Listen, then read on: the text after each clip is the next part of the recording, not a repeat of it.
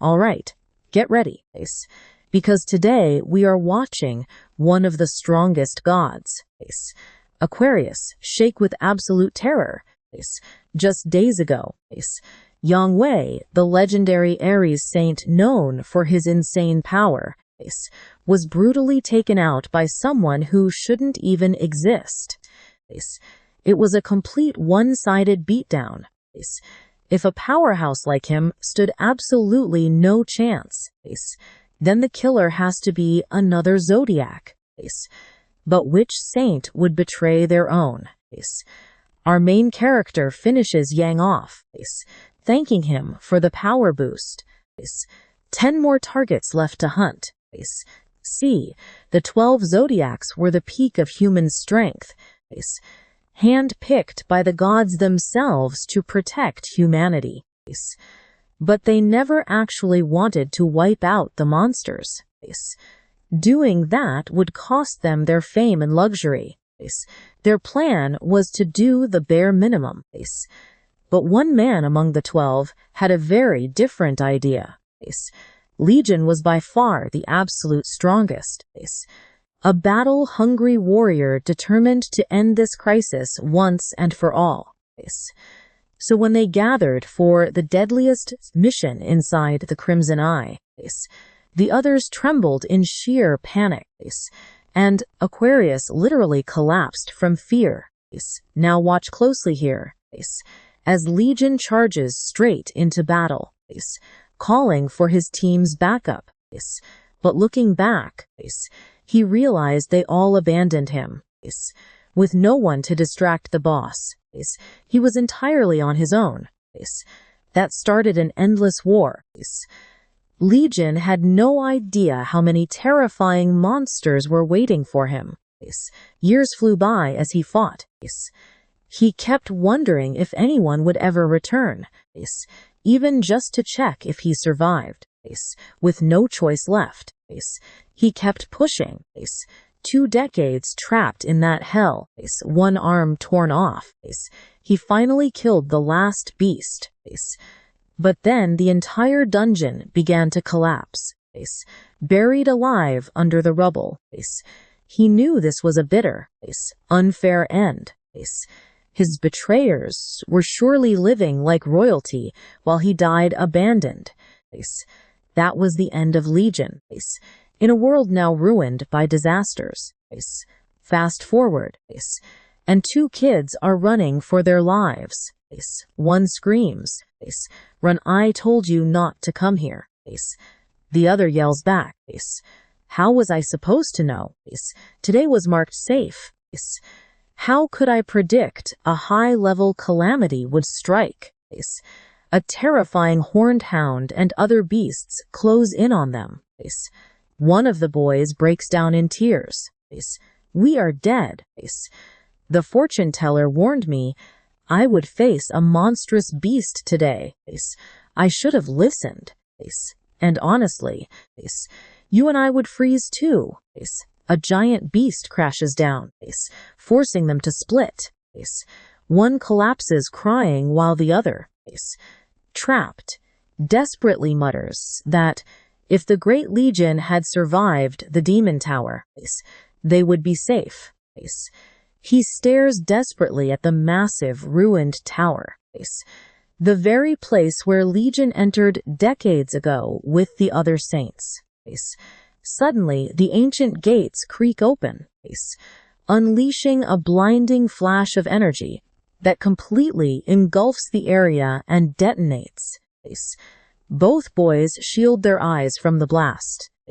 As the smoke clears, the massive wreckage is revealed. What just happened? I have no idea. But look, someone is actually walking out of those burning ruins. A human. They cannot believe their eyes. Out of the dust and debris, a lone silhouette slowly stands upright. How dared those spineless cowards betray me? They are dead men. I will make them pay for trapping me in there. Watching from the wreckage, the 2 boys wonder what is happening. and who this mysterious survivor could be. Without warning, our main character crushes a beast's skull. The kids can't believe he easily destroyed an orange-class threat. Monsters that would make elite high-ranking hunters shake in fear are nothing but harmless ants to him. Legion grabs the remaining beasts with a cold smirk, standing victorious over a mountain of dead foes. He glances over and vanishes. In a split second, he appears right before the kids, freezing them in terror. They scramble back, screaming, "Don't hurt us. Please let us go." Legion pauses, muttering, "Wait, are you actually human? Thank goodness. Is the path clear?" Both of them let out a massive sigh of relief. "Did you see him exit the tower?" "That is insane." The other replies, "What are you even talking about? Nobody makes it out of there alive. He probably just got caught in the collapse and ended up here." But as they argue, a massive shadow looms right behind them. Another terrifying beast is staring them down. Our hero calmly turns around, but the kid completely panics, screaming, "Oh no, it is the boss wolf, run!" He just stares at the beast completely unfazed, while the wolf begins charging raw energy inside its jaws. An instant later, it fires a devastating blast. The terrified kids can only cover themselves, braced for death. You and I just witnessed an epic save. The blast destroys everything. But guess who shielded them? Muttering a quick curse, he leaps forward and completely obliterates the boss wolf with a single punch. You are nothing but a filthy dog. With one devastating punch, the massive impact completely pulverizes the boss wolf. Come with me to see the look on these kids' faces as our main character lands smiling, leaving everything in total ruins. With the boss defeated, he just stands there, calmly watching the kids as they thank the heavens they are still alive. Just when they thought it was all over, his cold voice calls out to them, making them jump in pure terror. "Go get me some food. I am starving." They just stare at him, so he awkwardly adds, "Oh, and some clothes too. I need a new outfit." Just like that, the scene shifts right inside a cozy little restaurant, while our main character devours plate after plate of food. The kids freeze solid when they see the massive bill. He gobbled down 10,000 rays worth of food, enough to feed 120 people. And looking at the giant pile of empty plates, he casually says he held back. "What do you mean? Held back?" One kid screams, completely outraged by his shameless face. He replies, "Did you not say you would pay for anything after I saved your lives out there?" Then he adds, "Bring me another plate of." But they interrupt him in panic, screaming they have no money left. Then one of them asks, "Young, what are you? Are you a disciple or a divine captain? And what were you doing near the tower?" He responds with a confused look. "Now pay attention here."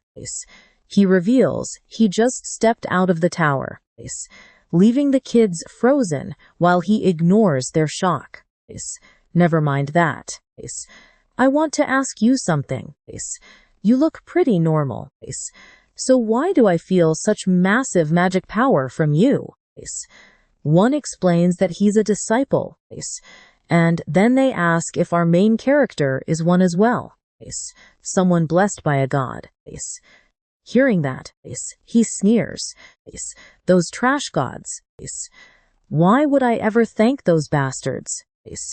But suddenly he stops as he catches his reflection in a spoon. Freezing in shock. A mirror. Bring me a mirror now. An employee points to one, and he dashes so fast he ends up knocking everything off the table. He tears off his shirt and stares at his face in the mirror. Did my body fully recover? He stares in utter disbelief. He remembers how mangled he was inside the tower, covered in scars, missing flesh, and with half his head completely destroyed. Those wounds were impossible to heal without risking his immense power. But suddenly, he notices something extremely strange. His left arm is back. And what is this weird mark on his hand? It is the symbol of a circular serpent. Suddenly, the mark glows intensely, and a wave of pain hits him so hard his veins bulge as he clutches his arm. Then the system screens pop up. You have died and achieved an impossible accomplishment. Your previous stats will transfer to the new body. Your achievements from the tower will be converted into experience. You have acquired a god rank skill. All your past unique traits are inherited. Now you can release the power of Ophiuchus. The serpent rises right behind our main character while agonizing pain continues to tear him apart inside. Suddenly, his consciousness starts fading, leading to a place that will absolutely blow your mind. He sees his spiritual sea floating among galaxies and, right in front of him, a giant serpent staring him down. Our main character slowly reaches out, and as he touches it, a bright light flashes. Suddenly, he is back in the restaurant, wondering what happened. One of the kids runs over in worry. Are you okay? Just to clarify, they call him Riang, but his real name is Liang. Still trembling from the shock, he asks, what? Did you not see that giant snake? They are left completely confused. What are you talking about? We saw no serpent. We only saw you stand up. Start stripping to look in the mirror. And suddenly grab your arm, screaming like a lunatic. This means the others cannot see this. He thinks to himself, staring intently at his hand. Meanwhile, the kids watch him, thinking he gets weirder by the second. Then he feels that intense energy once again.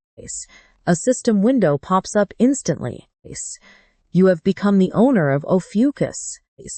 More alerts flash right before his eyes. Liang, 13th seat of the gods. Owner of the Ophiuchus throne. Awakened name. The man who crushes all creation. The screens detail his abilities. Instant super regeneration. Any physical damage will be restored, and his body renewed. However, a temporary penalty applies, cutting his physical stats by 50%. Time remaining, 10 hours 30 minutes. So his physical transformation was due to that skill. He had never heard of anything like this from the other saints. Plus, he cannot sense the presence of any god. At least his body is fully healed, so it is not all bad. The real question is what he will do next. In that moment, he remembers those who betrayed him and left him for dead. Now he only wants one thing, to slaughter every single saint who dared to stab him in the back. You and I cannot wait to see how he takes his revenge.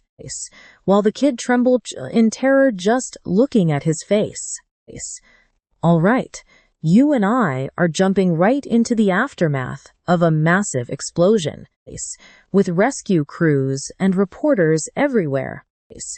People are asking if the indestructible Devil's Tower actually collapsed, and the answer is yes. The entire world is going crazy because that tower was their ultimate symbol. They wonder if Ligolfalzo's or rival disciples did this, while pointing at the deadly monsters lurking nearby. Even high-ranking saints would struggle against those beasts. Who could wipe them out and destroy the tower? Then someone drops the ultimate question. Did Liang somehow survive and return? The answer is simple. Nobody knows anything, but it feels incredibly ominous. Suddenly, we cut to a packed building for a massive press conference.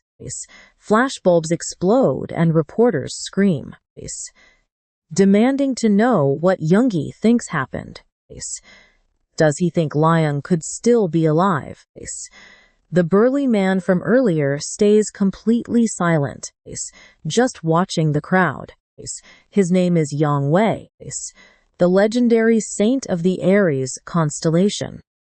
He simply says no comment, turning away with a deeply worried look, while the crowd continues begging for answers. No comment. The moment he gets into his car, he begins smashing everything in a blind rage. Damn it, lying this, lying that. Everyone is obsessed with finding out about that miserable bastard. His name is everywhere today. Seriously. Do you think there's any way that guy is still alive? He remembers our protagonist's shattered body from years ago, wondering how anyone could survive 20 years inside that hellish tower. No, it's impossible. There were thousands of demonic beasts inside, and every single one was elite rank. It was already a miracle they made it out alive after slaying the Scarlet Horus. How could he survive in a place like that? His body was already torn apart by his own backfiring powers. And unlike them, he never had divine protection. But even with all that, what if he actually came back? He tries to shake the thought. But if Liang is back, they're finished. Meanwhile, our protagonist is checking a phone, just as expected. First, I'm going to crush that bastard. Next, the story takes us straight to an airport. Right as a private jet lands, a man steps off and is immediately greeted by a host. It is an absolute honor to meet one of the 12 constellations, Lord Hugo Otter, the blonde guy who was eating fried chicken earlier. Just look at that absolute drip. You and I are finally seeing the Sagittarius Saint, Hugo Otter. He asks where the Prime Minister is, and they tell him he's waiting impatiently at his private mansion. Your ride is ready. Great, let's go. As he walks past, the crowd whispers about his legendary presence. To them, this is what a true chosen one looks like. But once inside the car, Hugo gets quiet. Out of the corner of his eye, his phone vibrates. The media again. Unbelievable, they're still pushing rumors that Liang is alive. Then he notices an unknown number flashing on the screen. It's been over 20 years since then. He picks up the call, holding it while lost in his thoughts, remembering words from long ago. You're going to die tomorrow. He remembers the wounded hero smiling and asking, Tasuki, why do you have so little faith in me? When we raided the Devil's Tower, I went outside to fight off the calamity monsters at Liang's own request. I prayed my premonition was wrong and Jian would return safe. Instead, he emerged brutally injured, leaving me completely in the dark. The saints who entered with him left our hero to die, bringing back nothing but the head of Scarlet Eyes. Because that massive achievement was recognized, all 12 saints, including myself, were praised as ultimate heroes and gained immense power. Later at the hospital, he refused to accept that Jian was dead, desperately insisting that they keep searching for him. But Galui Morang, the cancer saint, coldly reminded him of the endless calamities pouring from that tower, calling him an idiot for believing Jian could still survive. He then sneered that if he cared so much, he should go look for the protagonist himself, but doing that would drop their numbers to 11. Hugo could only stand there in helpless frustration.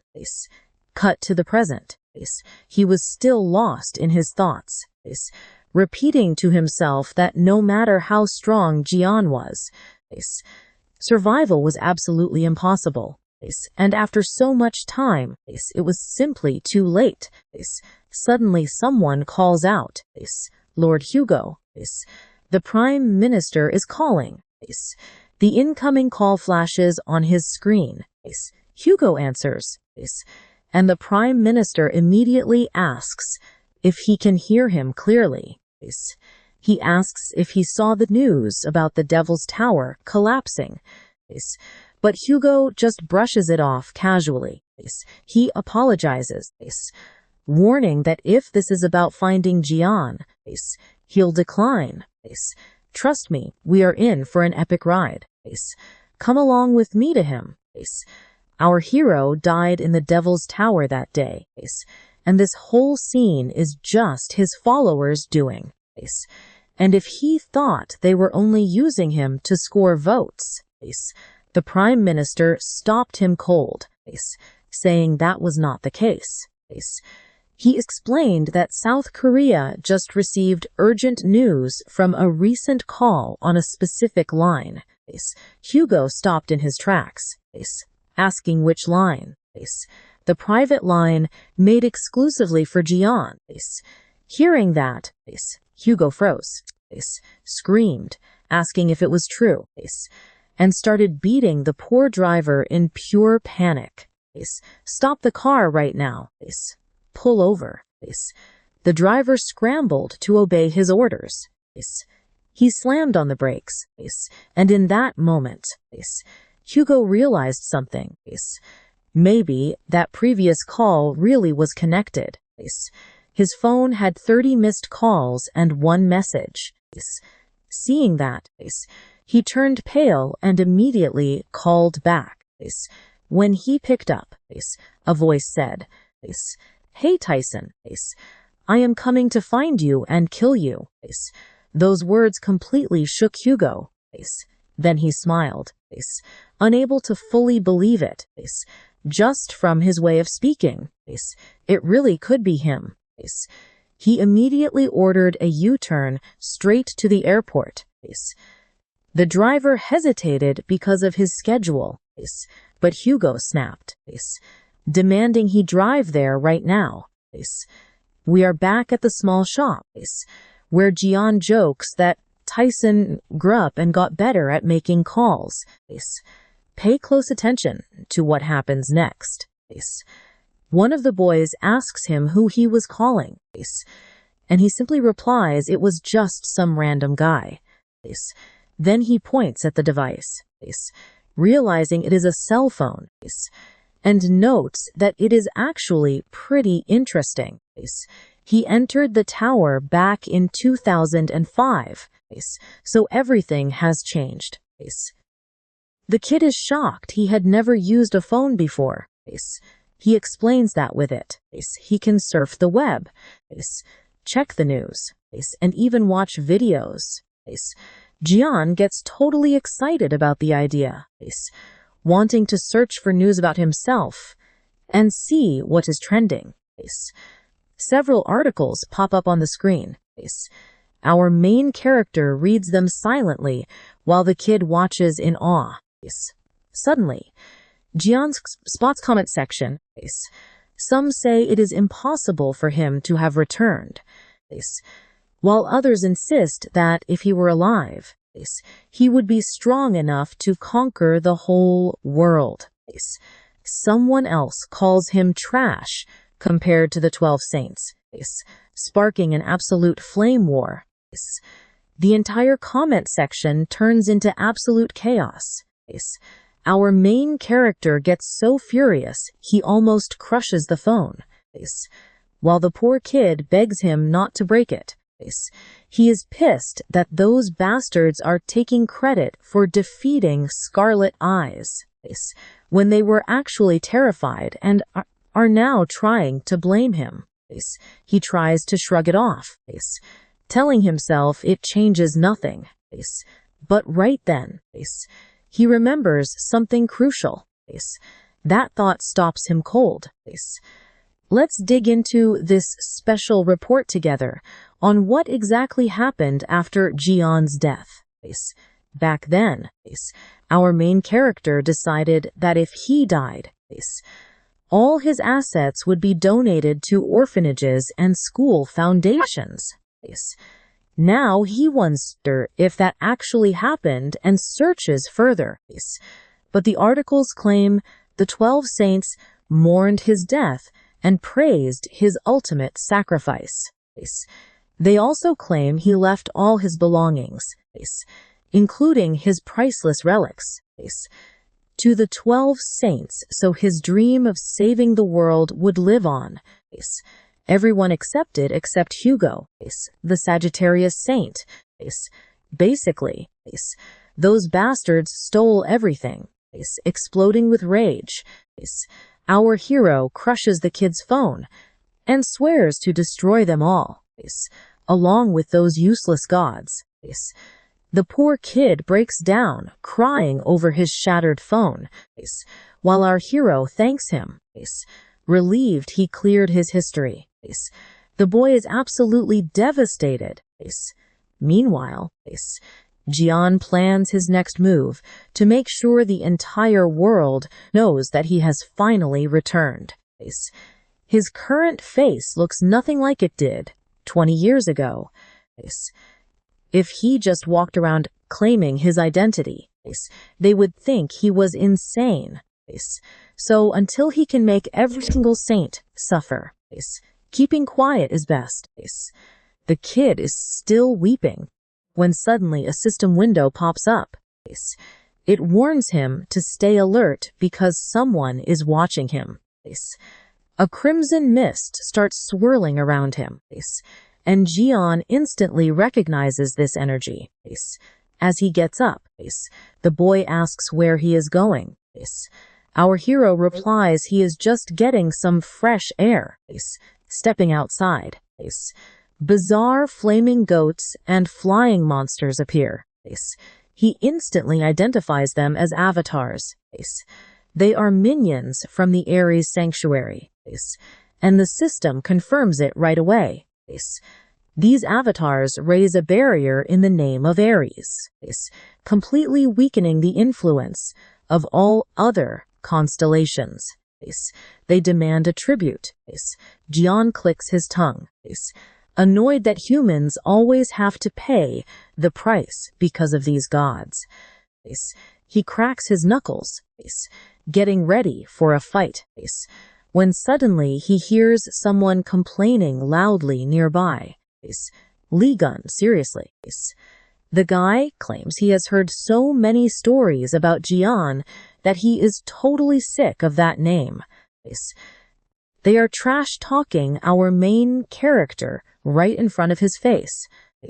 The woman agrees, saying she is tired of the constant news updates. He just stares at them. He wonders why the media pays so much attention to a ghost. Stick around with me to see what he notices next. All right. Check out that crest on his shirt. You and I know that means trouble from the Gemini shrine. One of the kids begs Jian to back down, warning him not to mess with these guys. But our main character does not look away. The thug notices, barks at him to get lost, and the kids lose it, thinking they are totally doomed. The guy takes a drag of his cigarette and blows the smoke right in Jian's face, daring him to try and do something about it. Before things get worse, the woman tries to drag him away, mocking him to leave before he wets himself. The guy even gives Jian a patronizing pat on the head.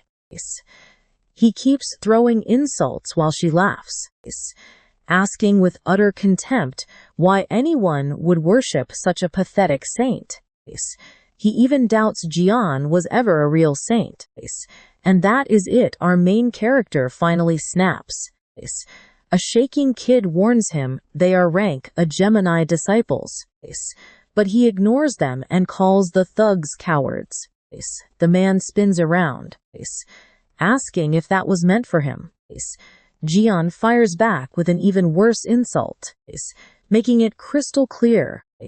So he steps up, demanding he say it again. He cannot believe a weak human with man dares to speak to him like that. Watch closely, he does not even reply. He just taps him lightly on the forehead. That single tap sends him flying back unconscious, causing a massive shockwave that leaves the woman absolutely stunned. The kids cannot believe their eyes. Jian just stands there smiling amidst the chaos, and now the woman is terrified. Our main character calls her out instantly, telling her he already knows exactly what she was plotting behind his back. She was already gathering fire magic in her hand to blindside him. But it was a completely useless attempt. Jian counters with another simple flick, launching her crashing through everything. She lies defeated before the speechless kids. Stunned, they ask how he is using active skills in public. But Jian tells them they are totally mistaken. If he had used a real skill, those two would be dead. He crushed high-ranking disciples with his bare hands. He kneels by the guy to inspect his necklace, ripping it off because he felt something strange when he hit him. This was actually a divine artifact. Why did these low-lifes have something so powerful in their possession? Only saints are supposed to carry these, and here is where you and I uncover the truth alongside our clueless hero. Decades ago, brutal cataclysms nearly wiped out humanity. They only survived thanks to divine beings and their chosen saints. But since 12 people could not protect the entire world, the saints gathered followers and built holy cathedrals. Those who awakened power through them became known as disciples. As this is explained, we get a glimpse of that massive power. Their ranks determine exactly how strong they are. At the peak are the double S rank saints chosen by gods. Right below are the 10-star future saints. Then come the S-rank divine captains, who are the strongest disciples leading all the others.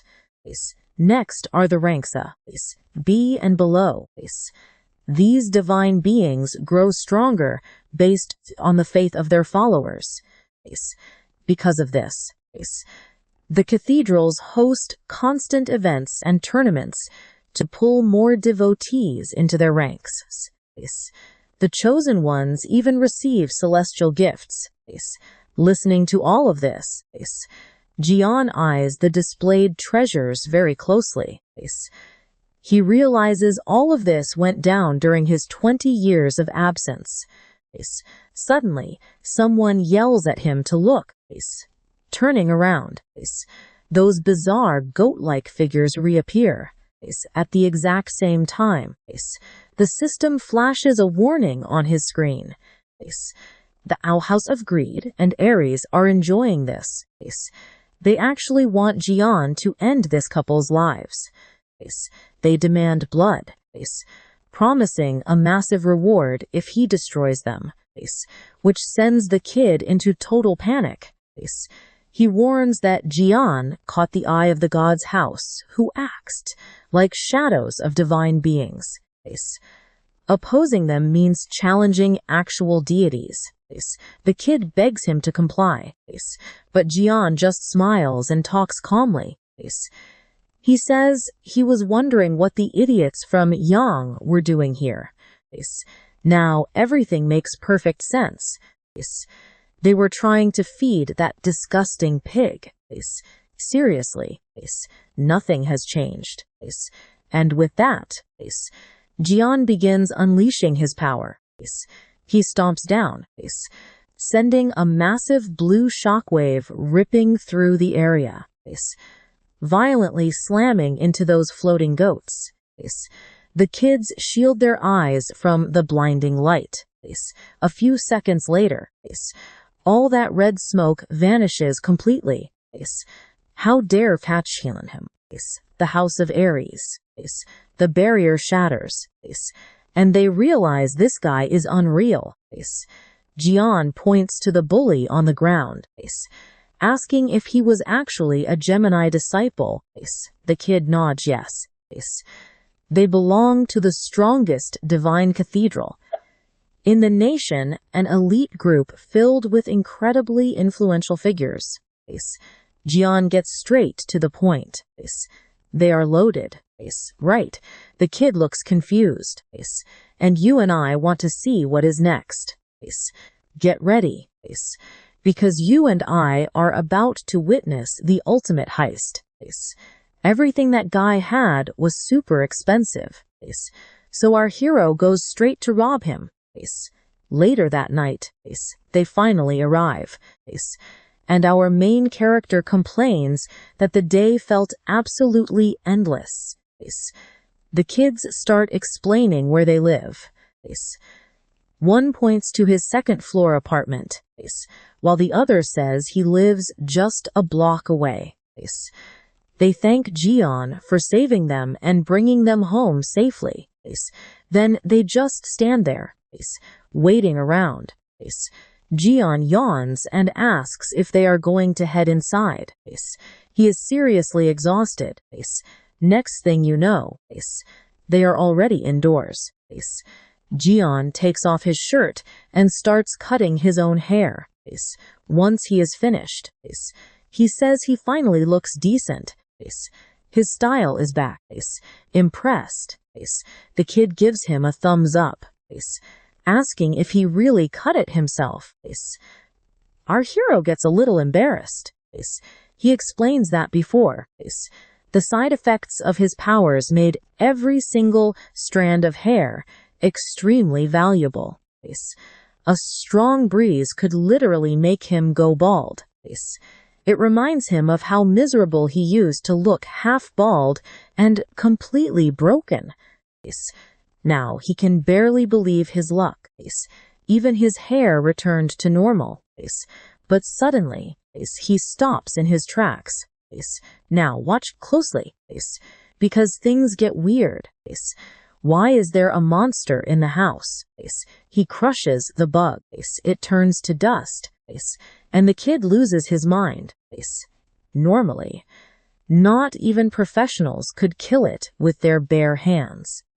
But it is not just one.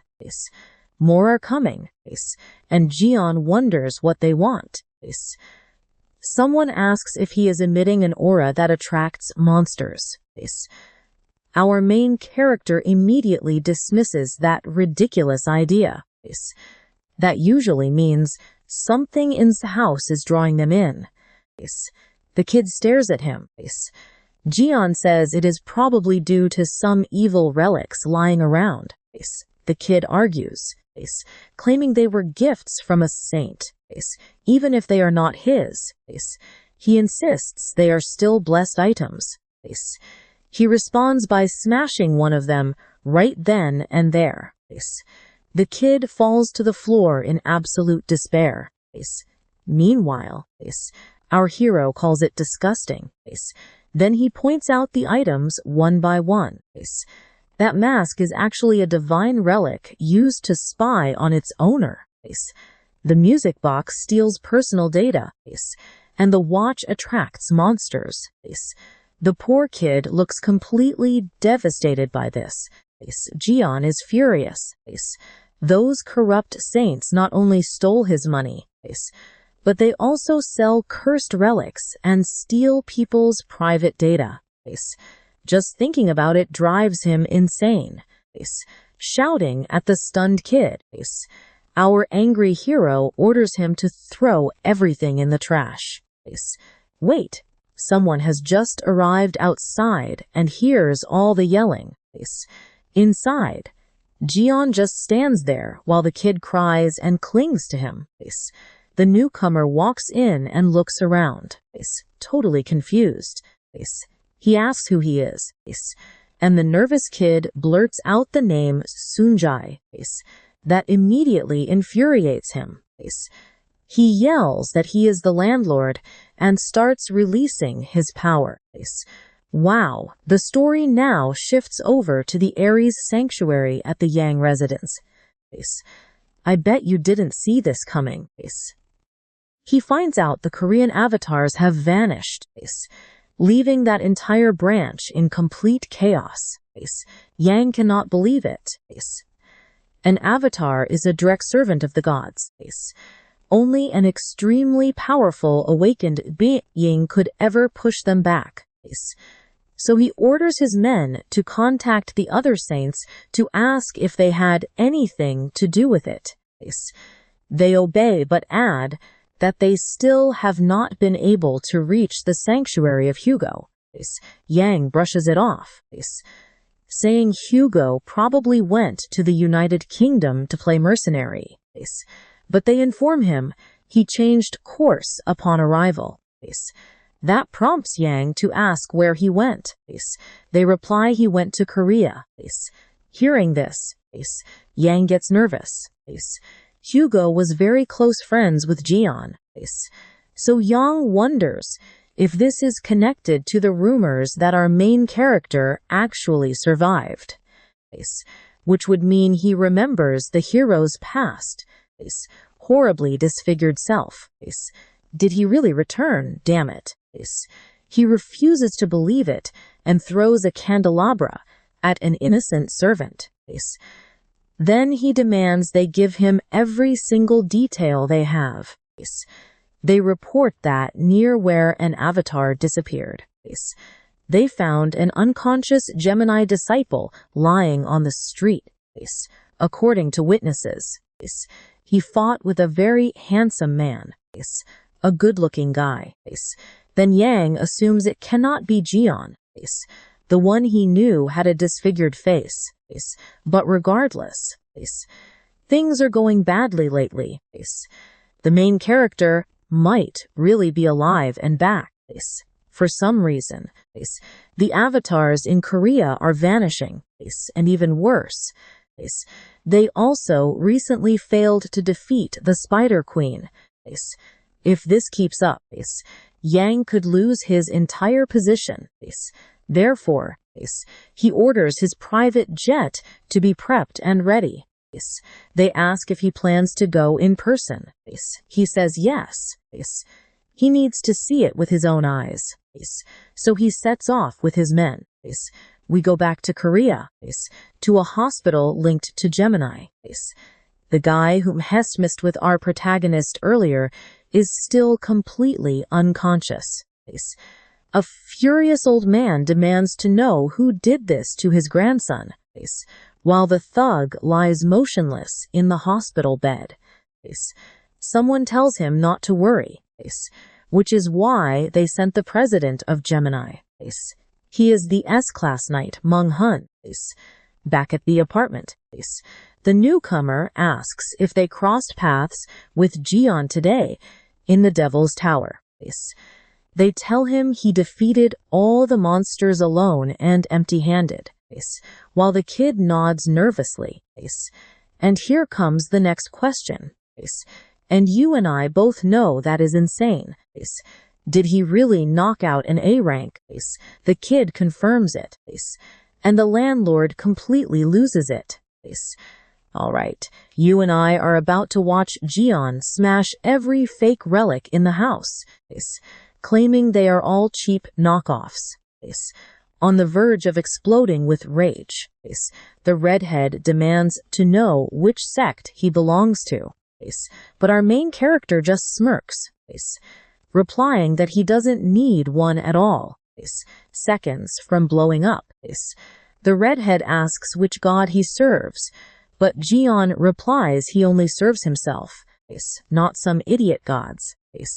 Asked what kind of awakened he is, he casually replies a worker. Maybe then. He asks for the kid's name. Jian just replies, my name is Jian. Hearing that, Sung Jai starts charging his power while the other guy tries to calm him down. But it's useless. He broke into someone else's house without permission, smashed all the relics, and now dares to use Jian's name. A massive aura flares behind Sung Jai as he screams that he's an imposter. Jimin desperately yells that this is his house, asking Sung Jai if he plans to destroy the whole place. Suddenly, a system window pops up. The magical energy of the Gemini temple is being released, and Jian gets excited. Watch closely now, because another screen pops up, prompting him to activate a powerful skill. This system screen focuses on Chun Sung Jai, an A rank awakened from the Gemini sanctuary. He possesses S rank punishment skills and a rank ice abilities. His stubborn and obsessive genius traits also massively boost his learning speed. Jian notes that Sung Jai can already summon high-level creatures despite his young age. So that talent isn't just for show. As Sung Jai charges his energy, his friend panics and screams to run. He warns him that Sung Jai is an A-rank awakened of the Gemini Temple, and a crazy fanboy of Li Jian. Then he screams at Ji Woo to get out of there if he doesn't want to end up crushed with him. While the kid is still yelling, Jian suddenly appears right behind him, warning him not to play with fire while readying his finger. The moment the redhead tries to turn around, Jian gives him a hard flick to the forehead, sending him flying. A second later, the other kid panics, shouting that this idiot is going to burn down the house and the entire building. By then, the guy in the back is still hysterically babbling, while the redhead lies on the floor completely knocked out. I know you're wondering if he's dead, but Jian says the blow just knocked him a bit stupid. That only freaks the poor kid out even more, as we see a massive bump swelling up on the redhead's forehead. Our main character says he's going to sleep, and the kid will wake up eventually, while his friend keeps frantically screaming to check if he's alive. He tries to wake him up, but the redhead just lies there foaming at the mouth. Afterward, Jian walks into the room and discovers a whole collection of statues and action figures of himself. He stares at them, asking what this nonsense is. The kid reminds him that Sung Jai is obsessed with Lee Jian, the great hero. Right then, the redhead snaps awake and furiously screams at him not to touch them so carelessly. That's his precious Lee Jian collection, worth more than his own life. Jian walks over, rips the head off one, and says it's disgusting. He adds that it would be better to decapitate all of them, leaving the collector completely frozen in shock. The redhead screams in agony over his figures, begging him to stop, but Jian keeps breaking them without mercy. He repeats that he already told them he isn't a lunatic, but the real Lee Jian. The poor collector is devastated and starts crying. Then, the scene cuts to a cafe where someone is paying close attention to the news. The broadcast reports that 2 Gemini members were attacked yesterday by an unknown assailant who also stole all of their belongings. Watching the screen is Hugo, who immediately suspects Jian, wondering what kind of crazy trouble he's gotten himself into now. He groans that this is the first news he gets the moment he sets foot back in Korea. A waitress asks what he wants to order, but as soon as Hugo looks at her, his face turns ice cold and he orders Yang to get lost. She smirks, admitting he caught on fast. It turns out some fat guy is using this woman's body as a vessel. He says he couldn't reach his, and that since he rushed to Korea. It's obvious that Lee Jian matters a lot to him. That gives him enough clues. So he demands that Hugo tell him everything he knows about our main character. Hugo reacts in annoyance, saying this is exactly why he hates body snatchers, and punches her. Instantly, the woman snaps out of it. Confused, she wonders what she's doing there. Hugo curses Yang Wei for his cheap tricks and resolves to find Jian before anyone else does. He wonders aloud where he could be, while the scene suddenly transitions to a supermarket. The redhead and his friend are grocery shopping, with the kid insisting that Guy could actually be the hero, but the redhead denies it. And that's where we leave it, with this fanboy swearing his legendary hero would never be a criminal like the guy standing right before him. All right, pay close attention. Because this guy insists he saw someone leave the Devil's Tower with completely superhuman strength. The redhead cuts him off, saying there is no way. He is positive it is not Lee because his dad confirmed it. The other guy tries to argue by bringing up his own dad, but the redhead shuts him down and says they should go pay. Suddenly, a desperate scream echoes in the background. A woman yells about a thief, stopping both boys dead in their tracks as they look around. In the blink of an eye, someone dashes past so fast that merchandise flies everywhere, and several shelves get knocked over. That guy is the thief. The redhead immediately recognizes his incredible speed and notices he belongs to Scorpio. He uses his skill to swipe everyone's wallets and jewelry in the supermarket, moving like wild lightning through the aisles. As he sweeps up everything, he cockily thinks that nobody can ever stop him at this insane speed. He does not care about other rivals nearby. He already grabbed all the loot he wanted and is ready to hit the next store. But suddenly, bam! He takes a massive blow to the ribs. It is Jian. totally chill, letting him know he is caught.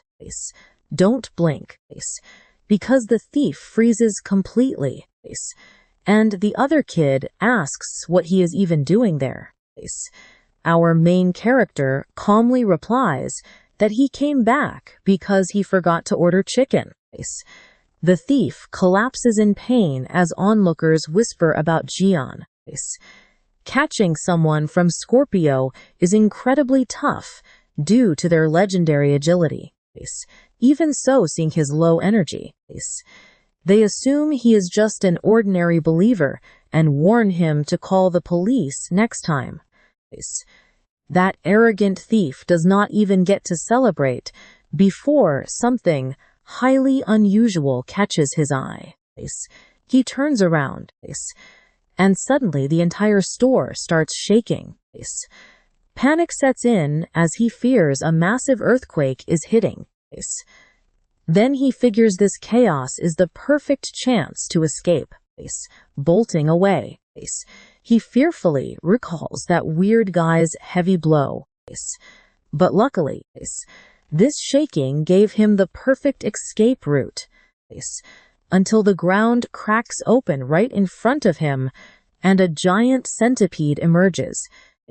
He freezes, realizing it is a calamity. He cannot believe one spawned in a green zone. Furious, he curses himself, wishing he had run before getting trapped here. He still tries to run, convinced that no matter how strong the monster is, it can never beat his extreme speed. But as he grins confidently, the beast lunges with wide-open jaws. Well, you can guess the ending. We finally see the Colossus. Turns out it is the exact same specimen the fat guy admitted they failed to capture. It stares down at everyone like easy prey, spreading absolute terror. The creature watches them with a cold, lethal gaze. Alarms blare that this is not a drill, unleashing massive panic as an active calamity is reported inside the building. I know what you are thinking. People are still trapped, and the order is to evacuate now. Due to the lethal Spider Queen, the danger level of the supermarket rises straight to a red zone. Immediately, the beast releases a swarm of lesser insects, fast flies, and centipedes rushing out of control. A terrified child cries as a monster lunges to grab him.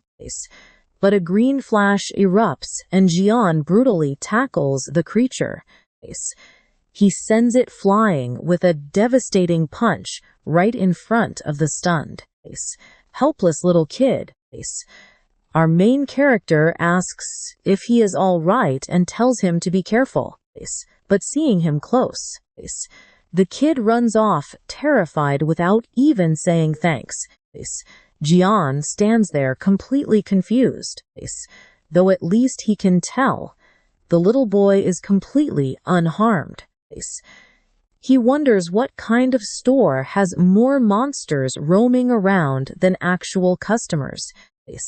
After being away for so long, he decides it is time to warm up and draws his weapon. Right then, we cut to a speeding car. Inside, the fat guy hears about the attack at a Bushon market. He first fakes indifference, but instantly asks what level threat they are facing. Hearing that it is the feared Spider Queen, he plunges into absolute panic. He complains, remembering how they failed the last mission and barely sealed it.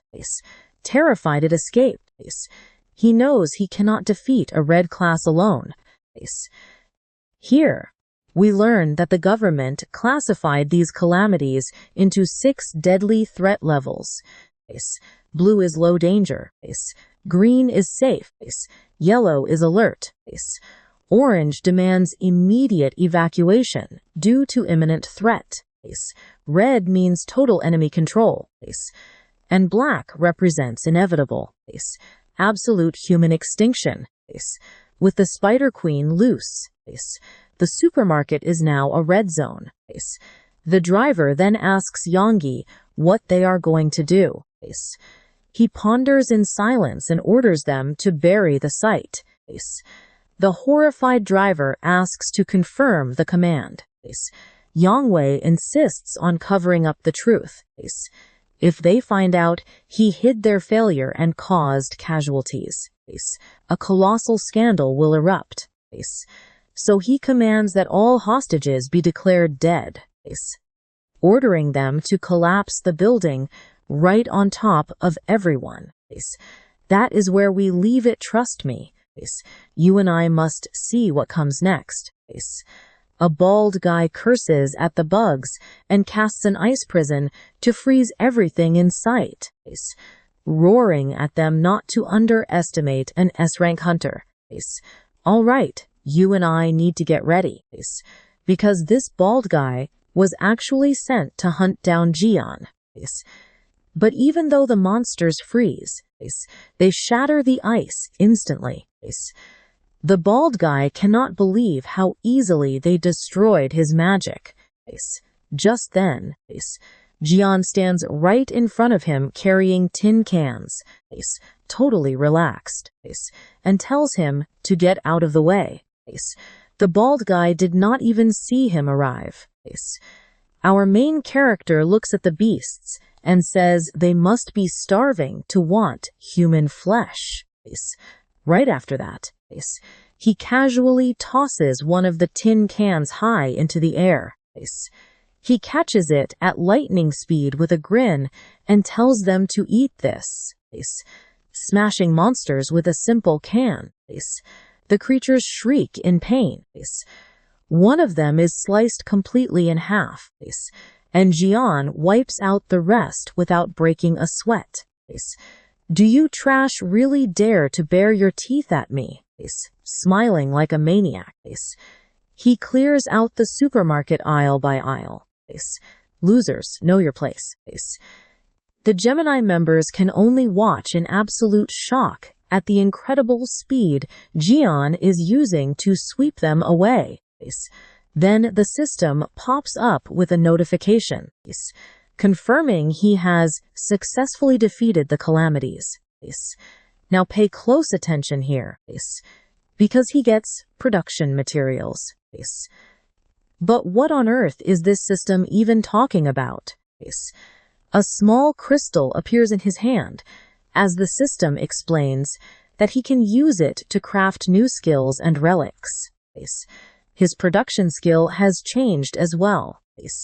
Jian decides he will test all of this out later on. For now, moving like this feels great, even with his physical strength cut to 50% due to the penalty. Maybe now he can unleash an even greater power. Meanwhile, the bald guy stares at Jian in absolute disbelief. He cannot comprehend how Jian easily killed S-rank calamities when he could not even slow them down. Then our protagonist speaks to Sunj. When did you grab that? Jian shows him the dagger he took from their hideout, freezing the boy solid. Where did this guy come from? The protagonist remains completely calm, but the bald guy suddenly yells out, saying he already suspected something was off. So you are the one who attacked our members. That surprises Jian for a second, recalling the idiots he crushed earlier. Even so, our main character just tells him to shut up and slaps him hard. The bald guy hits the floor, completely dazed. Damn, how did he find out? You know too much about us. How could I not notice? You complete idiot. Those clothes and that badge belong to our people. He realized it after the beating. It turns out Jian was wearing Yang's outfit.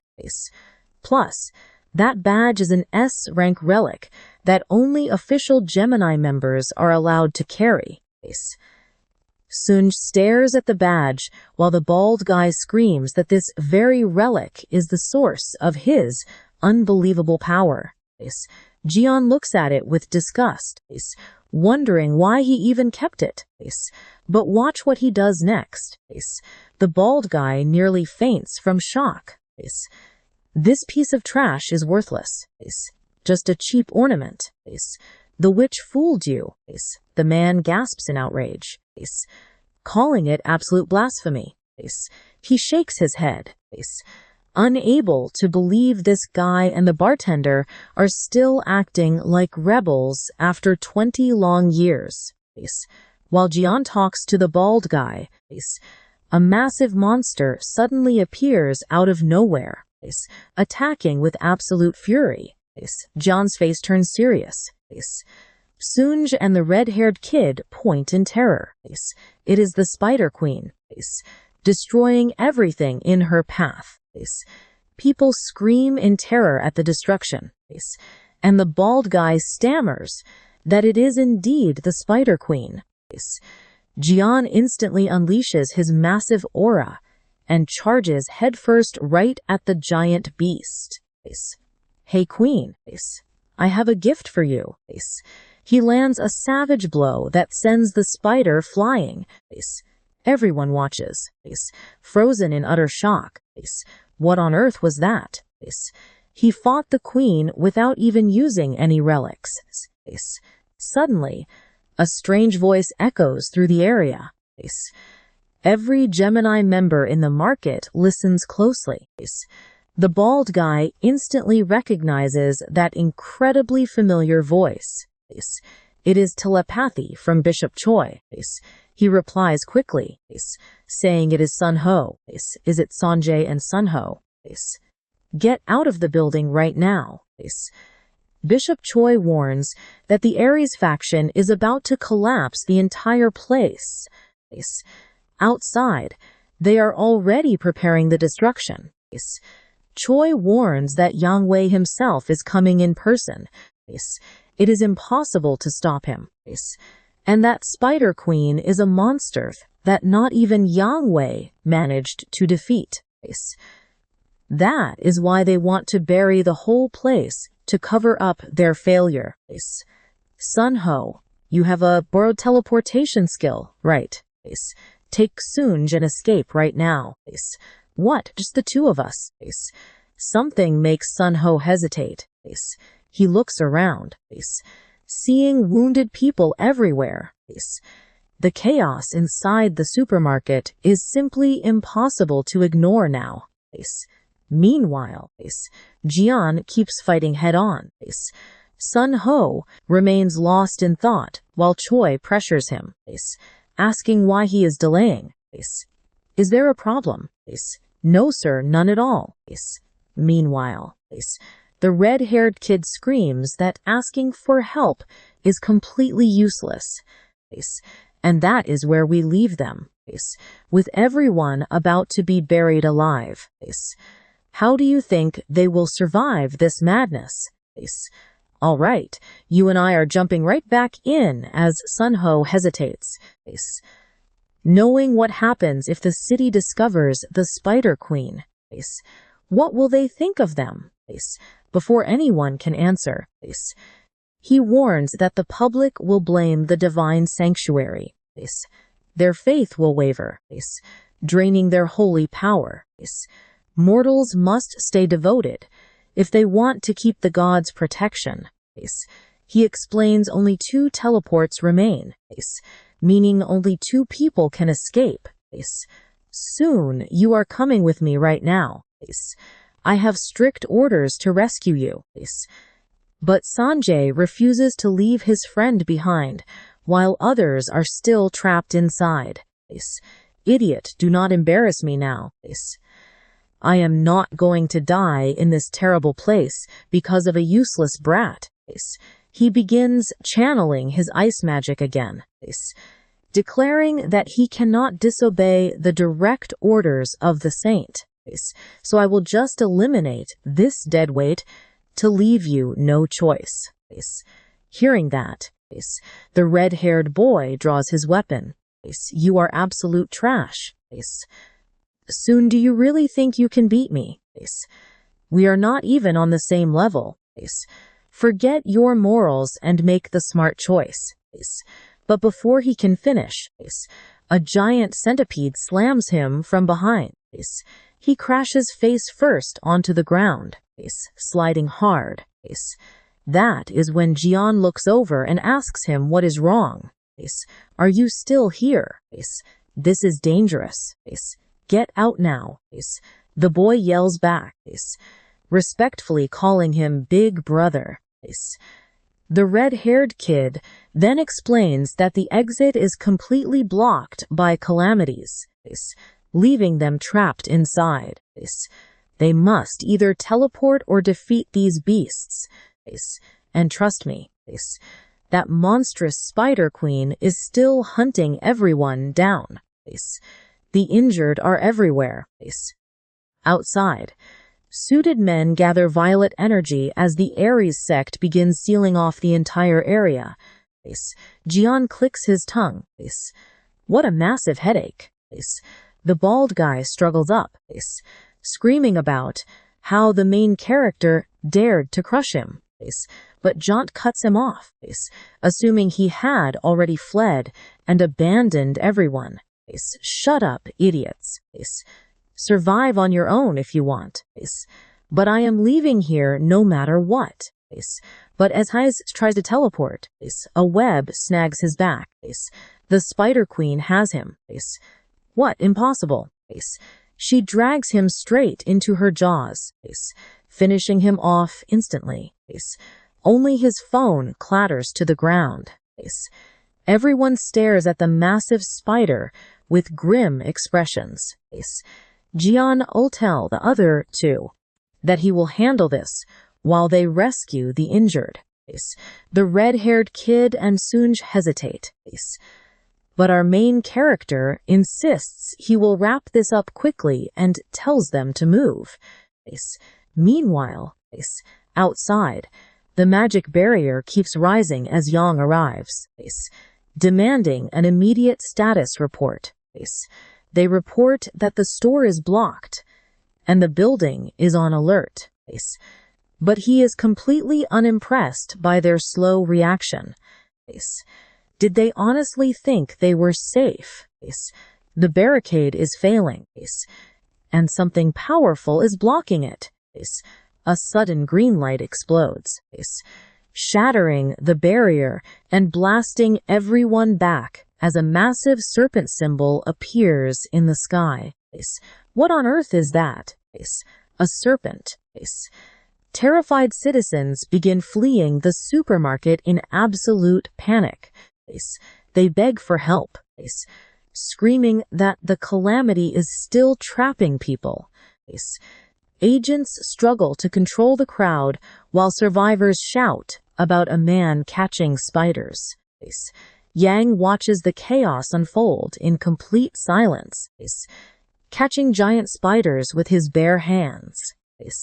That is impossible. Even I could not do that. Who did this? His red aura flares, putting the guards on high alert. They warn Yang that more dangers might lurk inside. But he ignores them and commands his men to stay sharp. He leaps across buildings and slips inside the supermarket, completely stunned by the corpse of the giant beast. Who did this? The signs of a brutal battle are everywhere. Did someone actually hunt down the Spider Queen alone? Things are getting incredibly complicated, adding to his worries. But sensing a strange energy, he runs over, looks down, and freezes. Wait, you and I both know that face. Why is that bastard Hugo standing right there in the crowd? Yang wonders if Hugo orchestrated this entire mess. It all makes sense until a voice asks how he has been doing without him. Hearing that voice, Yang completely freezes up. What is wrong? Big Y, the long face. It is Ligum. He has been talking for a while and asks why Yang looks like he just ate something rotten. Utterly shocked. The big man stutters in disbelief. Suddenly, a loud green warning siren begins blaring through the area. Emergency workers guide the survivors, urging the injured to come forward immediately for medical treatment. They order everyone away from the building, while Dinham and the red-haired kid realize that man must be Ligum based on his fighting style. Someone shouts Hugo's name. Hugo stares back at him and demands to know what he is doing here.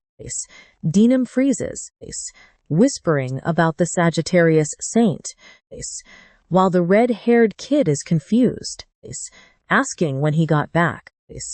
Trust me, you and I did not expect this twist. He is Hugo's son. Denham smiles, but the kid is absolutely furious. Hugo stares at them, relieved that they are not seriously injured. Get ready, because as they tend to the wounded, they realize the nightmare inside that supermarket is already completely dealt with. He asks who did it, but the redhead completely ignores him. Furious, he just watches Hugo, until Denham asks if Brother Gum will be okay. Hearing that name, Hugo sprints off in a total panic. He frantically asks where Gum is and how he knows him, sending the poor guy into a complete panic. He is talking about the saint still inside, the very same one who just took down the terrifying Queen Spider. He said his name was Gum, so he demands to know what happened. But right then, a massive explosion rocks the entire supermarket. Hugo stares at the blast behind him, back inside. The giant was wounded and furious, screaming curses at our main character. But our hero just smiles and calls him a total drama queen. We have known each other for 20 years, and you attack me instantly. The giant demands his identity, admitting he looks like Ligum, but his face has no scars and his voice is different. Plus, there is no way he could look this young now. You miserable bastard. How dare you impersonate Ligum? You almost had me fooled for a second. The furious giant screams. Now pay close attention to this next part. How dare you challenge me? Our main character just silently stares him down. What on earth are you talking about? Idiot. Then he steps forward and lands a direct blow, sending him flying. Did you think I was joking? Without stopping, he bounces him around like a toy until he crashes into the floor, with one hand casually in his pocket. Our hero walks over with absolute calm. Do you seriously need a beating to listen? Did things get any better after you got rid of me? You scoundrel. You stole my relics and even forged my testimony. The giant can only stare at him in absolute shock. I was going to blast you away anyway, but first comes a lesson. The giant trembles as our hero continues. Next, I am coming for your home, your temple, your relics, and every single one of those trashy saints. I will tear it all down. The giant knows he is not lying, especially after failing to dodge those earlier strikes. He wonders if this really is Ligum, and if he actually survived the tower. It should be completely impossible. If you really are him, then prove it. The giant unleashes his power as a reddish-purple aura wraps around him. A dark symbol spreads across the ground as an entity rises behind him. A crowned figure appears while the system announces, "Of the Jade Emperor, Master of Aries." So only a fraction of your god actually showed up, but the giant keeps bragging with pride. Anyway, he launches a storm of chains to bind Legum, and once he is completely trapped, he smiles mockingly. "Do we still look weak? I do not know how you escaped that tower, but you will regret it. Divine armament. Dozens of chains bind our hero, locking him down while a giant metal spike begins to take shape right before him. Wow, how impressive. Shut up, you bastard. Spikes fly everywhere. I know what you are thinking. Can he survive this? A mountain of blades piles on top of him, one after another. Is he finally dead? I was surprised he made it out of the demon tower, but he is still dumb enough to face me head on.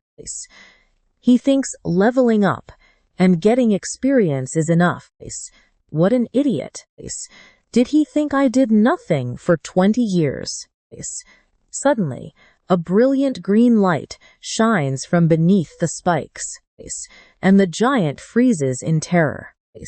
An explosion blasts the blades away as our hero rushes forward and lands a massive punch right to his face. How did you survive that? Are you seriously, Liam?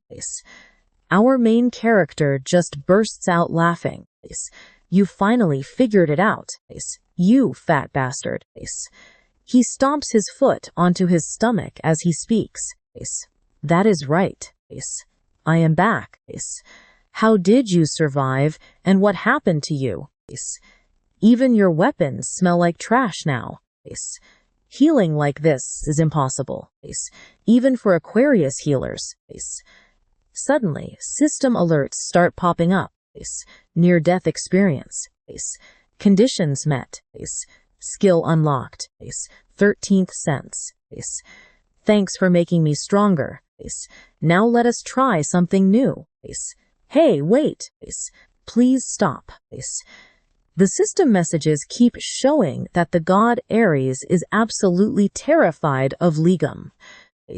Weeping, he asks why Liam is still alive. The god trembles, muttering that it is impossible, before vanishing with a curse. The giant descends into absolute panic. What is happening here? Why on earth is a god disappearing? He replies that maybe the god knows fighting is useless. I will show mercy, so you will only suffer what I did.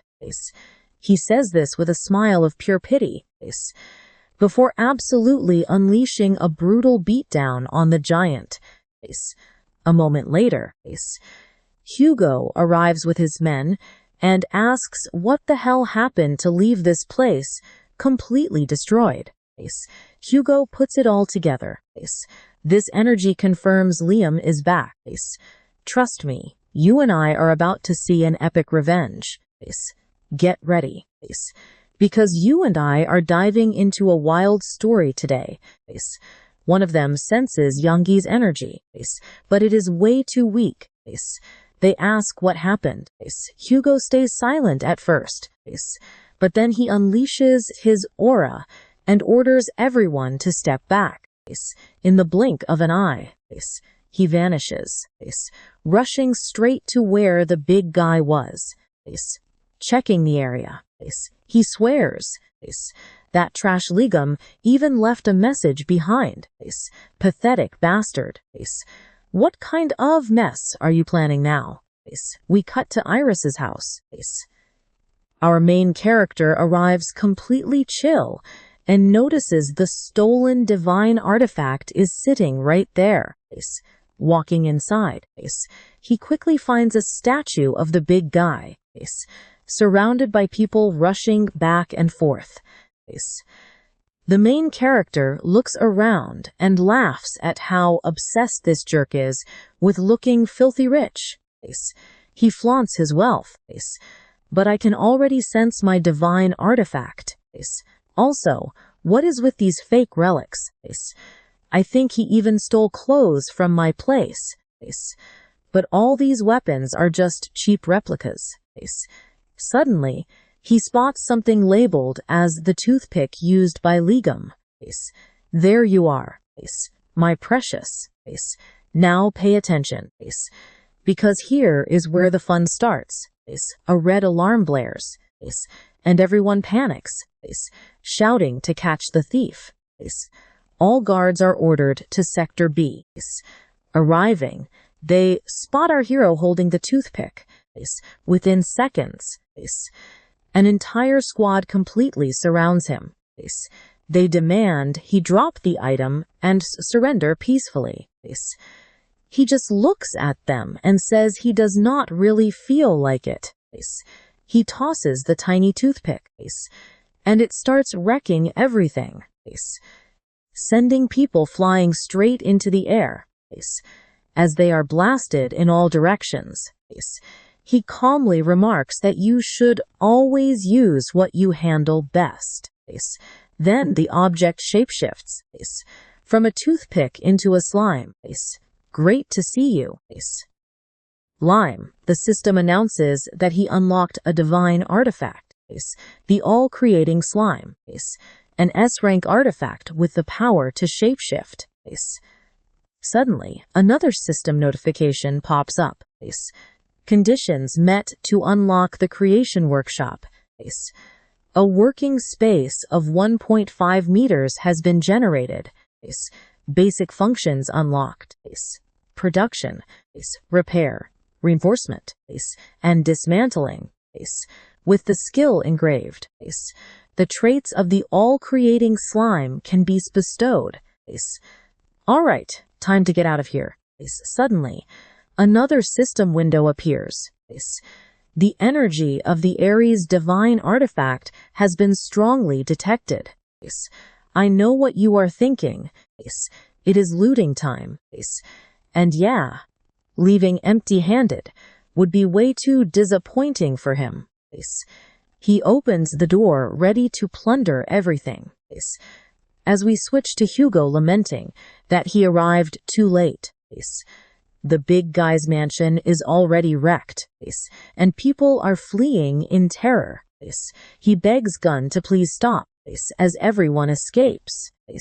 We cut to our hero saying he is hungry. Suddenly appears, screaming his name.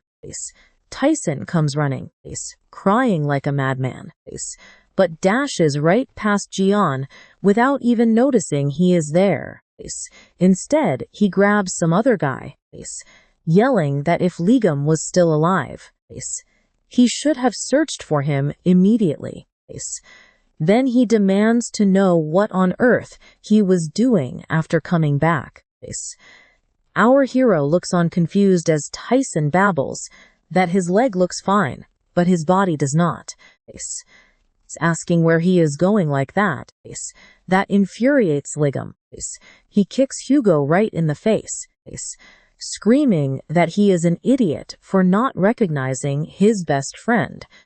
Hugo spits blood, completely baffled, while a poor extra nearby just wants to flee before things get worse. Then Hugo freezes. Suddenly, he notices the slime divine artifact and stares in absolute shock. Legum cuts him off, ready to punch him again if needed. The poor guy can barely speak, until he finally yells Gu's name and throws himself onto Jian, crying tears of joy. Even Lime seems happy. Tyson simply cannot believe his eyes. He really is alive. But Gu lands a heavy blow to his stomach, making him recoil in pain. Our hero insults him for hugging him out of nowhere, convincing Tyson it is really him. Just then, the system issues a warning. Apollo has arrived. Everyone freezes as a massive golden aura flares up behind them upon his entrance. Tyson looks highly agitated while Apollo opens his eyes, staring strangely at Jian. The atmosphere turns tense, but Ligum remains completely unfazed. Apollo stands right before them, and Hugo cannot comprehend why he is even here. Apollo continues watching Jian in absolute silence. Our hero frowns, demanding to know what on earth he wants.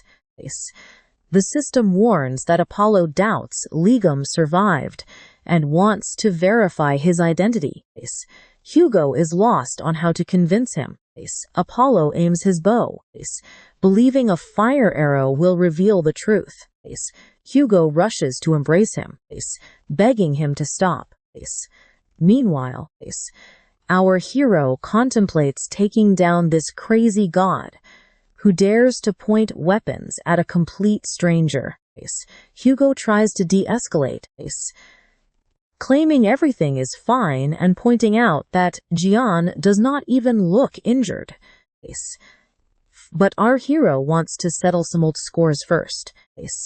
Trust me. Hugo's face when he remembers that voicemail is absolutely priceless. He goes on to state that the moment he left the tower, he found out they sold his house. All right, you and I are about to watch some epic payback as they trash his name and relics. Hugo tries to stop him, but decides a solid punch will do for now. And man, does he deliver, taking the hit head on. He claims that punch proves everything. At the end of the day, Hugo is still on Li Gun's side.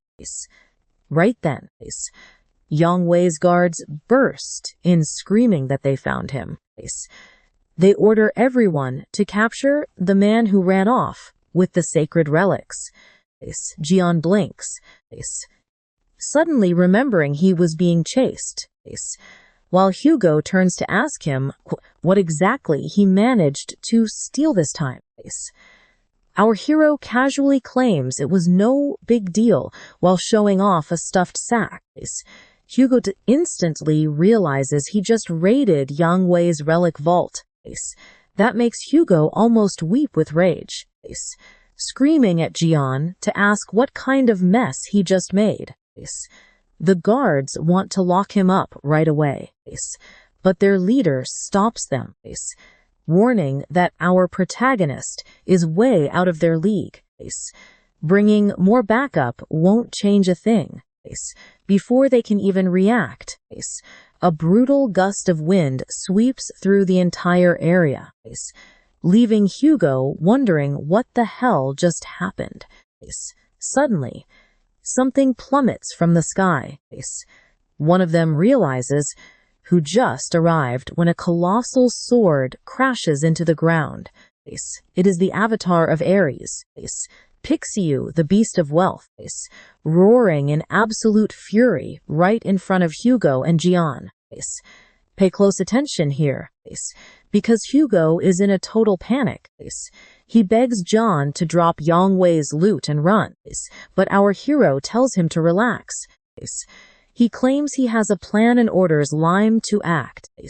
Instantly, the slime's eyes glow, emitting a brilliant, blinding light. A second later, it ends up spitting out what looks like Jian's weapon.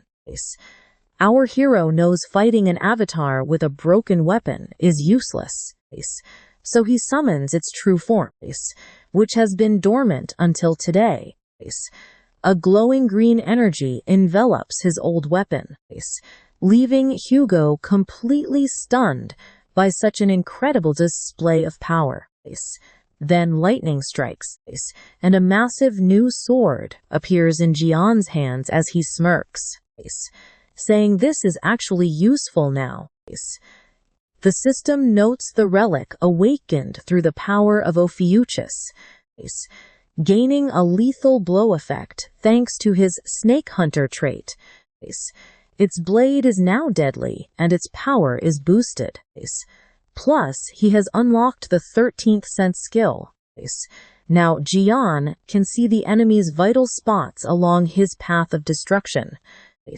He grins, pleased to test this power and spot the monster's weaknesses. Ready for action. He charges straight at the beast, while Hugo watches on in utter disbelief from behind. He remembers that this was always how Jian fought, charging ahead to strike with everything he had, regardless of the danger. He yells at him to end it quickly, but the monster swings a massive claw just as he approaches. You want to see what happens next. Something absolutely wild happens to that beast's giant claw. Jian complains about Hugo's shouting, jokes that the monster's smelly feet almost killed him, and declares that it is now his turn. The beast freezes in shock as its claw goes flying. Jian sliced it clean off. The monster howls in pain as the system warns to be careful. The beast of wealth, Pixiu, has activated its special skill. Even as it roars, our hero stays calm, saying it could have avoided a beating by just staying still. Now he will take his time. He gets ready to strike again, while the system alerts the activation of the Ophiuchus Snake Hunter trait. John unleashes a massive slash, sending a shockwave straight at the monster. The impact obliterates everything in its path, leveling the entire area. Everyone is left completely paralyzed with shock. Jian stands tall, leaving behind a path of total destruction that shows his brutal, raw power. Hugo realizes this level of power matches our hero back in his golden years. The monster is finally defeated, and the system announces he beat an avatar, boosting his divinity points. Then it asks if he wants to adopt Pixiu as his own avatar. Jian is stunned, since only the 12 gods are supposed to control them. Turns out, even this is possible. He approaches the creature to pet it. His aura wraps around it, and the beast grows a pair of wings. The system confirms that Pixiu is now the official avatar of Ophiuchus. Current avatar count 1. Now it looks surprisingly adorable. Pixiu shrinks down just to hug its new master, and Jian lifts him up in his arms with ease. He remarks that such a valuable beast will make an excellent piggy bank, leaving Hugo completely speechless in the background. He just hijacked another temple's avatar, and Hugo cannot fathom what kind of absolute insanity allowed this to happen. Jian pampers the tiny monster for a brief second before the system pops up again, prompting him to give it a name. Our hero thinks it over for a bit and decides to name him Piggy. Later, the scene shifts to Hugo's house, where Jian calls him a traitor, and Hugo fires back about how worried he was. He calmly points out that while he was trapped in that awful tower, Hugo got married, raised a family, and lived his best life. Jian keeps teasing him, joking that maybe berating his friend's things inside his own house isn't such a great idea. He states it bluntly, but Hugo tells him not to worry, saying he can stay as long as he wants because he lives completely alone. And that's the hilarious reveal we're ending on. A panicked Hugo tries to explain he hasn't gotten divorced. But trust me, the damage is done. Come with me and let's help Hugo uncover the absolute madness that actually went down inside the heart of the tower. For now, Hugo decides to keep Sanjay and Yua in the dark, knowing how obsessed they used to be with Jian. While Hugo fought calamities outside the tower, he never understood what happened inside, or why those so-called saints left with the head of scarlet eyes. Jian answers that the truth is simple and pretty ugly. They stabbed him in the back and threw him into a trap infested with terrifying calamities. Endless monsters kept appearing, and even Scarlet Eyes revived.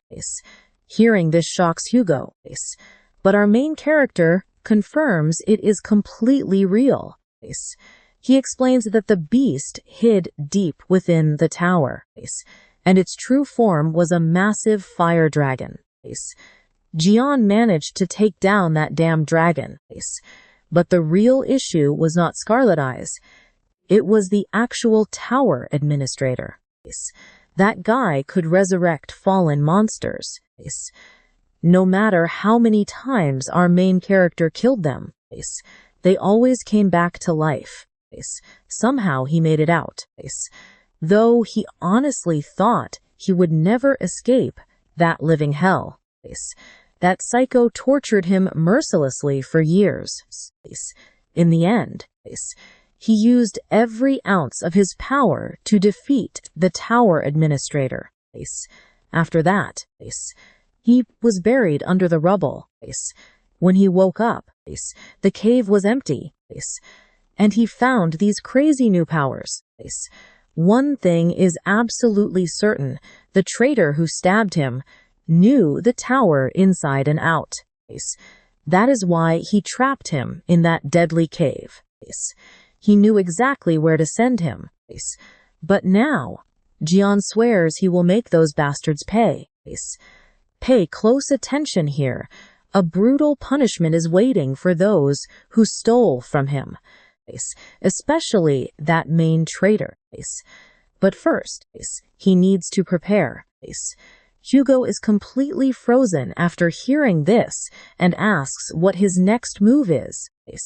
Jian replies that he needs to craft proper gear first. Right after, he uses his mysterious power on a small wooden horse to activate his skill. Creation Workshop Level 1. A skill capable of forging absolutely anything. The system searches for compatible materials and asks if he wants to use divine relic components. A list of available materials pops up, highlighting the corrupt essence of the Spider Queen, ready to be absorbed. The Calamity Fragment will boost the creation's success rate and power. Plus, it detects divine relics from the House of Ares. Those are the relics he swiped from the Ares mansion. Jian decides to throw it all in and see what happens. The forging process begins, and a green flash floods the room as the system confirms that the creation is complete. He has created a divine relic, and it actually has its own ego. Imitation horse, rank D, by writing a name on it. That person can absorb magic from anyone they touch. It lets you steal 10% of someone's magic power for an hour. Plus, it is incredibly loyal. Jian is thrilled since this item grows on its own. Hugo claps in amazement but says a sentient item does not seem like a big deal, immediately sparking the little horse's fury. The toy angrily snaps back, asking if he idea how many resources it took to make him. I bet you guys wanted to see more too.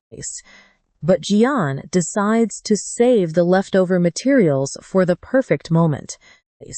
Instantly, Hugo changes his mind, praises the design, and calls Jian a genius for creating such a masterpiece. Jian reminds him he was just insulting it a second ago and demands respect. Hugo jokes, asking if he studied design in the Devil's Tower. Our main character thinks it over and replies that it all depends on how useful Hugo is from now on. It is time to deal with those fake saints. Poor Hugo gets a smack on the head while asking how they will even bait them. Luring the other saints out of their territory won't be easy. But Jian shows off an item and asks if this will do the trick. It is the genuine divine relic of the House of Aries, the Golden Fleece chest. The system reveals it is a double S rank Golden Fleece chest, capable of duplicating objects for a certain price. It is one of the best relics in the world. Hugo asks what good it is if they cannot even activate it. Jian teases that he heard Hugo is totally broke, so he brought it along to help fund their little group. Hugo gets annoyed and insists he is not poor, asking if higher rank relics consume more materials. Jian explains they will use it to duplicate their materials and craft weapons capable of completely crushing their enemies. Hugo keeps pressuring him on how they will do it if nobody can activate it. Jian stares at him and asks if he is really that useless. Hugo reminds him he is the Sagittarius saint, not Aries. Jian did not know that, and both fall into an awkward silence. Hugo suggests that maybe Jian can activate it, but he dismisses it, saying they will need to find another way, though he immediately drops a bomb and mentions that he already sent a declaration of war to national television. Hugo freaks out, screaming about what he did, and you and I both know the absolute chaos is just beginning. Come along with me, our furious main character repeats the question, immediately calling him completely insane. The scene shifts to the Blue House in Korea, where a very tense meeting is underway. One guy furiously insults the others for failing to defeat a single spider, totally humiliating himself. He says they should sell amulets instead of fighting calamities. This is Divine Captain Oliver, the Divine Lion, but he is interrupted. They warn him to watch his mouth, but Oliver fires back, hearing some random guy beat the Spider Queen. He then wonders if the late Jian somehow resurrected, but someone tells him not to exaggerate. Clearly, he is obsessed with the main character's old deeds. That man is Cho Sun-huk, Gemini's captain. He is the one who ordered the bald guy and the dagger user to flee. What is the big deal anyway? If that really were Jian, he obviously would have crushed that spider easily. Didn't they see that famous Russian video? But another argues he only succeeded because of the other saints' buffs and all the weapons they gifted him. Anyone could win with that help. Troy dryly counters that maybe he did not get enough support back then. Is that why he failed? The guy immediately loses his temper. He demands to clear the air. The Aries faction defeated the Spider Queen by sacrificing an S-rank disciple. Troy mocks him, saying he would love to meet someone that's strong from Aries, though they are probably in the spider's belly. The bickering continues as an old man in the back complains that the Blue House looks like a criminal hideout. Suddenly, someone bursts in screaming to turn on the news. Watch closely, because what they show next is mind-blowing. The reporter announces they've received a mysterious package with photos of someone claiming to be Yonggi and a short note. The photos show a completely battered Yonggi, and the message says he has returned. The handwriting analysis comes back and officially confirms a 99% match. The writing belongs to the supposedly dead lion. Next, Hugo is yelling at our main character, asking what he was thinking. Our protagonist calmly replies that it was a declaration of war. He warns them to prepare because he will rip their heads off. Hugo keeps shouting, telling the maniac to focus. Defeating Yonggi was already a massive problem, so why reveal himself? Jian corrects him, saying Yonggi is alive, freezing Hugo solid. What? He's alive? But barely. I know what you're thinking, and trust me, the truth is going to shock you. Tata, he reveals Yang Wei trapped inside a sweaty teddy bear, screaming and endlessly cursing at Jian from within. Hugo cannot believe his eyes, asking if it is really Yonggi, who is yelling from the plushie, demanding to be freed. Jian explains that after the battle, his skills grew so much he can easily suppress Yonggi's soul now. He talks to the bear like a naughty child while Yonggi trembles inside. Hugo wonders if this is even possible. Jian brushes it off and tells him to look at something else, handing over a highly unusual orange peeler. Hugo is completely clueless. So our main character explains they used that peeler to carve up his back in the Devil's Tower. Whoever tried to murder him used this tool, and judging by the distinct engraving on it, Hugo asks if he suspects anyone, but Jian barely listens as he keeps shaking the teddy bear containing Yang Wei. He mentions that he will go check out the divine artifact shop for a little while. Hugo wants to know why. Jian believes whoever works there might actually recognize the object's engraving. The mood lightens up when our protagonist asks to borrow some clothes, and Hugo offers his entire closet. The scene changes and we see a stylish Jian, announcing he will leave servant number 2 at home. This confuses Hugo, who asks about number 2. Is there a number 1? Jian waves goodbye, calling him servant number 1. Hugo is furious while Yonggi mocks him from inside the bear. Next, we return to where Jian battled Pichu. A group of elegantly dressed women arrives at the scene and begins inspecting the entire area. One of them notes the Aries saint has vanished. Meanwhile, another woman takes a relaxing bath, wondering where he is.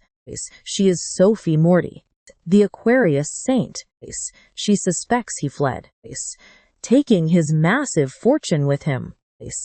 That would cause her trouble, especially if he made some secret deal with another saint behind her back.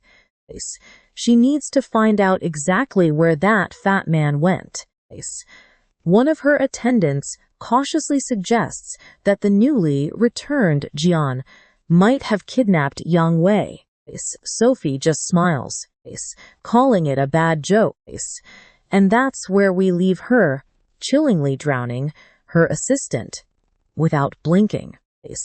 Terrified, the woman immediately apologizes for overstepping, but Sophie lets it slide.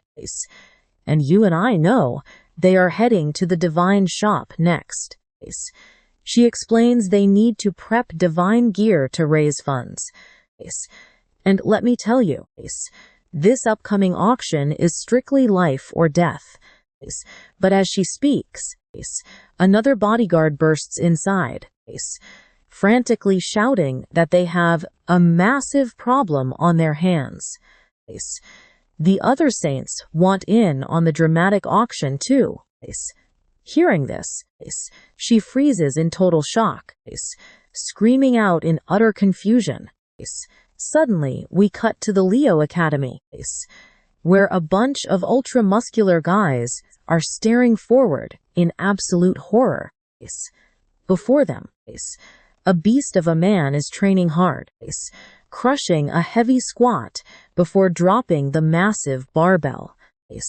Someone approaches him from behind to report that Jian's artifact will appear in the auction, leaving him speechless for a moment. He slams the heavy weight down, laughing like a maniac as he vows that this legendary artifact will finally be his. Meet Stephen, the fierce saint. Right then, a portal crackles open amidst a wild flash of lightning. Out steps our main character. Hugo's Sons marvels at how useful teleportation is, while the redhead explains it is free for those linked to Gemini. Join me as they finally arrive at the divine artifact shops. Jian thanks him, admitting he only wanted a simple appraiser, but ended up getting introduced to a double S rank instead. The redhead shrugs it off, but secretly recalls his boss's orders and to watch over and fully support the man who defeated the Spider Queen. He sighs while checking his phone, until Jian asks if his boss has been bothering him ever since that crazy incident. The kid quickly denies it. Our main character then hands him the item, mentioning it worked like a charm against those nasty bugs. Its stats pop up on screen. That orange peeler is actually Janice's desire. A weapon that summons double-sided red and blue soldiers to trigger random skills. The redhead notes it was rusted when Jian took it, but Jian says he repaired it, warning him not to freak out over its new effects. Completely amazed, the kid thanks him, looking around the place where this legendary double S appraiser, actually this ruse works. Inside, a man gets startled, while outside, the crowd starts whispering that someone incredibly gorgeous has just arrived at the shop. It is the same bodyguards from before, now escorting the Aquarius Saint, who struts in like she owns the entire place. She approaches the clerk, demanding to leave some divine artifacts with the appraiser, for the big auction officially kicks off. The nervous clerk apologizes, explaining the appraiser is dizzy with another client, which enrages her. How dare he prioritize someone else? She keeps a sweet smile and says she will wait. But you and I know she is dying to find out who is inside. And inside, of course, is Jian, looking at the expensive items and noting that a double S rank really runs this business. The appraiser then asks Sunji who forged that item, and our main character calmly replies that he made it himself. Stunned, the man asks if he has ties to the original creator. This guy is a Virgo affiliate and a double S rank appraiser. The redhead introduces him as the actual creator, but the appraiser thinks it is a joke and asks Sunji to be serious.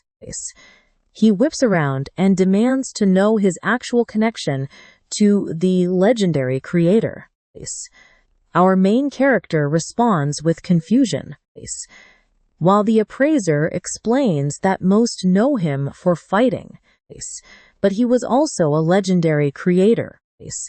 Looking at the artifact brought in, he says he has seen cheap knockoffs, but this one is completely different. He can feel supreme mastery in every single detail. This makes our main character smirk, thinking this guy knows him pretty well. The appraiser proudly confirms it, claiming he is the creator's disciple, and he even blushes while admitting it. Jian is completely baffled. What is this guy talking about? He does not remember having any disciple studying under him. The appraiser adds that someone Jian's age could never be a direct disciple, though his great skills almost fooled him. This only makes Jian want to punch him, so he snaps back to reality. Then the man pulls out a small notebook, claiming it was a gift when the creator accepted him, leaving Jian shocked. It is the exact notebook he lost. In that moment, he realizes this might be the annoying rookie who chased him in China.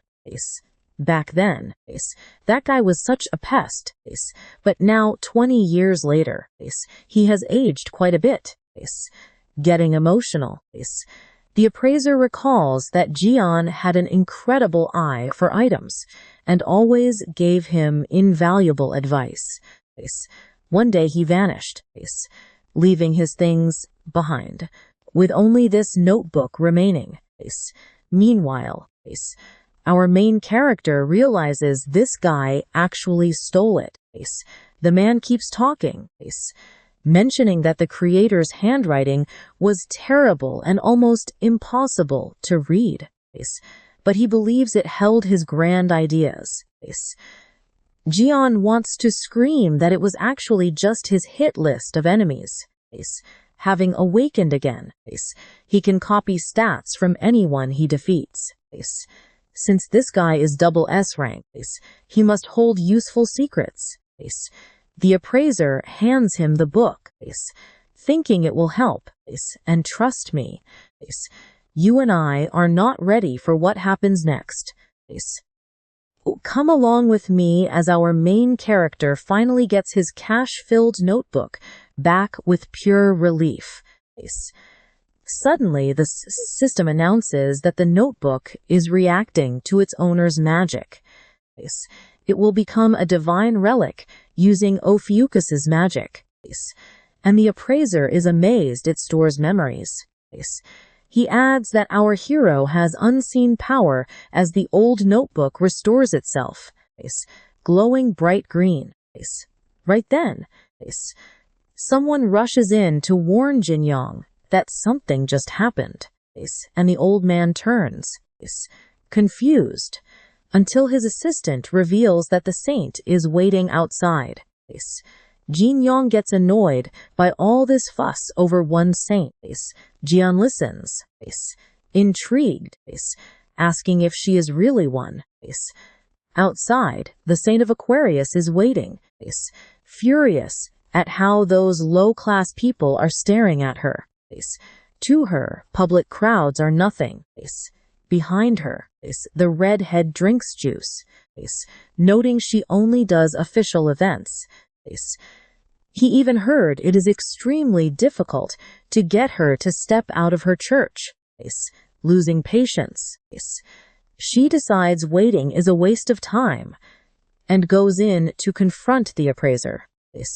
That appraiser must buy her divine relics at a high price, and she absolutely hates being kept waiting. Her guards beg her to be patient because there is still a customer inside. Now watch closely right here. She throws the door wide open, looks straight at Jian, and freezes completely. He looks strangely dazzling to her, changing everything, but returning to reality. The saint storms into the room, but seeing Jian makes her shudder. With every step, an overwhelming, murderous pressure completely crushes her. She drops to his knees instantly as her guards help her, leaving her wondering what the hell just happened. She felt a terrifying power, like being surrounded by thousands of deadly snakes. knowing she must flee right now. She runs away terrified while Jian and the appraiser watch in silence. The mustachioed man asks why she fled, and our main character says she might be sick. Then the system speaks. A Zodiac affiliate approached Ophiuchus without fear. Your divine power has now increased to 35. Jian wonders if divine power differs from normal magic, and the system explains it manifests as power of the gods. It can be stolen from gods or taken from others. If it hits 0, your zodiac loses all strength, and if too much time passes, you will weaken. He realizes he just keeps getting more incredibly useful skills. He asks if that girl was actually a saint, and the appraiser is shocked since she is all over the news. She is Sophie Marie, the Saint of Aquarius. Jian freezes at that name, so that is who they meant. He realizes that little girl became a saint and changed completely. No wonder he did not recognize her. But get this, even if surgery made her look pretty, her rotten heart remains exactly the same. If he had to list the things he hates most, Sophie belongs right with the most disgusting pests. To him, she barely qualifies as human. She values her own skin more than anyone else's life. The mustachioed man cannot understand why they call her compassionate when she is actually cruel, selfish, and just the worst. Jigi notices right away that Jian definitely knows something about her. Outside, the saint orders her guard to go back and investigate that guy. But the guard nervously asks about the appraiser. She cuts him off and orders him to kill them all. This saint is absolutely merciless, so any romance with Jian is out of the question. She believes the Saint of Virgo values that appraiser too much, and they still need to sell their goods. Getting caught up in this mess completely ruined her mood. To make it worse, that man triggered her past trauma, calling them insolent fools. She offers her relic to summon to the power of the gods. But her assistant hesitates. Unleashing that kind of power in a neutral zone is extremely dangerous. Sophie cuts her off coldly, asking if she is disobeying orders. Then, the story shifts to the central commercial district. Walking around, there is Hugo's red-haired son, drinking his juice in a very relaxed way. Suddenly, he stops, totally confused. What is going on? Why is there water on the ground when it is not raining? The water feels weak, but still contains traces of magic. That is when he realizes something is very wrong. A hand rises from the water as an identical clone of him begins to form. He stands stunned, trying to understand. Looking around, he sees everyone terrified as even more water clones begin to emerge. The saint watches from above.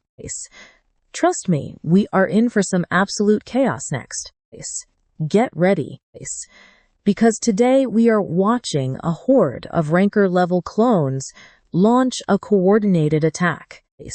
Someone screams at the guard, demanding to know why she is using combat skills right in a neutral zone. He orders her to cancel it immediately, but she completely ignores him. After all, this command comes straight from the Saintess. According to her, it is the will of the gods. She activates a relic, flooding everything in blinding light while Sunj tries desperately to stop her. But it is already too late. She unleashes the power of the water chalice. Oblivion. Watspheres surround everyone as even more clones manifest behind her, smirking with satisfaction. She says she will personally deal with the guy inside the appraisal building. She orders the others to capture every relic appraiser, and the water clones immediately shoot forward. Sunj realizes he needs to escape fast. If he stays, he will lose consciousness no matter what he does. We cut back to Jian, silently watching water drip from the ceiling. The mustached appraiser mutters that something extremely serious must be happening out there. Suddenly, a surge of water magic wraps around him, and someone appears directly behind Jian. She warns him not to move. It is nothing personal. But the Saintess is furious with him, so he had better stay absolutely still. If he wants to avoid a bloodbath, he should cooperate. The Saintess ordered their execution, but if he apologizes for his disrespect and buys her relic for a high price, she might show mercy. Now watch closely right here, because while the old mustached man is trapped in a water bubble, Jian does something insane, grabbing her dagger and snapping it like paper. He calmly tells Jinyoung to bill them for the damages. The woman freezes, completely unable to process what just happened, while the appraiser wonders in shock how he broke a dagger gifted by Aquarius so easily. Screaming that she warned him not to move, she summons a massive water dragon that lunges straight at him. He shatters it instantly. With a smug grin, he asks if she has any more, because that was fun. She is speechless. He obliterated her Rancor-level clone in a single move. Now she finally understands exactly how the Saintess felt. This guy is far too dangerous, and letting him go would be a massive threat to Sophie. She resolves to unleash her entire arsenal, shouting that this power was born from the Saintess's purest magic. She immediately summons orange-grade water wolves, forming an entire pack right in front of her. Jian merely watches, scoffing at her efforts, before reminding Jinyoung that they were told they could take whatever they wanted. So he decides to keep those two.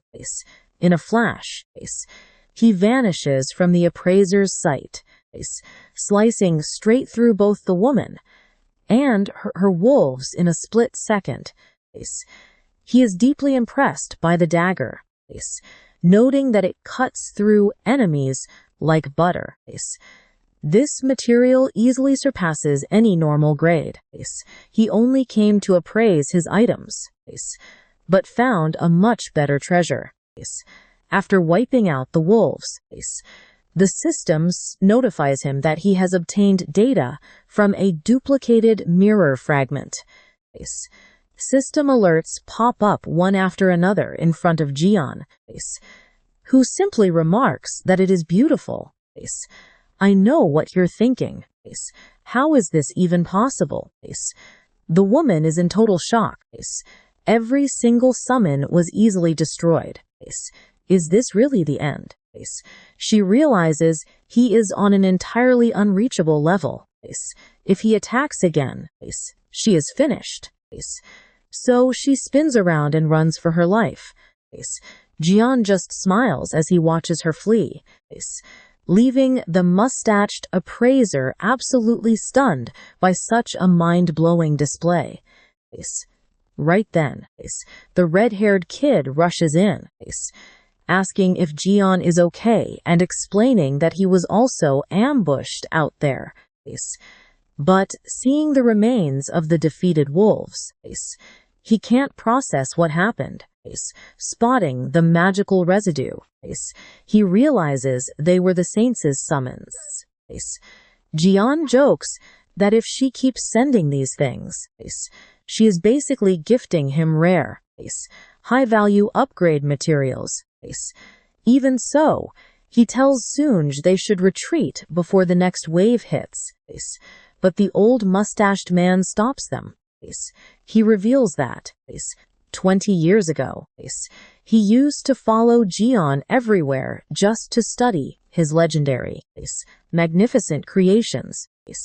He clearly remembers how Jian scavenged resources from fallen foes, that brutal, savage fighting style, and his overwhelming, demonic presence.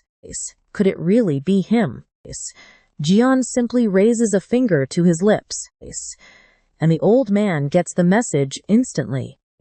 Jian walks away, saying he will return soon for those materials and asking him to keep them safe. The appraiser has his doubts too, but thanks him and begs him to return, watching Jian walk away in style. Later, he speaks with Sanjay, who asks why the Sanus is hunting him. Did Jian do something to make an enemy of her? Jian tells him to hold on because he is about to show him something fun. Cut to a cozy, vibrant sweet shop. There are pastries, cakes, and treats everywhere, while Jian happily stuffs his face with delicious desserts. He asks Sunj if the ice cream is good and tells him to eat all he wants. Sunj digs in, but notices how incredibly expensive this place is. He remembers that when the woman fled, she dropped something on the ground. Examining this small trinket, Jian declares it was totally worth it. This will be extremely useful. It is a plate that acts as a credit card and can even store powerful skills. Up close, it is an Aquarius badge. Since it is a payment card, you and I can expect some massive trouble coming her way. All right. You and I are about to watch Li Gun casually stuffing his face with ice cream while offering Sanjay some. But the poor kid instantly freezes when he hears a voice, spinning around to yell in pure shock. Captain Choi Sunyul. Choi asks if he can join them, but one look tells Li Gun this is Sunjay's boss, the very same jerk who was talking trash about him behind his back. The man formally introduces himself as Choi Sunyul, the divine captain of Gemini. He politely mentions that Sunjay spoke of someone earlier, and our main character confirms it was indeed him. Choi's heard Sunjay met the guy who defeated the Spider Queen, something even Yang Wei failed to do. Li Gun just asks what any of that has to do with him. Choi explains that recruiting such outstanding talent is simply part of his duty as a divine captain. Li Gun directly asks if this is a recruitment pitch or a bribe, prompting Choi to reveal that one of his 8 divine relics is about to be auctioned off. Since there is no rush, he suggests chatting while overseeing the event. But the second Li Gun hears this, he slams his spoon down. They are selling his stuff, and he is not losing another second. Determined to go. He demands to the location right now. A bit embarrassed. Sunjay carefully tells him to wipe the leftover ice cream off his mouth first. Choi smiles, explaining that since it is one of the legendary hero's most famous relics, the auction will be held in a worthy location. Now here is where it gets wild. The auction is in Drachma, a massive fortress city floating 16,000 feet in the air. It is a massive area. surrounded by floating islands and centered around a gigantic tower. Cut to the female saint shaking with fear in her seat. Seeing her, a nearby man tells her if she is just going to tremble, she should leave. She is completely ruining the taste of his drink. She curses him in her mind as an uncultured brute, but decides to endure it. He surpassed Lee Gun himself, so staying close to him is safest. This is the Saint of Leo, Stephen Marker, who warns her that Lee Gun's weapon up for auction belongs to him, so she should not even dream of bidding. She asks where he is going, but he snaps that it is none of her business and tells her to sit tight. Stephen walks away, leaving her glaring at his back in fury, though she forces herself to calm down. After all, they are in Drachma. No matter who that guy is, he could never get in here. But suddenly, she spots Hugo. As someone welcomes the distinguished guest, Hugo scratches his head, wondering where on earth Lee Gun could have gone off to. He figured he would show up, since this place is packed with expensive divine relics. Right then, the saint creeps up behind him with a terrifying grin. She looks straight out of a horror movie. Right. Yet she still greets him like they are absolute best friends. She calls out to Hugo Otis, who recognizes her instantly as Sophie. Hugo mentions she has been hard to find lately, joking that even she cannot hide forever. She used to be one of the most beautiful saints, but now she looks completely drained. She claims it is because he barely has any disciples compared to them. Fed up, Hugo instantly orders her to get lost. He wants absolutely nothing to do with her, but the saint mocks him, asking if he is going to run away like a coward again. She warns him that if he does, he might lose his kids just like he lost his wife. Hugo's face darkens, but she keeps egging him on. She says his wife is alive for now, but that could change, mocking his inability to protect his family, all because he is a useless leader. That snaps Hugo. He unleashes a violent burst of power, glaring at her with pure, unadulterated rage. He orders her to get lost again, but she remains completely unfazed, acting as if absolutely nothing is happening. She tells him to calm down, stopping his attack with a single hand, reminding him that he should know what it means to oppose a saint. Water magic begins to swirl around her, but suddenly a voice yells from behind, "Hey, you crazy hag!" She turns around to look, but pay attention here. Lee Gun delivers a brutal finger flick to her forehead, knocking her out cold. As she collapses to the floor, Hugo spins around in shock toward our hero, asking what on earth he is doing there. Lee Gun claims he was worried Hugo would get into trouble again. Hugo jokes about him actually caring, but our hero tells him to stop playing around. He then wonders why that incredibly annoying woman keeps showing up literally everywhere, staring at the unconscious saint foaming at the mouth. Our main character wonders if she secretly enjoys getting beaten up. Hugo looks at him, convinced he is insane. Meanwhile, we see the saint's inner thoughts, remembering Lee Gun, the 13th saint and the strongest of all. Trembling, she confesses she always hated him, or rather, she was absolutely terrified of him, his scarred face, his violent nature that crushed anyone in his way, and those cold eyes that always looked at her with pure disgust. Her memories flash back 20 years. People screamed in panic that Lee Gun had arrived, trying in vain to stop him. They demanded he leave the Aquarius sanctuary. But Lee Gun just stared right at the woman and flat out ordered her to get lost. She froze.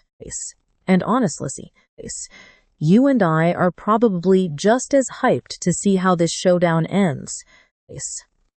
All right, you and I are about to watch this young saint demand to know who dared invade her temple. Jian shocks her to check if she is still breathing, then grabs her arm. He tells her everything has gone to hell, and they are being called useless, so she needs to move right now. She instantly refuses, making it clear she has no intention of helping anyone. He stares at her, but she just complains about his sweaty smell and says she needs to do her makeup for an interview.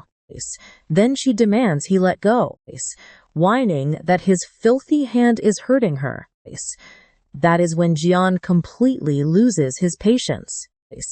He slaps her, and they keep arguing inside. In the end, she claims they dragged her to heal the wounded until she passed out. She calls Jian rude and irrational, openly admitting that she absolutely hates him. Opening her eyes, she finds him standing there, calm as ever, telling her she talks way too much in her sleep. She is even drooling, which makes it totally embarrassing. She glares at him, and after a tense pause, screams to know what he is doing there. She demands her release, asking him how he dares to treat a sacred saint this way. Jian thinks she has not changed at all in 20 years, still talking nonsense. Meanwhile, she keeps telling herself that everything is different now. She plans to coat her hands in acid to melt the ropes binding her. Obviously, a simple restraint like this is useless against her. If she can break free and meet up with Steven, but Jian flicks her forehead before she can even finish that thought. He orders her to stop, since all her cheap tricks are on her face. She snaps back, calling him an idiot. Her acid protection skill activates whenever someone touches her. Now that acid should start melting him, beginning with his hand. She imagines screaming as he melts. But watch closely now, he just points at her and calmly says, "That is all." Complete recovery. She is stunned. The dissolved flesh heals instantly, and she realizes this is no ordinary healing magic. It is a theft. Then Jian warns her that it is finally time to settle all their outstanding debts. He heard she was running around claiming to be his doctor, which he finds pathetic, and asks if she sent her servant to his shop. If so, she just earned 5 hits. She panics and begs him to wait, but our protagonist merely raises his hand. Time is up. The blows rain down while Hugo sips his coffee peacefully, thinking that Jian beats everyone up equally, men or women. It does not matter. Though, to be fair, they all asked for it. Still, Hugo senses something strange happening. It looks like our main character's divine status rises with every punch. Suddenly, system notification messages begin to pop up. They show his divine status has reached 40 stacks, detailing that he landed a heavy blow on the Aquarius saint and got a special item. saint rank data. After a while, Jian stops. The saint is left completely broken, and the system speaks once again. Divine status unlocked. Current divine status -50. Charging required. Jian interrupts, looking extremely confused. Divine status. What even is that? I know you are wondering too. And the system explains it is energy to unleash godly power. It also mentions he can steal divine status from disciples and even from other gods. If anyone's divine status drops to 0, that zodiac loses its power, and if it continues, it could lead to death. He figures that out, meaning he can gain divine status just by beating the absolute crap out of people. He wonders why he did not get anything from Yang earlier. Maybe because this specific feature was not unlocked yet. Suddenly, Hugo spots the phone and asks where he got it. Our main character replies that he borrowed it from Hugo's son. He adds that he must head to the auction house and tells Hugo to handle the rest. As for her, throw her in the trash. Hugo is left stunned while Jian calmly walks away, promising to get in touch with him once the auction is over. Hugo yells back, asking what on earth he is supposed to do with her. A bit later, the front door swings open. Hugo assumes Jian returned and asks if he forgot something. But looking up, he sees Stephen. Stephen stares at the scene, seeing the bound saint, while Hugo stares right back at him. He demands to know what the hell he is doing in this place. It has been a long time, he says. But this is clearly not the moment for warm, friendly greetings. Hugo asks why he is at the auction, and Stephen explains he allied with the saint, glancing at how they left her tied to that chair. Then he questions Hugo's presence again. Hugo replies that he has business at the auction, which is none of Stephen's concern. Stephen asks him if he is also looking for the divine relics of Legum being sold right here. That catches Hugo completely off guard, and he asks if they are really in this house. Stephen is shocked he did not know.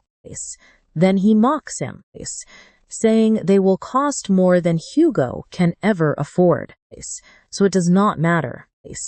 Hugo just smiles and confronts him directly. He says Stephen has always collected the relics of Legum, though he never admitted his power out of insecurity. But tell me, do you think possessing them makes him stronger? Let us find out. Come with me to witness this epic showdown. Stephen is momentarily shocked, but both charge up their power instantly as Stephen grabs Hugo by the arm, warning him not to get cocky. He calls him an absolute fool, snarling that he never wants to hear Li Gun's name come out of his mouth, while twisting his arm. Stephen boasts that he is stronger than Li Gun, but someone suddenly interrupts, shouting for the captain. There is a massive problem. Those bastards from Gemini are buying up every single one of Li Gun's items. Stephen lets go immediately, refusing to waste his time, and tells Hugo to do whatever he wants with the Aquarius relic. Since Hugo did not come for it, he should get lost, as the auction is Stephen's absolute priority right now. Before leaving, he throws one final warning to Sagittarius: control that attitude and bow your head if you want to stay alive. Hugo thanks him with heavy sarcasm, but once they leave, He looks at his hand and curses in pure rage. He is in terrible shape and does not know what to do. As the scene shifts to the grand auction of drachma, over in the Gemini VIP lounge, the auctioneer announces they won the divine relics again, wrapping up the first major session. The second session will begin after the break, and Hugo celebrates happily, declaring that it is his once again. Now pay attention, because here is where things get interesting. They congratulate him, saying he can buy whatever he wants, and he thanks them for the VIP invite. Take whatever you wish. It only makes sense, since we are looking for someone as talented as you. Holy Captain, are you sure this is all right? The total already exceeds billions of won. Do not worry about it. Hey Sanjay, Soros, but can you pay for the drinks? I forgot the company card. He already owed me a massive amount of money. But since he was my superior, I could not complain. Suddenly, he pulls out a black card, telling him not to worry since he paid. Wait, is that not my unlimited card? When did he take it from me? You looked pretty drunk, so I paid beforehand. You should not make subordinates pay, even by accident. Yeah, you are absolutely right. I was just about to give him my personal card, so thanks for helping me pay. This kid seems young, but he is clearly trying to play mind games with me. Still, this is the super rookie who defeated the Spider Queen. If I can use him, no price will matter. I know what you are thinking, but now we must discuss the real reason we are here. I have been thinking about you. I know you have massive potential. You could reach S rank or even higher. Especially once you receive the blessing of the Aries Saint. But our main character notices something first. That purple mist is pure. Raw domination. Normal people would not even notice. But you and I know that breathing it makes you blindly trust him. You could become one of the 10 saints. Not only that, you would gain wealth, honor, and the authority of the powerful Aries saint. All of that for free. Now take my hand and become a disciple of Aries. That made our main character laugh. He smiled, leaving everyone confused. Wow. Today has turned out to be a pretty fun day. Let me get this straight. You want me to be a minor god's employee? He was polite a second ago. So why is he suddenly furious? I need to change the subject first. I think you are mistaken about something. Just then, someone spoke from outside. Excuse me. I have brought the items purchased from the auction. Perfect timing. Please, come in. The woman enters with the items. Pardon me, and congratulations. Here is your item, along with the certificate proving it is a genuine Lee gun relic. A certificate of authenticity. These people really know how to trick fools. But the guy with glasses looks at it and freezes. Did you seriously buy a Lee gun relic? You said I could buy anything. I was not looking for it on purpose, but it seemed useful. Stephen is completely obsessed with Lee Gun's relics. So we really should not have provoked him by buying this. Sorry, but this relic already has an owner. So we will refund your money. At that exact instant, the door explodes in a flash of lightning. Everyone turns around immediately, furious. Stephen demands to know who did it, who dared to touch what is mine. Ah, Stephen. He is the one I told you about. The guy who wanted my relic. Lord Stephen. I am so sorry. Please forgive us. The newcomer made a huge mistake. He did not know. I will return it immediately. Fine. Then all you have to do is admit it and hand it over right now. Thank you so much. Take your time with the payment. What? You did not think you could just walk away after touching my property, did you? Captain Sungyuk. Stephen grabs the guy with glasses by the head. What a complete disaster. You try to save millions by calling it a simple mistake. Stop talking nonsense. I bought it.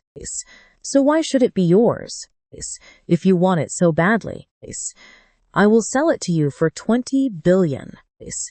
Stephen stays silent for a second, then bursts out laughing. So Gemini is not full of cowards. There is a brave bastard here. Stick with me to find out if this lunatic survives his madness. Doesn't he know who Stephen is? I like your style. A man needs some real backbone. After tossing that poor Four Eyes to the ground, he marched straight toward our main character. All right. You and I are about to witness something wild. Since destiny brought us together, why not introduce ourselves? Whenever I meet someone I actually like, I make sure we kick things off with a real spark. What on earth are you talking about, Stephen? You smug bastard. Looks like your skills have improved a little. Just what I expected from Leo, the born fighter. Your fighting spirit leaves Aries and Aquarius in the dust. Once you show your claws, you won't stop until you tear someone to pieces. Talk about a nasty attitude. Raising his hand. Stephen lunged directly at our main character, unleashing wild lightning in every single direction. The crowd watched in sheer shock, screaming for our hero. Utterly convinced of his victory, Stephen flashed a mocking smirk. Well, that was fun. Now you can spend the rest of your days in a wheelchair. But suddenly he froze. Wait, what are you doing? Just brushing some dust off my shoulder. How is this possible? That attack was a direct hit. You deflected my strike using teleportation. You really haven't figured it out. Have you still all brawn and no brains? Stone Destroyer.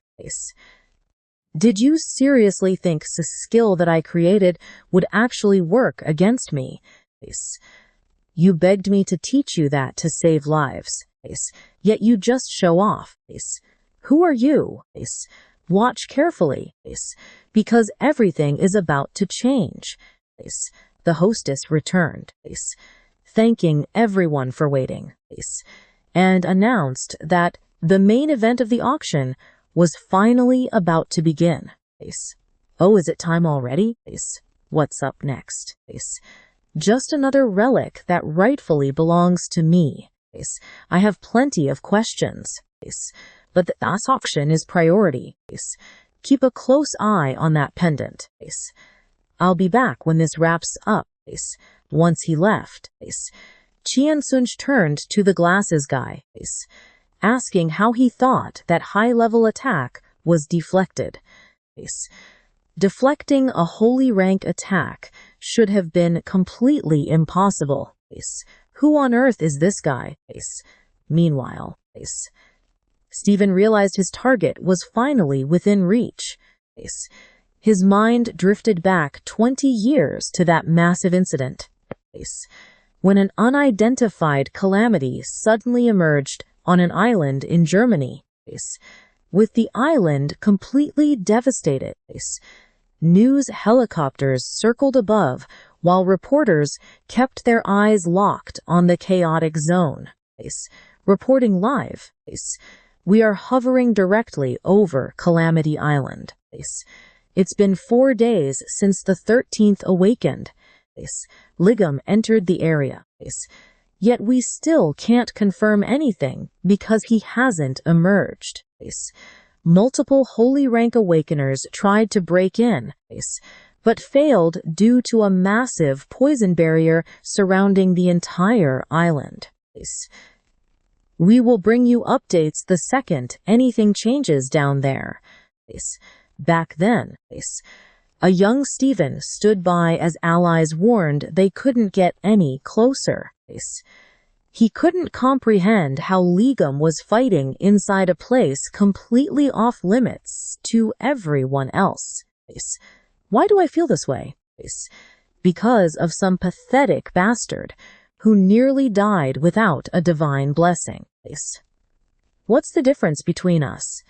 Power, influence, skills. What do I lack? Look, Holy Ligum is finally emerging from the gate. What? The crowd gasped in shock. It's him. Ligum made it back alive. And honestly, you and I have to agree. His complaints about the heat are just legendary. While everyone celebrated. Jealous voices whispered that Ligum had stolen the spotlight again. Not that he cared one bit. I get it, Lord Saint. Where are you headed? Prepare to pull back. Aren't you taking your weapon? No need. Keep it. I found something much better. Exactly what I needed. Compared to my old gear, this is truly divine. Back at the auction. The host takes the stage to reveal one of Ligum's 8 legendary relics.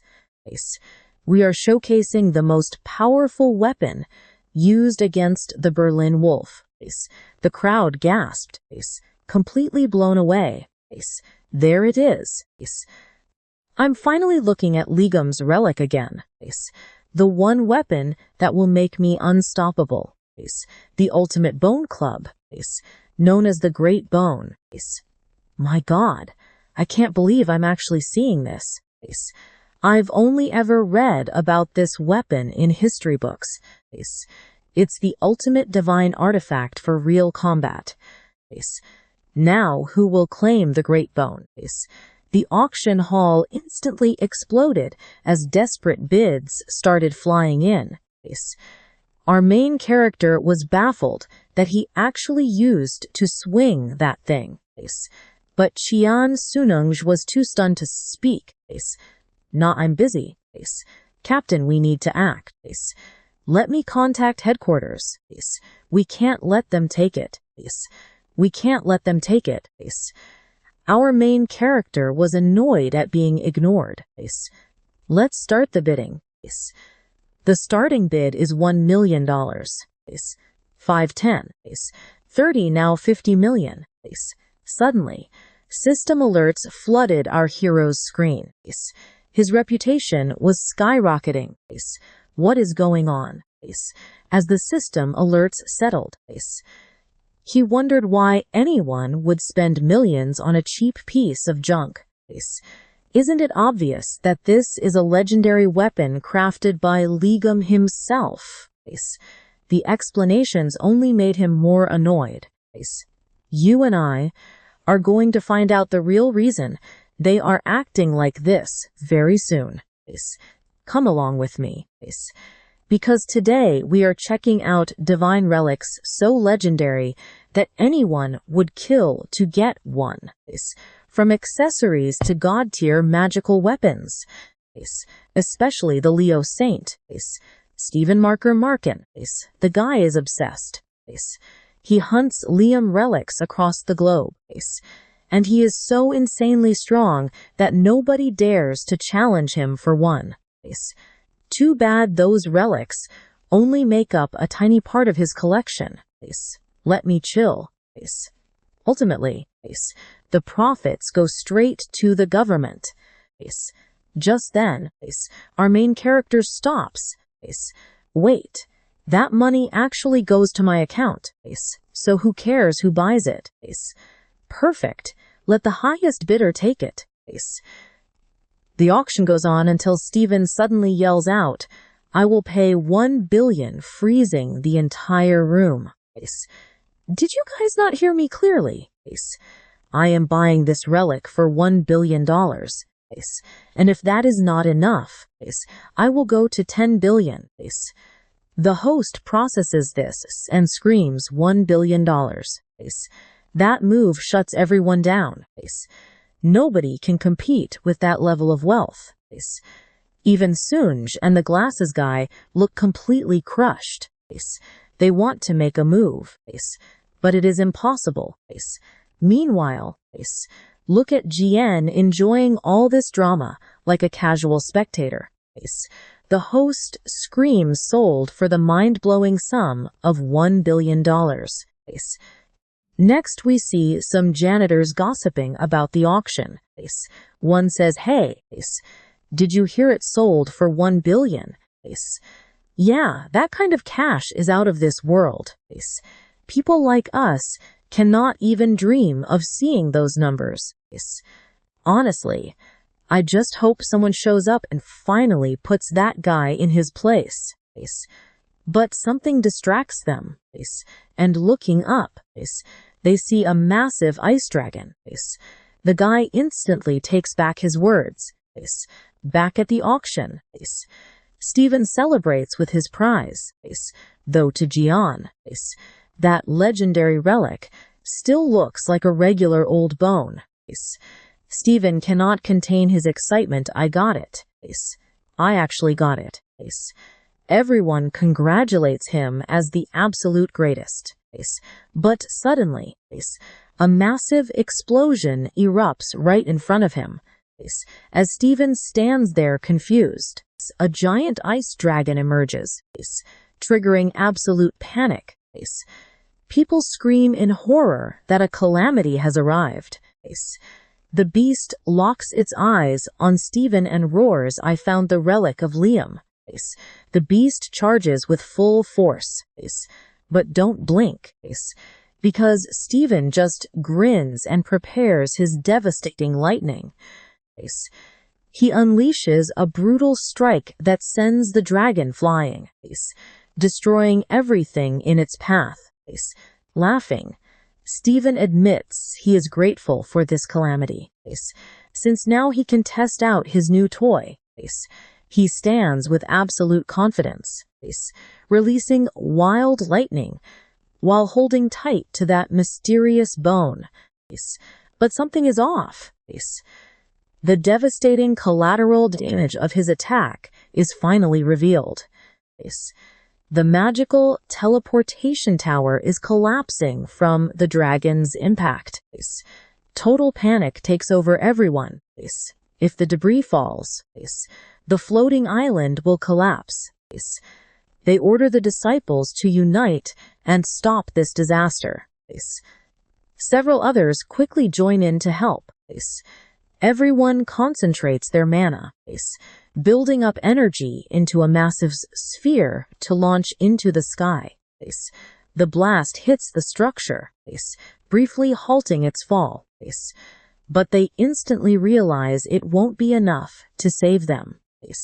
Destroying it in time is impossible. Chaos rules as everyone screams to run. Suddenly, someone invokes the fury of Apollo. A colossal vortex of fire incinerates the debris before it can crush the crowd. In seconds, the debris turns to ash. Everyone instantly recognizes that legendary skill. It is Hugo, the Sagittarius Saint, appearing on the scene with his bow drawn. Annoyed, he mutters that the Leo idiot needs to learn control. Everyone thanks him. But watch what catches his eye next. Looking to the side, he notices another colossal monster staring right back at him. It looks like some dog-dinosaur hybrid ready to pounce. Hugo realizes this thing didn't come alone. The beast glares and shoots fleshy tentacles directly toward the people nearby. The tentacles snare victims who scream in desperation. Hugo gets furious, but a roar behind him forces him to spin around. It is the blue dragon Steven blasted earlier, attacking with its massive jaws wide open. Hugo realizes too late that he is about to get eaten, just as the chaos peaks. The beast snuck up from behind, and as he turns, its jaws are already closing in on him. All hope seemed lost, but trust me.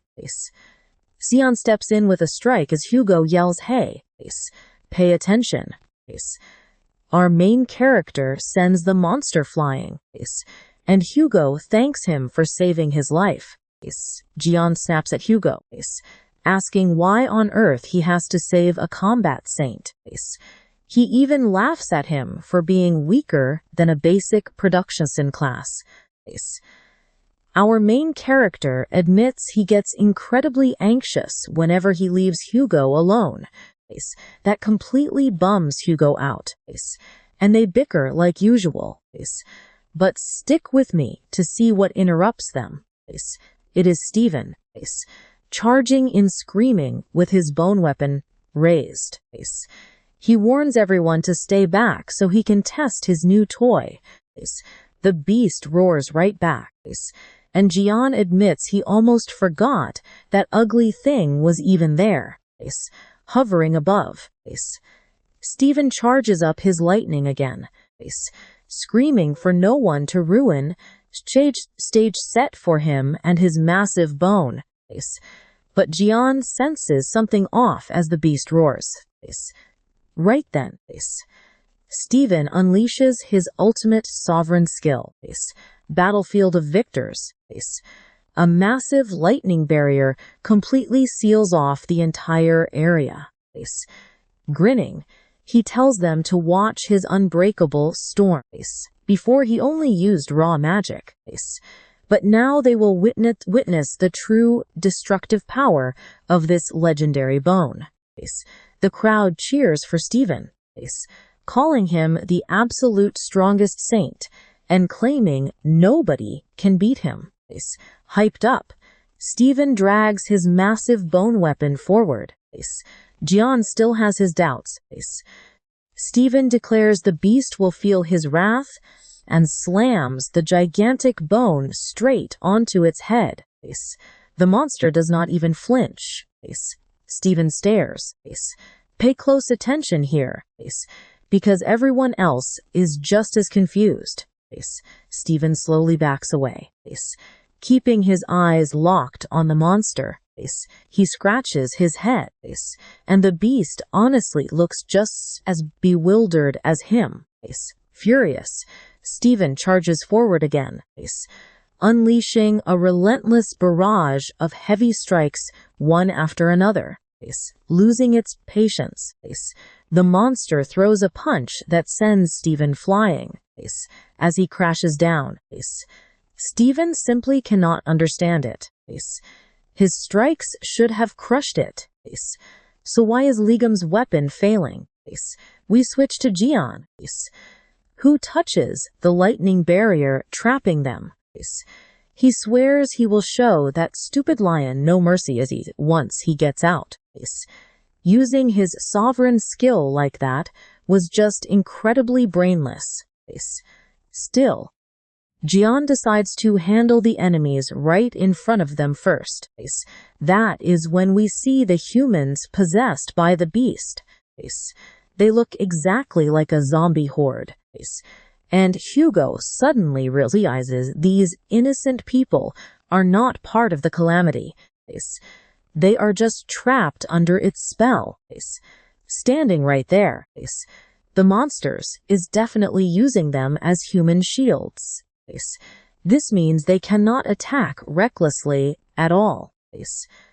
The possessed beg for help as they march forward. I know what you are thinking. And yes, Jian suggests aiming for the head, terrifying Hugo. He admits he has no real plan. He simply wants to tear those parasites right off them. Hugo begs him to wait, but a monster lunges at Jian, jaws wide open. The main character grabs it, looks cold, and says now. Then he rips the parasite off in one smooth motion. Hugo freezes in absolute shock, while the others watch in disbelief. Jian smirks, claiming it is too easy. The victim collapses to the ground. Finally freed from this beast's mind control. Hugo asks if the guy is all right. Our main character replies that he is fine, just knocked out, dumbfounded. Hugo asks how he even managed that. He casually answers that it was nothing but raw strength. Hugo complains he can't do that because he isn't insanely strong. The main character just shrugs, promising to handle them all. He adds he never expected much from a weakling like Hugo anyway. Naturally, this makes Hugo even more furious. Even so, Hugo insists they cannot strike blindly and covers him. Both charge up their energy. Hugo with fire, Jian with black lightning. He asks Ifro if he still remembers how this is done. Ifro replies with a highly confident smile. The main character tells him to keep up. Hugo summons his firebow, and Ji suggests ending this fight once and for all. The beast and its puppets glare at our hero. He readies himself and blitzes forward at extreme speed, cutting right through them. His lightning arcs out, striking every single victim and shattering the monster's control. The shocked creature glares at Jian and fires several slime projectiles. He dodges them all effortlessly, but quickly notices the enemy's attack was not actually aimed at him. It was headed straight for the civilians he just freed. As they wake up, the creature tries to possess them again. From behind, Hugo channels his power and unleashes a fiery rain of arrows, vaporizing the attack before it can reach them. The civilian huddle in terror, with a deadly serious gaze. Hugo vows that as long as he stands, the beast won't touch anyone. Jian praises him and then shouts at the hideous monster to stop wasting time and fight him instead. The monster locks onto our hero as he winds up a devastating punch, launching the giant beast straight into the sky, sending it flying as it screams in pain. And just like that, you and I watch Jian completely destroy it with one strike. Stick with me, because our main character just ended this battle in a single second. Like it was nothing, without that creature. Its brainwashed victims should wake up soon. They are all sprawled on the ground, slowly recovering. Suddenly, something catches Jian's eye and he stops. He tries to understand what is happening as several system screens pop up, displaying his new skills. One of them is Fighting Instinct Level 1. The system asks if he wants to activate it. Jian analyzes the skill and notices it requires divine power to actually work. It is the perfect moment to test it, so he accepts. Meanwhile, we see Stephen still desperately clutching his bone relic. He curses under his breath, wondering how it all went wrong. Why isn't this giant bone working the way it should? Can he not unleash its true power? Or is this monster just superior? Seeing the massive beast, the crowd panics as they corner Stephen. But then they notice something else. Now pay attention, here Jian's energy floods the area as he shatters Steven's skill with his bare hands. Nobody can believe it. His sovereign skill was completely destroyed. Sensing real danger, the monster decides it must steal the divine relic before killing Jian. As the beast lunges to bite him, he gets fed up and tells it to shut up, slamming it down so hard everyone feels the shock wave. Stephen is sent flying while Jian stands there perfectly calm, with one hand casually resting in his pocket, with the monster slammed hard into the dirt. The creature cannot comprehend how a mere human possesses such terrifying strength. It asks if he is actually human, and Jian replies with irritation, "What are you even talking about? You idiot." Then he stomps, obliterating everything in his path. Stephen stares in disbelief, muttering that only one person possessed such insane destructive power. He is, but before he can finish, Jian looks at him with a chilling smile and says he is glad to see him. He calls him a damn lion and calls him out for having too much fun dragging the main character's name through the mud. Stephen is already on the floor, trembling. He stammers that this is impossible and tries to strike Jian, but freezes up when he stops the bone effortlessly, shaking all over. Stephen listens to the main character tell him he must have had fun playing with that little toy. Jian crushes the relic with his hands and apologizes for breaking his illusions, explaining it is just an ordinary bone. He throws the shards in his face, leaving Stephen to realize it was all in vain. And you know it. It is finally time for our hero to take his turn. Stephen begs him to wait, but there is no time. Jian punches him so hard he crashes right through the floor to the other side, muttering curses. Stephen falls into the abyss. Meanwhile, in the distance, the Saintess is still unconscious but slowly starts to wake up. Confused, she wonders where she is and why her head hurts. Over with Jian. Hugo stares in absolute shock at the massive crater he made. The main character calmly says goodbye to that pathetic excuse for a lion, assuming he is still alive. Of course. Hugo asks why he threw him from so high up. Jian shrugs with a body that tough. He will definitely survive, maybe. Hugo asks if the prisoners are okay, and the main character says it is obvious. Everyone celebrates surviving such an absolute disaster.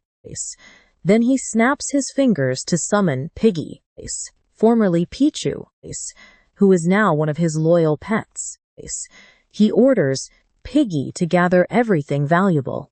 Hugo sighs, noticing that Jian is still just as greedy as always. The pet absorbs the treasures while they chat quietly. Hugo asks him about the person who lent the main character his phone. He says he thinks his name was Sunjai. An answer that hits Hugo like a ton of bricks.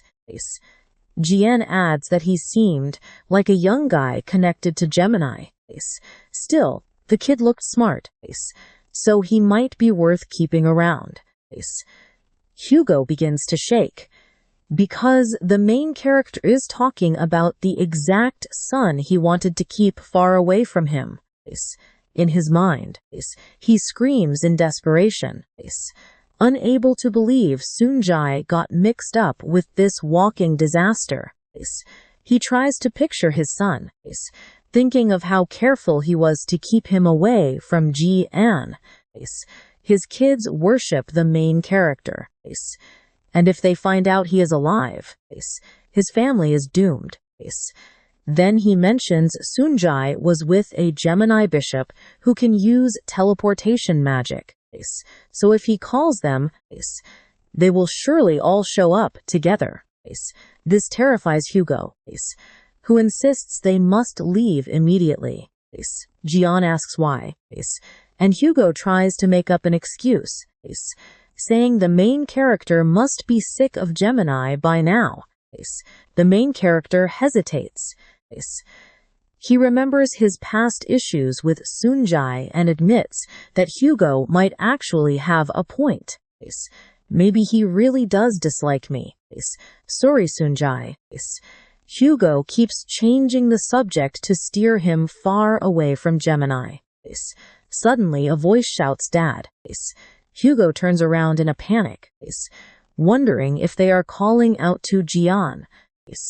Right then, Sunjai appears behind them, leaving Hugo frozen in shock at how fast he arrived. Sunjai demands the truth from Hugo. Stick around to see what happens in the next one. Get ready, because you and I are jumping right into the action as this monster whispers Jian's name and spits toxic slime. The attacks fly straight at him, but right before impact, Lime pops out of nowhere and completely devours the beast, leaving zero trace. The system announces that he successfully gained poison resistance from the divine relic. His body of 100 poisons skill levels up, meaning poison resistance is now a base effect when creating divine artifacts. Jian watches Lime devour the beast and suddenly starts screaming in absolute rage. He can't believe this greedy little thing is eating trash off the floor and furiously demands him to spit it out. He grabs poor Lime and shakes him violently, while Hugo watches, convinced this creature was born straight from the calamity. This could have ended horribly.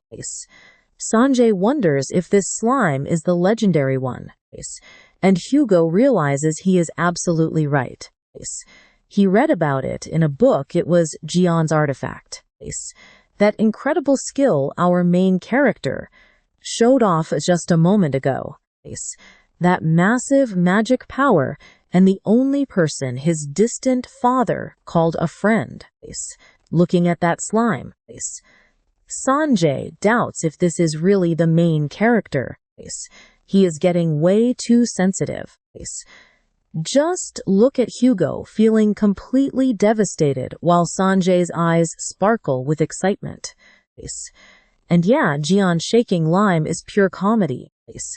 The scene shifts over to the United States, straight to the headquarters of the Lion Temple.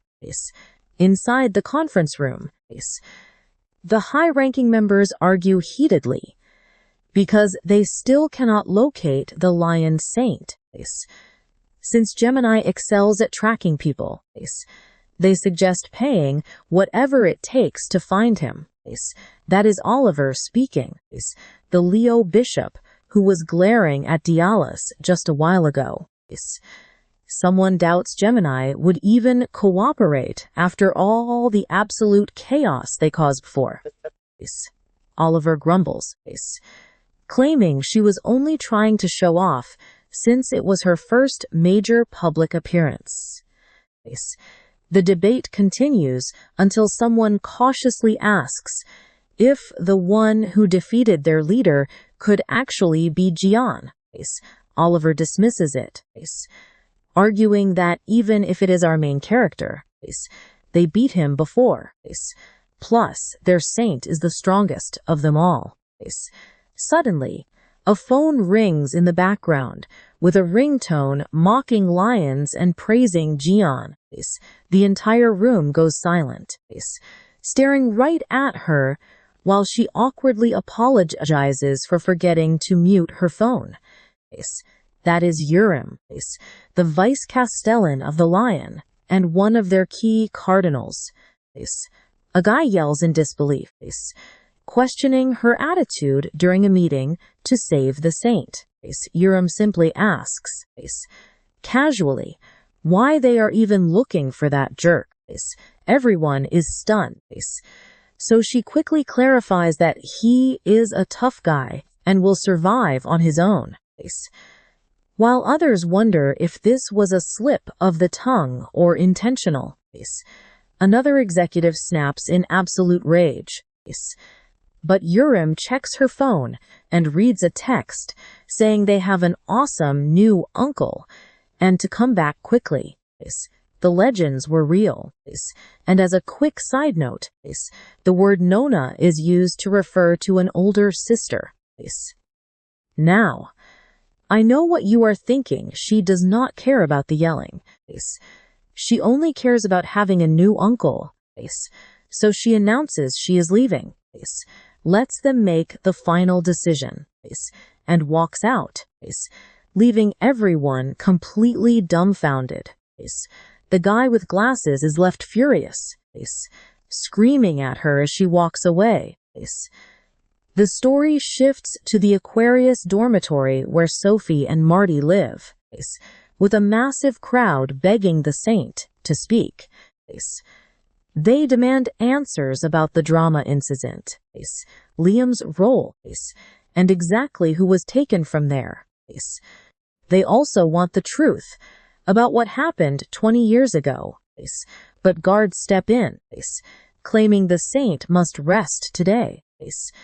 They promise to respond later through official channels and ask them to leave, while upstairs, Sophie watches suspiciously, wearing a face mask. She explodes in rage at Liam, unable to believe he caused such a massive mess. Her mind flashes back to the disaster in drama, with terrified people running everywhere trying to find safety. Rumors spread that bold criminals kidnapped and freed the saint, who remained completely silent and looked totally drained. Suddenly, the collar Liam put on her glows green, scaring everyone until they realize it is actually a message. A hologram is projected, asking who killed him and demanding that Liam speak the truth about 20 years ago. Sophie panics, completely lost, because if she confesses the truth, the other saints will definitely come after her. But if she stays silent, Liam won't leave her alone either, making her furious that he took advantage of her while unconscious. Worse yet, she cannot even remove the collar, making her scream in frustration, swearing Liam will pay for all of this. Meanwhile, far away, our main character is resting peacefully with Cafrino stretching lazily right across his lap. He calmly mentions that maybe he should try farming today, while we see someone tuning into the news. And that is where we leave it today. Let us wait and see what Sophie does to escape this massive mess. All right. You and I are about to witness absolute chaos after drama. But for Leanne, this crazy ride is only just beginning. Suddenly, we cut to the house of Hugo, the saint of Sagittarius. An arrow strikes dead center, a perfect 10 points. That was Hugo's shot. Holding his brand new bow, he eagerly awaits Leanne's feedback, bragging that his skill is simply flawless. To him, it easily beats anything that old goat could do. Naturally, Lee gets immediately ticked off by the cheap comparison. He instantly shatters the arrow sitting in the target. Smirking, he claims that a real 10 looks something like this. Hugo looks at him in disbelief, asking if that was really necessary. Even blindfolded, Leon hit his arrow, casually saying shooting is fun. Hugo grumbles that he did it on purpose just to ruin his shot, but our protagonist laughs, admitting he wanted to annoy Tyson. Just then, someone approaches them warmly. It is Sunj, offering Leon some water and a towel to cool down a bit. The protagonist thanks him, and the two sit down peacefully while Sunj kindly takes care of him. Right behind them, Hugo is burning with jealousy and asks Sunj if he brought any water for his dear father too. Sunj tells him it is in the fridge and he can get it himself. Li Jin just smiles at that cold response, while Hugo sulks. Our main character realizes that after the drama incident, his stats went up, and it is time to put them to use. The system announces the creation of the Serpent Palace, the sacred domain of Ophiuchus. Since its level is still low, the space is tiny. This sacred domain is the home of the Constellation Master, a private territory where he can store and unleash all of his massive power. Now pay attention here, because Leon controls this territory and can even teleport low-level targets at his absolute will. The system adds that human avatars can actually strengthen the domain, a small detail that immediately grabs his attention. Then Sunj reminds him they need to leave soon because he has pending business. Li Jian realizes he completely lost track of time. Hugo asks if he has an important meeting, and he nods. Today, his schedule is packed with tons of people to see. Shortly after, Captain Choi asks our protagonist if he has finally made up his mind to join the Gemini faction. Li Jian keeps stuffing his face with fried chicken, asking if Choi ever gets tired of begging. Even the restaurant worker is shocked by his appetite. Choi replies that recruiting top talent is always worth the effort, warning Lee not to try and play completely innocent with him. After all, he used Gemini's own funds to buy those priceless items from the drama auction that were worth millions. But Li Jijian shamelessly plays dumb right to his face, calmly wiping his mouth while pretending he has absolutely no clue. Internally, Choi realizes this was his plan all along and curses him. He initially found Lee annoying, but now he actually likes his attitude.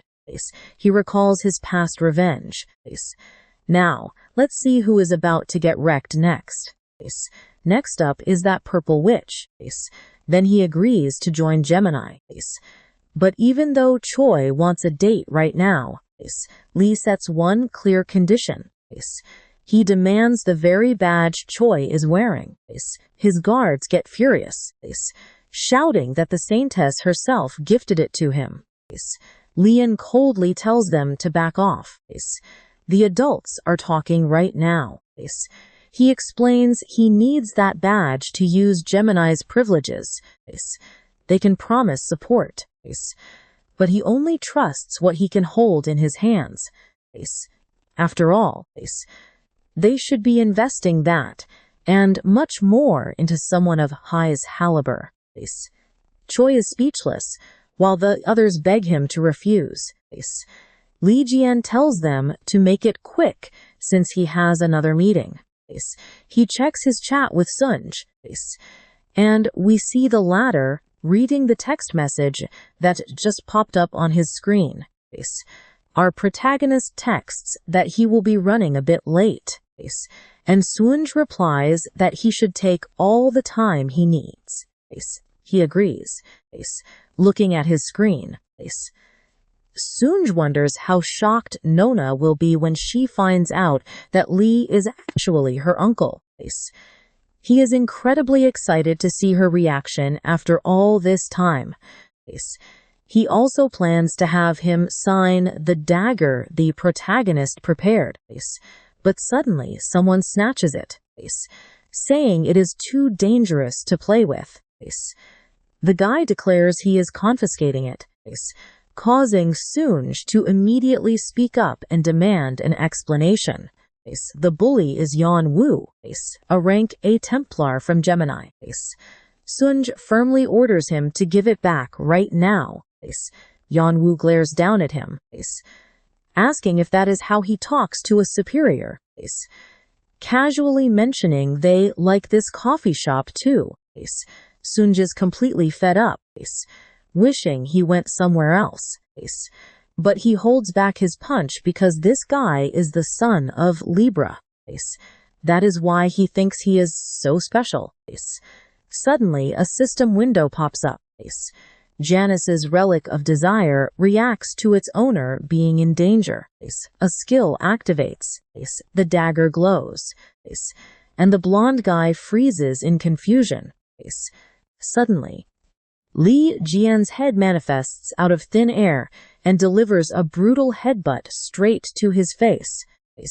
Everyone watches in absolute shock, unable to comprehend what just happened. The dagger literally summoned Leon right out of thin air. And that is how you make an epic entrance. Trust me, you and I cannot miss the absolute chaos coming next.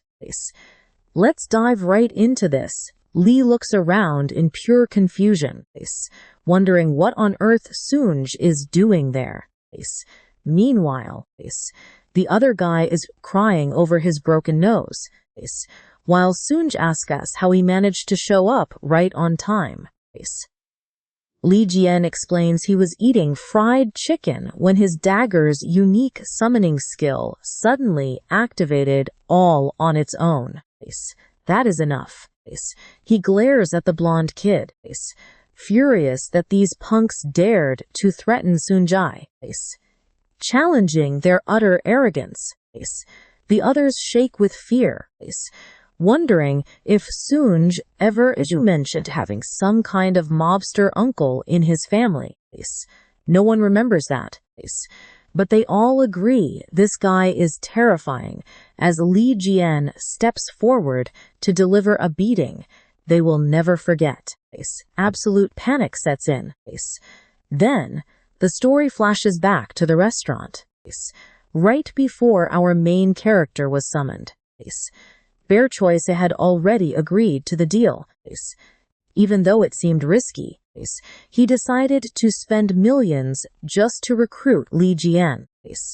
His secret plan was to reclaim the badge later, hiding an incredibly clever loophole clause right inside their contract. As he hands it over, he begs him not to use it lightly, and he promises he will try. Choi asks him to sign, but the exact moment he hands over the paper, Li Jian vanishes into thin air right before his eyes. Choi is left speechless. To make matters worse, the waitress hands him a $790 bill just for fried chicken. Now pay attention. Here we return to the cafeteria to find those bullies completely trashed on the floor. The blonde kid tries to act tough, boasting that he belongs to Gemini and has cash to burn. Li Jian does not give a damn and repeatedly slaps him until he begs for mercy, before ordering him to stand up. He is only warming up. The blonde panics when his magic shield fails to work at all. Furious, he calls Li Jian an arrogant worm and summons a massive, terrifying creature right behind him. Our hero does not even flinch.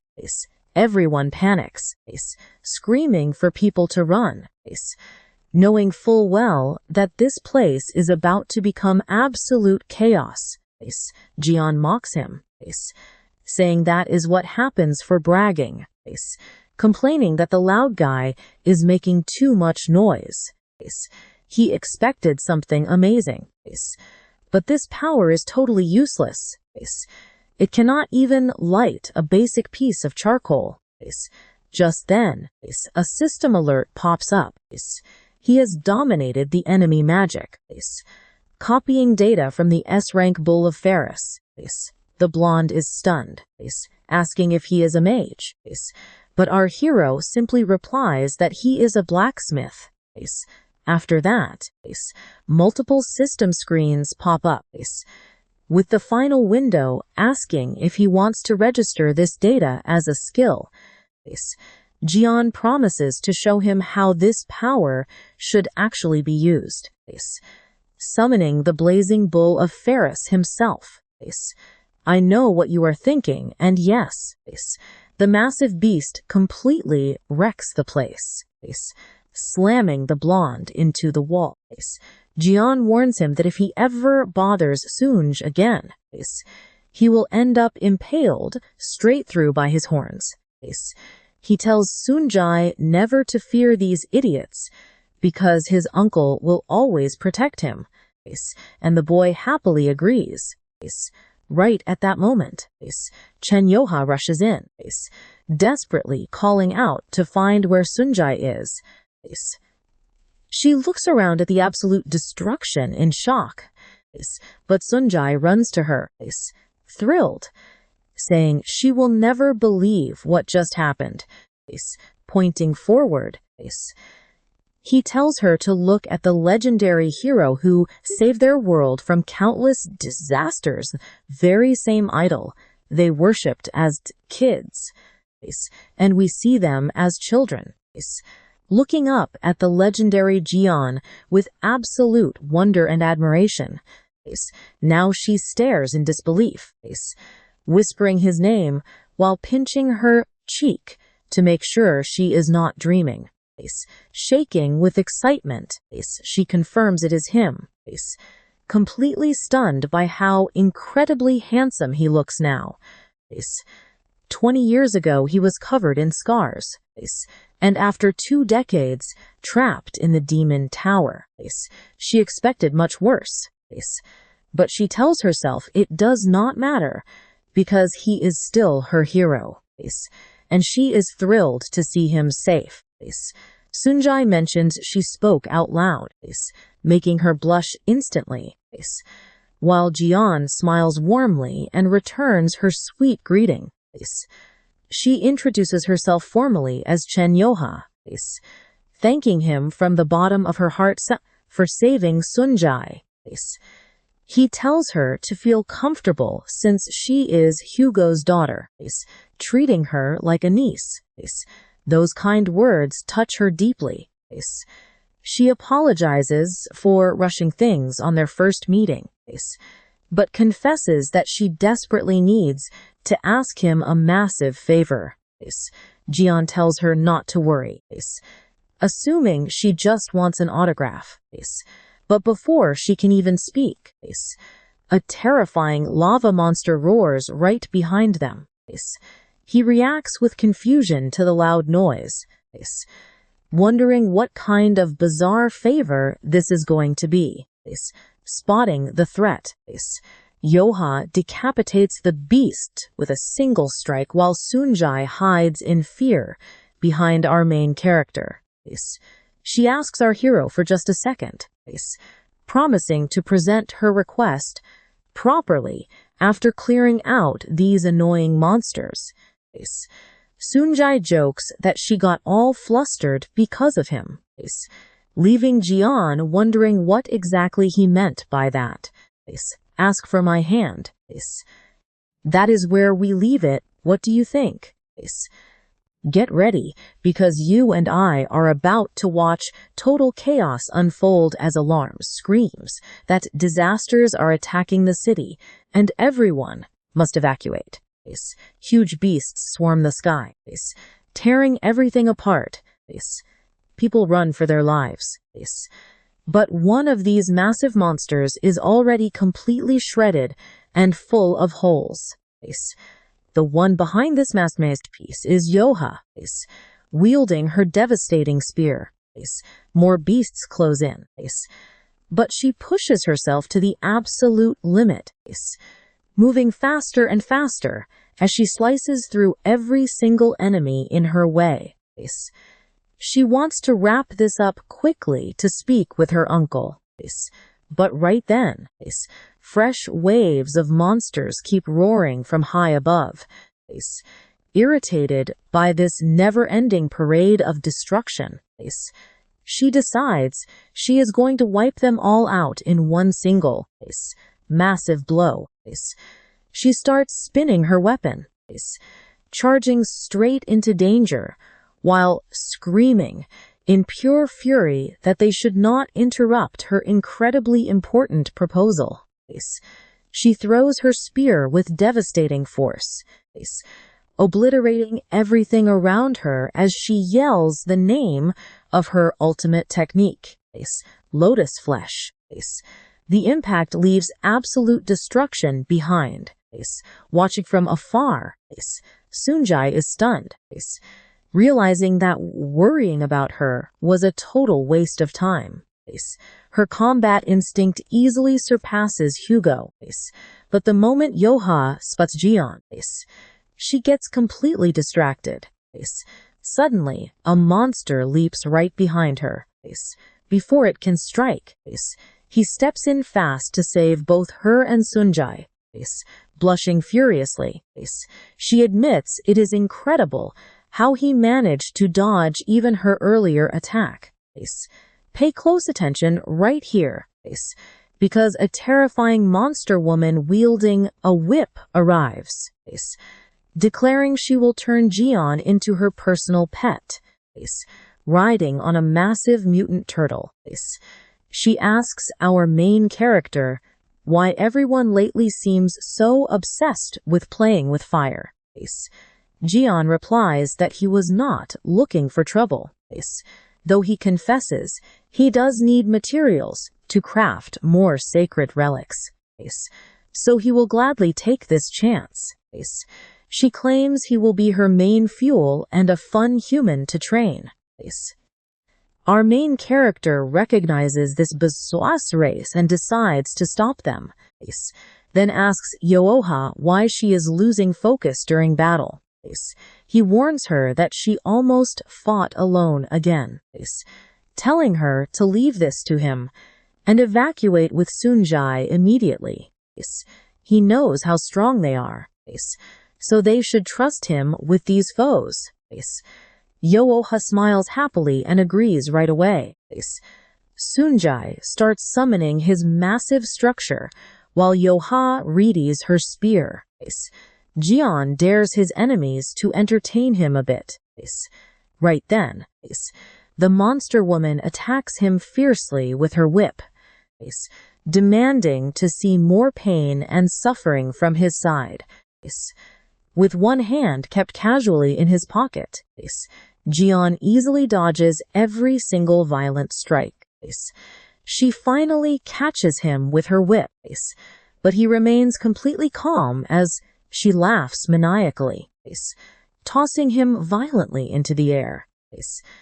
She slams him through several buildings before smashing him into the ground, but he just breaks her whip, telling her she talks too much for being so weak. He mockingly asks her if that is really all she has got. I know what you are thinking, but she just grins and unleashes a fiery hell from her turtle on Jian, causing a massive explosion. Meanwhile, Sunjai's giant summon shields the civilians from falling debris and yells at everyone to run away as fast as possible. The young guy feels incredibly proud of himself for saving all those people. He tells Yoha to lead the remaining civilians and she agrees, but keeps looking back worriedly toward Jian's massive explosion. She knows he is powerful, but they are fighting the Illusion Clan, one of the deadliest red rank calamities. Even he could struggle if he is still carrying wounds or side effects from the Devil Tower. So she must go help him right away. Sunjay reminds her that Jian ordered them to back off, but she promises to return quickly and tells him to find safety.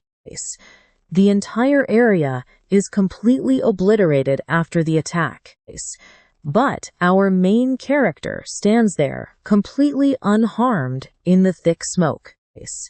The creature regrets going overboard and turning him to dust. But Jian laughs and tells her that level of heat is actually quite nice. Unlike the pathetic fire from that blonde Gemini guy. This flame will work beautifully as his primary source of energy. The system announces he has secured useful fire for his workshop. The monster cannot believe he survived her hellish attack.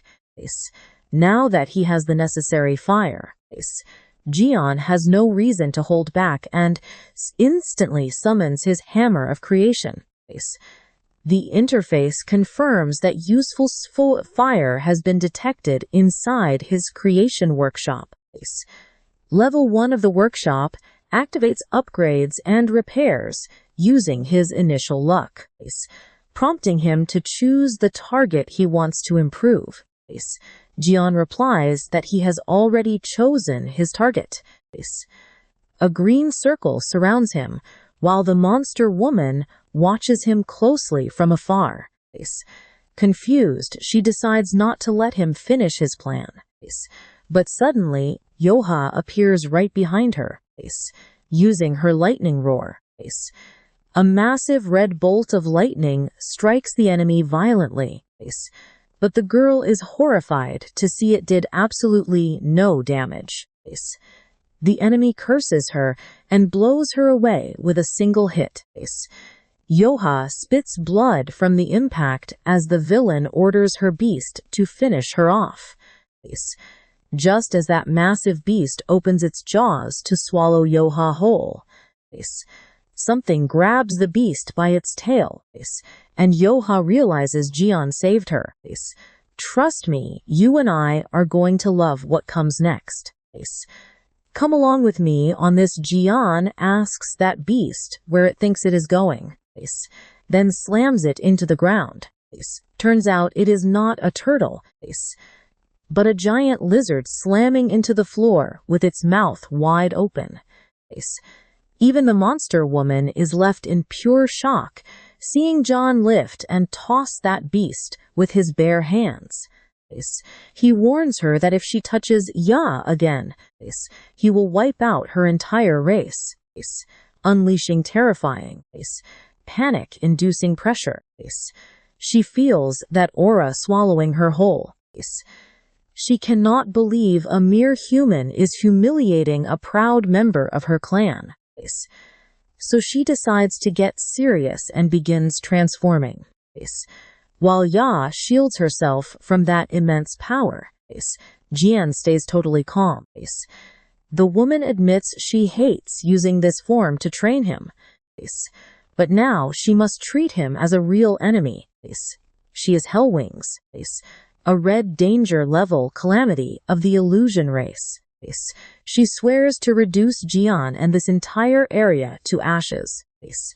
Then she activates her calamity skill, Hell Prison, charging at our protagonist at full speed and destroying everything in her path. But watch closely right before the impact. Jian stops her attack with one hand while Ya screams out in desperation, and suddenly, a massive explosion erupts right there. The shockwave shatters nearby buildings, and the monster freezes in pure disbelief when he says, "Wow, that worked better than expected." The system announces Hellfire-enhanced plastic gloves can touch rank sea flames, fire resistance gained, plus for spicy food, low durability and single use. What on earth is this? He stopped my hell prison using simple plastic gloves. Right after, Jian's regeneration kicks in, and the damage from the attack begins to heal rapidly. You will pay for setting the whole city on fire. From now on, you are keeping my crafting workshop lit constantly.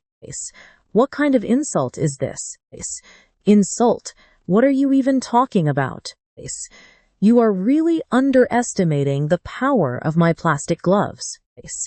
Do you know how useful they are for eating spicy chicken? The system warns the negative energy is too much to assimilate into the avatar. Immediate purification is required. Purification. Oh, do you mean this purifying blow? Jian starts throwing one punch after another. Meanwhile, her giant lizard watches in horror from behind. After a while, our protagonist complains about how hard she is to purify. Then the system responds, target defeated. The dead cannot be purified. Wait, did she die that easily? What a pain. I have no choice. Since my fire source broke, I will use you. The hell lizard decides to surrender. The hell lizard becomes his prisoner. The tiny reptile pops out of nowhere and waves a white flag at him. All right, what should I name you? Option 1, torch. Option 2, gas tank. Option 3, flashlight. Or option 4, charcoal. Options 5. I know you are thinking the same thing. Each name is worse than the last. What kind of terrible naming sense is this? In the end, the system announces that the chosen name is Torch. Uncle Jian. Is everything okay over there? Yua runs to check on him, and he asks if they are safe too. They say yes, but Yua adds she wants to ask something. That reminds him of his promise to propose once the calamities were gone. Jian freezes up. Wait, does she really want to propose to me? Before he can even process it, she interrupts, asking if he really sacrificed himself in the Devil's Tower. Our protagonist blinks in confusion while she explains she always had doubts, despite everyone calling it a sacrifice for humanity.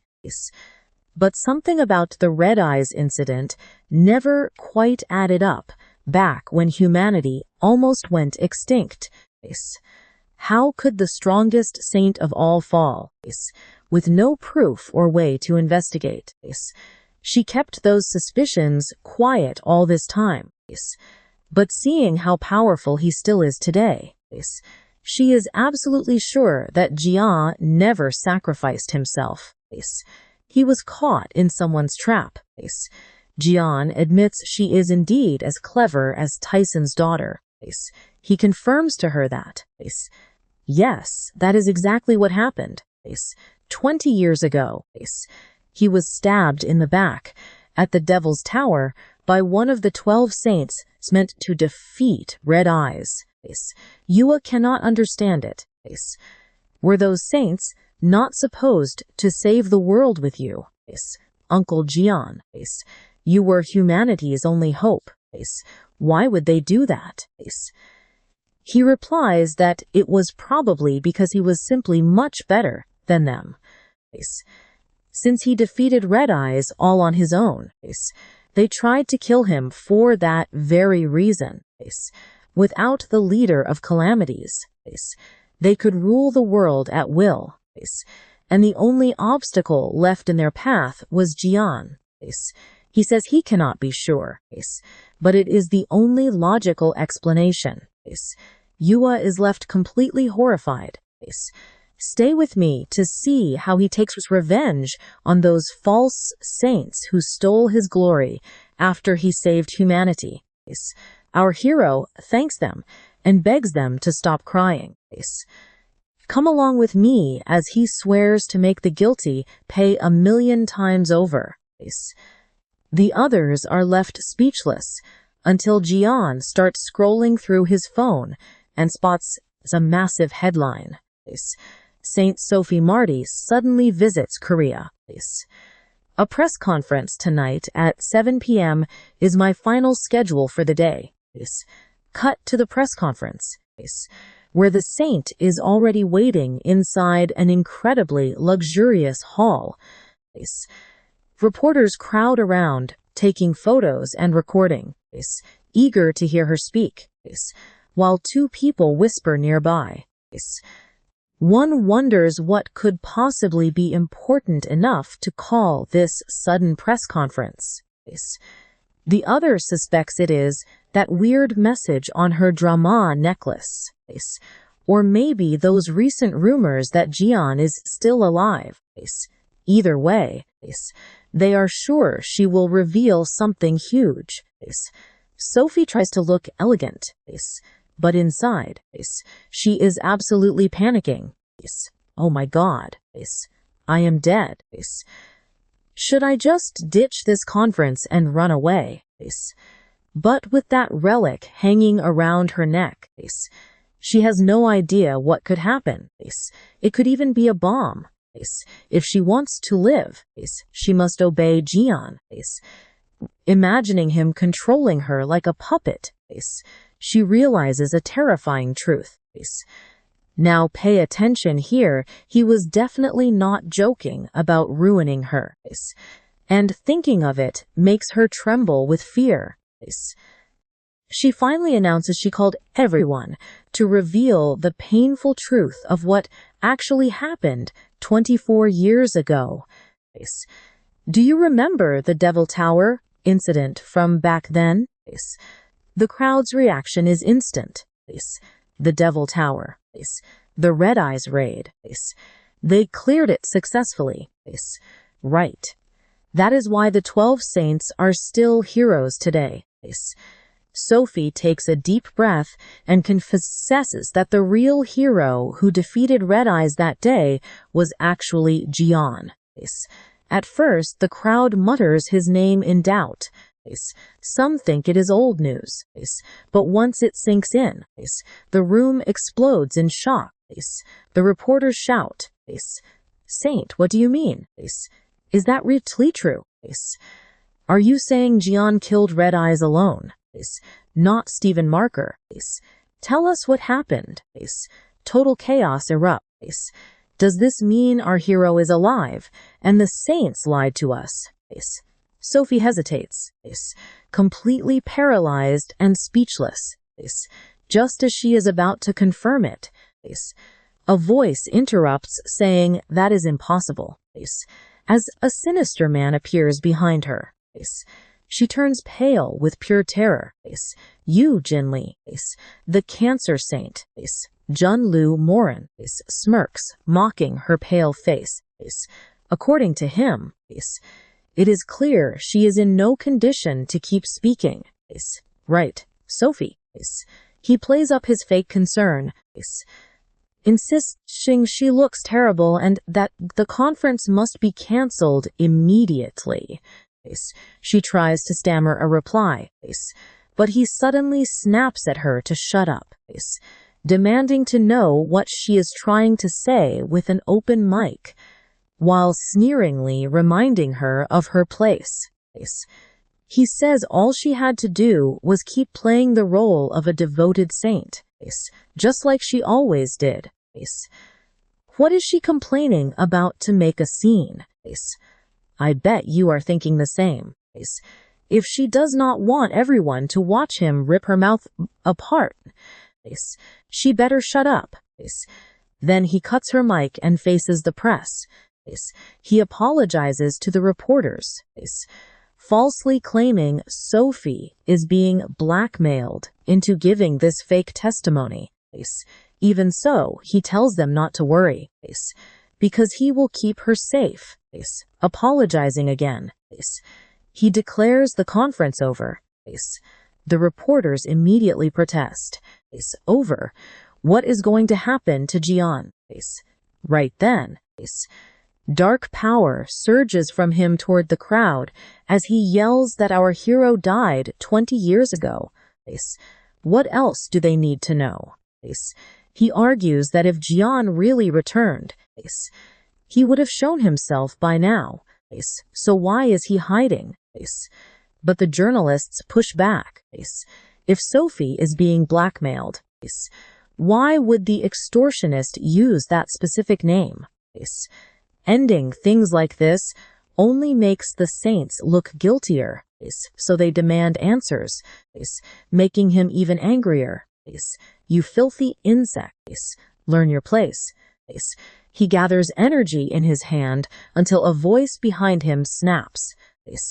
Quite a face you have there. Are you seriously trying to wipe out all these reporters? Hearing that, Jian kicks him straight in the face. Remember, the previous chapter closed with this obnoxious jerk looking for the saint. And just when this scumbag tries to eliminate all the journalists, our hero crashes in with a flawless flying kick, sending him flying across the room.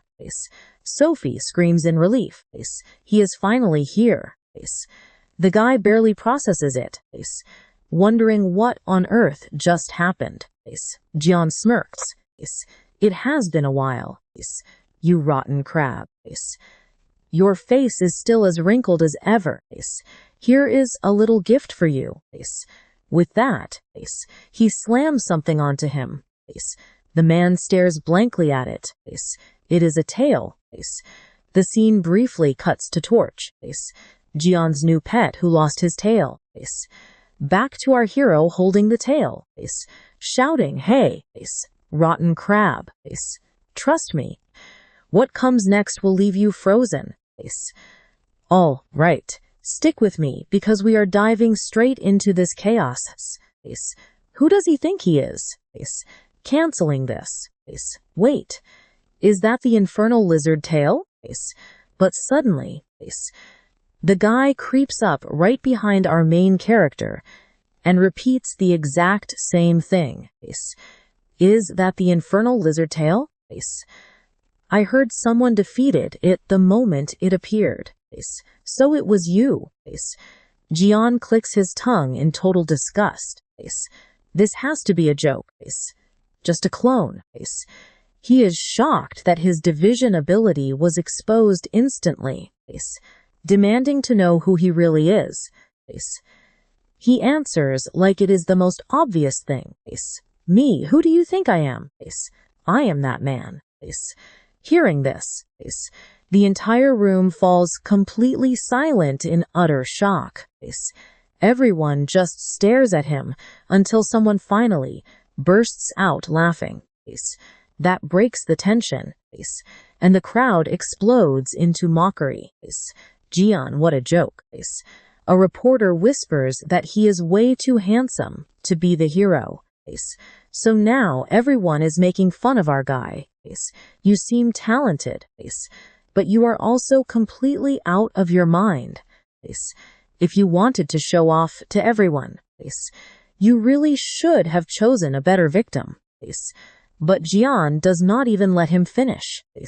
He slams the tail down hard, crushing the guy and sending him rolling while spinning his weapon.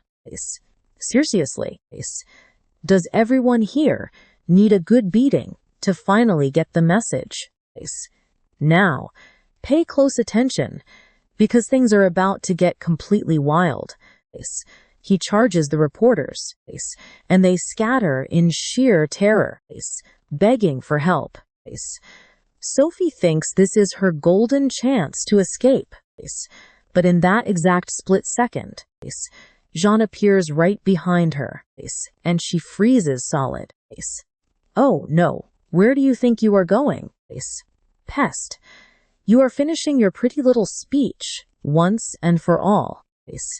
Tell everyone how you escaped Red-Eye 20 years ago and lived like royalty after leaving me behind to die. Go on, spit it out already. The guy fires back in a rage, calling him a bastard. But before he can continue, the whole place shakes as the system issues a warning.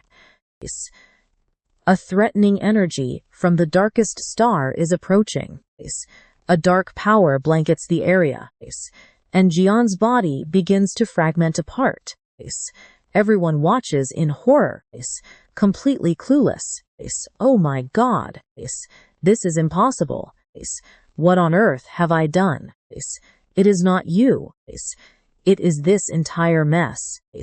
I feel the divine power of a god. Suddenly, a massive shadow looms behind Jane. He glares down at Jian with absolute disdain and says, "So you really are the real deal. Perfect. I have no idea how you survived the Devil's Tower, but now that you are back, it is time for your welcome party." With that, he unleashes a crushing force. Then we transition to Hugo's house. He is busy cooking something, letting out a big sigh of relief. Let's pause this for a second. He is just glad to eat in peace. Turns on the television, and has no idea what is about to hit him. Suddenly, the news anchor announces they are broadcasting live from Sophie's press conference, where absolute chaos has completely erupted. Some guy claiming to be Liam crashed the venue and is now fighting fiercely against the Saint of Sagittarius. She adds that he seems way too excited for battle. As Jian continues throwing punches, Hugo turns pale and screams. What on earth is that idiot doing now? Immediately, we jump right back into the battlefield. The Saint of Cancer gathers dark energy in his hands and launches a massive attack, causing absolute panic as people run.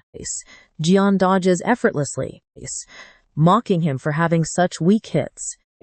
That is never going to work. I have got you. The Saint expands his assault to trap our protagonist, but right before impact, he is horrified to see Jian blocking everything with his dagger.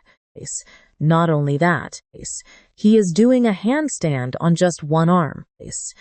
The crowd is so incredibly impressed that they actually start cheering him on.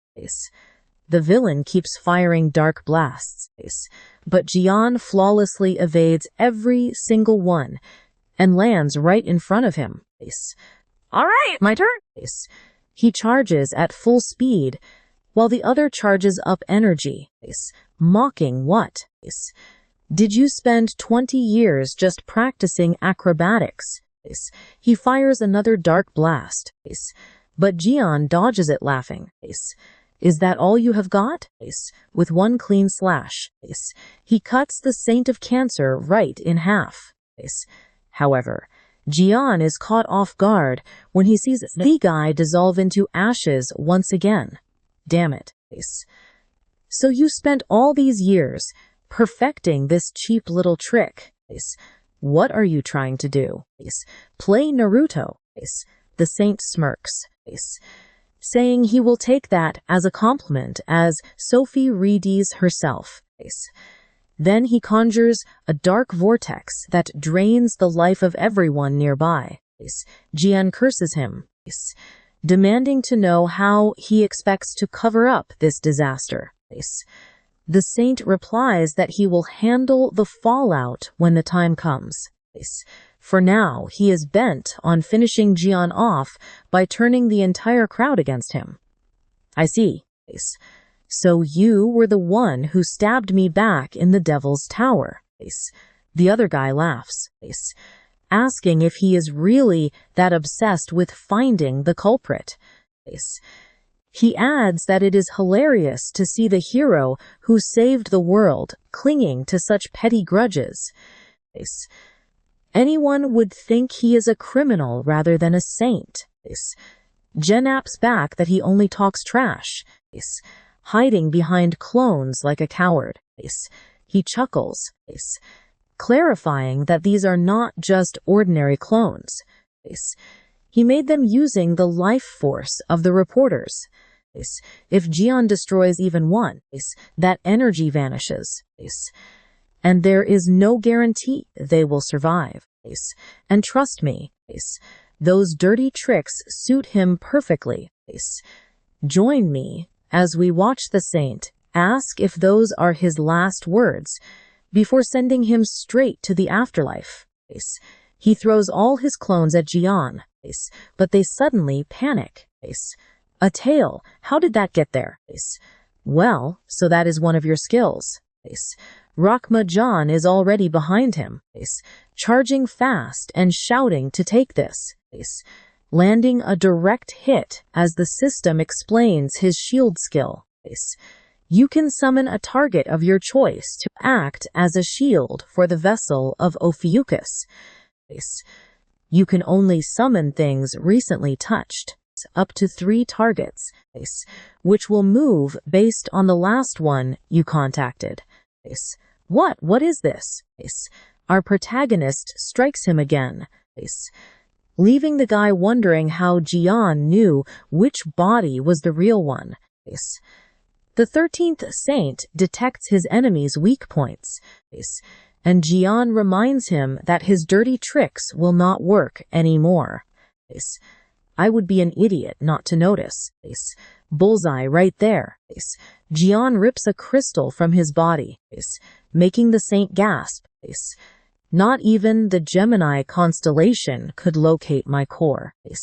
How did you do it? Then the avatar of Ophiuchus appears, devouring the crystal. System alerts reveal it is a cancer fragment with 33% of its soul, losing another 20% due to cracked power. The god of cancer is shocked, and Jian is now ready to absorb all his energy. All the dark starlight swirling around him completely vanishes. Pay close attention here. Sophie is totally clueless as that dark energy suddenly fades, leaving the reporters wondering who won this battle. Meanwhile, the cancer saint watches his real body crumble, desperately wondering what on earth happened to Jian inside that tower. He claims to feel a god's power radiating from him, but Jian tells him he cannot even shut up while defeated, and he promises he is going to put the core he just ripped out to excellent use. However, the saint warns him that he still has a few tricks left to cause Jian serious trouble. Then he completely disappears, and our hero doubts his warning, knowing his true nature and that he will not go quietly. Suddenly, Jian notices a call, and the moment he answers, Hugo starts screaming in despair, calling him an idiot. What on earth do you think you are doing? No time to explain. Get out of there. You maniac. I am watching the news. You just took down a saint. What were you thinking? Multiple missiles are heading right for your location. What? The scene shifts to deep space, where a satellite locks multiple missiles onto Earth and targets his exact location. Jian freezes. Missiles. And at that very moment, they all hurtle toward the Earth at an unbelievable speed. That is how we learn the Mormoth missile is a catastrophic weapon built by Capricorn and Gemini after Legum vanished, prepared for any unbeatable threat. This final trump card of humanity can erase every trace of danger with a devastating orbital strike.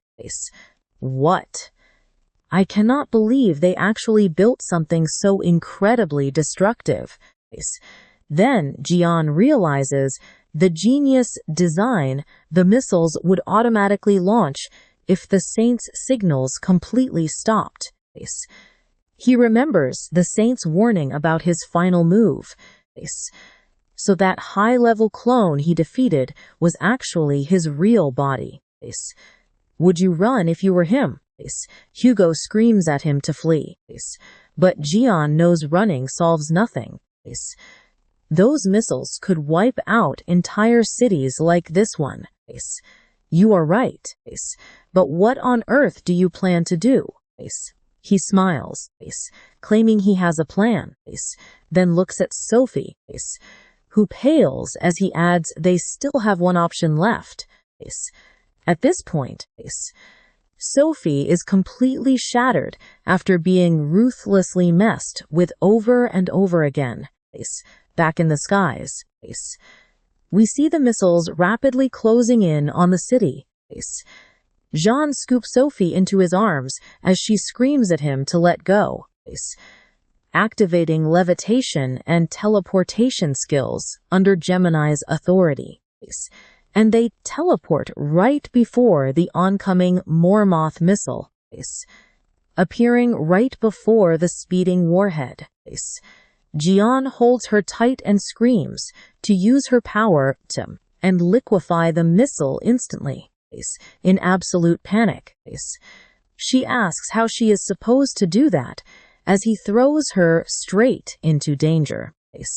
Jian insists there is no other choice if she does not. They and everyone below will surely die. So he grabs her arm and hurls her forward while she furiously screams at him, calling him a rotten bastard. Our protagonist answers by demanding a miracle, while she cries and curses until the system announces the descent of the Aquarius goddess. Even the sacred goddess herself is left completely dumbfounded by such sheer madness. Goddess, please do something. She also curses Jian for being insane. But there is no time to lose. She must act now. Stacking buffs to grant her full power to Sophie, who weeps in terror until a single tear falls to trigger her special skills. Tears of the goddess. And that is how we witness a massive tidal wave collide with the missile, pushing with all its force to stop it. Come along with me as this massive missile finally starts to shatter, leaving Sophie absolutely stunned by her own success. But she suddenly realizes Jian is no longer holding her as she falls. Our main character just looks back, waving goodbye since all her upgrades will keep her safe. Right then, a massive blast of water completely obliterates the remaining missiles. She did amazing. But things could get ugly if those fragments hit the ground. Panic spreads as the missile shatters, sending giant debris raining down on everyone. Jian stops in his tracks, remembering this weapon was actually crafted by Gemini. If that is the case, he decides it is time to pay that purple witch a visit. He instantly calls Tyson, asking if he can hear him loud and clear. Tyson answers, asking if he found a way to stop the threat. Jian cuts him off, saying there is zero time to explain this massive emergency. He just needs Tyson's absolute coordinate skill. This Sagittarius power can teleport any target to the exact spot the user chooses. It works incredibly well with weapons that require absolute pinpoint accuracy. Tyson is shocked to hear our main character sound so urgent, wondering how bad the situation actually is. Even so, he quickly activates his magic circle to send it. Our hero thanks his #1 slave as a notification pops up on his screen. Sagittarius has granted absolute coordinate with 238 charges remaining. Jian smiles, saying that will do. He starts gathering purple energy as the system spams alerts, declaring that through the authority of the Sagittarius Saint, absolute coordinate has been fully activated. He begins teleporting every single piece of the falling missile to another location. Now pay close attention here, because Jian decides to send a little gift to that witch. Bystanders watch in shock, wondering what is happening. The shattered missile pieces float upward, and everyone realizes they have just been saved. Someone screams that it has to be him. They cannot believe he made the entire missile vanish into thin air like that. But suddenly, a voice contacts him telepathically, shouting that the Yin and Yang Palace is under fire. They order Bishop Choi to return immediately. Jian recognizes the voice instantly. He calmly answers, asking what the actual issue is. The voice screams in a rage, demanding to know what he did with his authority, because missile debris is currently raining down on the Yin and Yang Palace. I bet you did not see this coming. Jian sent those pieces straight to the Gemini Temple. After that, the scene drastically shifts to the Blue House. Inside the president's office, everyone is dumbfounded by our hero's appearance. Not only did he ruin St. Sophie's big press conference, but he also defeated the Cancer Saint and stopped a missile targeted directly at South Korea. None of this makes any sense to them. Right at that moment, Jian crashes through the ceiling, landing right before them while carrying Choi and Hugo. Everyone is left completely bewildered. Our protagonist asks what these annoying little rats were whispering about. Are they hiding something? The room freezes in pure shock as he declares that since he is already here, he might as well settle this. He came to collect his money, having discovered they still have access to the account containing profits from selling off all his belongings. He remembered it on his way back, making everyone wonder if this man is truly Jian. If it is him, they are in deep trouble. Jian simply orders them to shut up. He already tried accessing the account using the authority of ISO, but it failed despite clearly remembering that he appointed Hugo as his legal representative. So something is definitely wrong. They awkwardly explain that the Korean government had a hard time placing their full trust in Hugo. Jian cuts them off immediately, demanding to know what they just said. Their dumb excuse is that Hugo is a foreigner. After our hero vanished, they claimed they could not trust another nation's saint, especially when Korea did not have any saints of its own back then, and due to various incidents, the Sagittarius faction became severely weakened.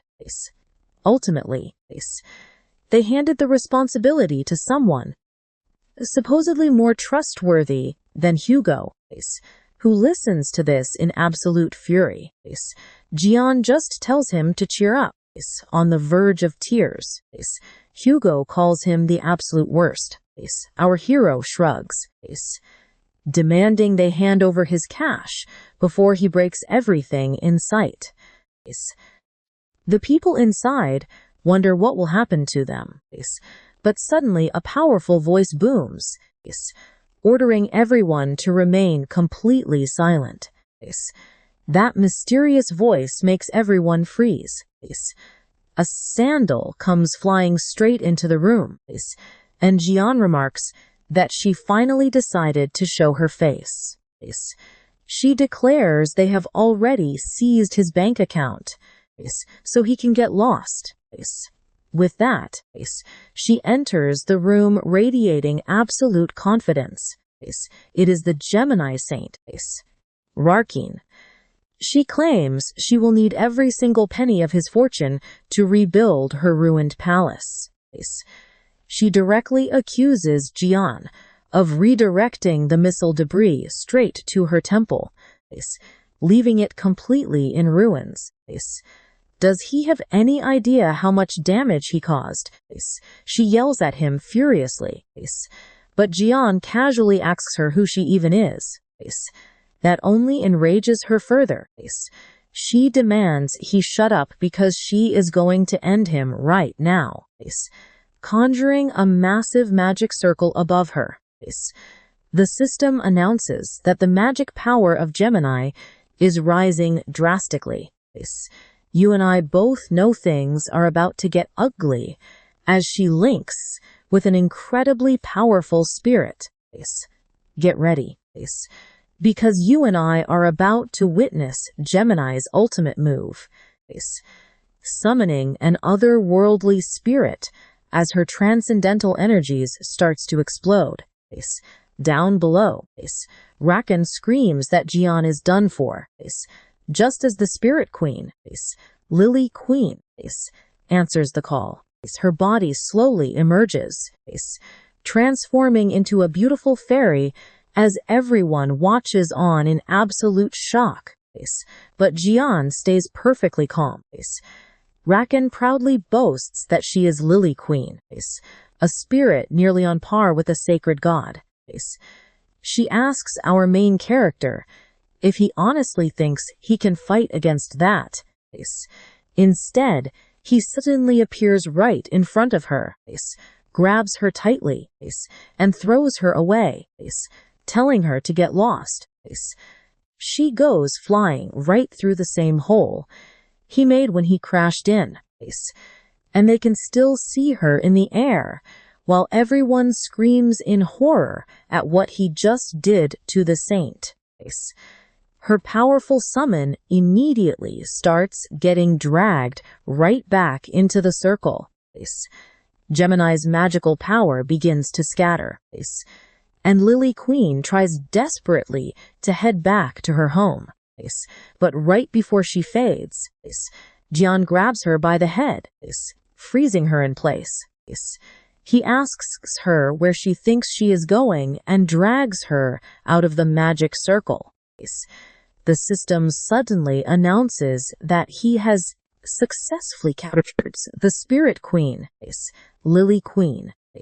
Jian mocks her, asking if he looks like an idiot. How dare she try to run? Terrified, she begs him over and over for mercy. Now pay attention here, because we see him leaving the trashed place behind, casually saying he got his cash back and it is time for lunch. Here is where things get strange. Jian notices the documents and feels something is off. Why did the real Heiji not show up? She is the type who would drop a meteor on the city if she got mad. And Jian has been seriously thinking about it. After all the absolute chaos at the Yin-Yang Palace, she never showed. That can only mean one single thing. The situation is confusing, but he is sure. Something is keeping her away from here. As they keep talking, he insists there is no way that Airhead is actually controlling her temper on purpose. He thinks he knows her location, so it is time to visit. Next, we cut to the apartment of Chu and Hugo's son, Sanjay. Someone suggests eating while they work and hands him a burger. Sanjay looks depressed, staring at it, saying he wants something else, and asks Jim he wants. Jim replies that he wants something different too. Right then, Hugo suddenly sneezes and she mocks him. Gemini jokes from the back. saying she is just teasing him. Someone adds that Isa would pass out if he found out, but he is not coming. The scene shifts to a stylish Eo as they explain he went out to do a favor and will be late. Jian says it is time to start the interrogation. You and I need to watch closely. The Spirit Queen is locked inside the ultra-strong glass case of the Ares relic, an incredibly tough container. Our main character warns her to answer his questions properly, and she immediately agrees.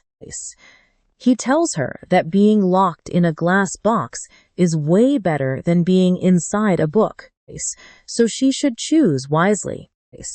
He shows off the S-rank relic book that traps everything. It is an inventory relic that seals targets as text and can easily camouflage itself. Right now, it looks like a cookbook. The poor fairy panics and nods, while Jian thinks it is incredibly weird that the witch still has not shown up. That means she did not choose to stay away.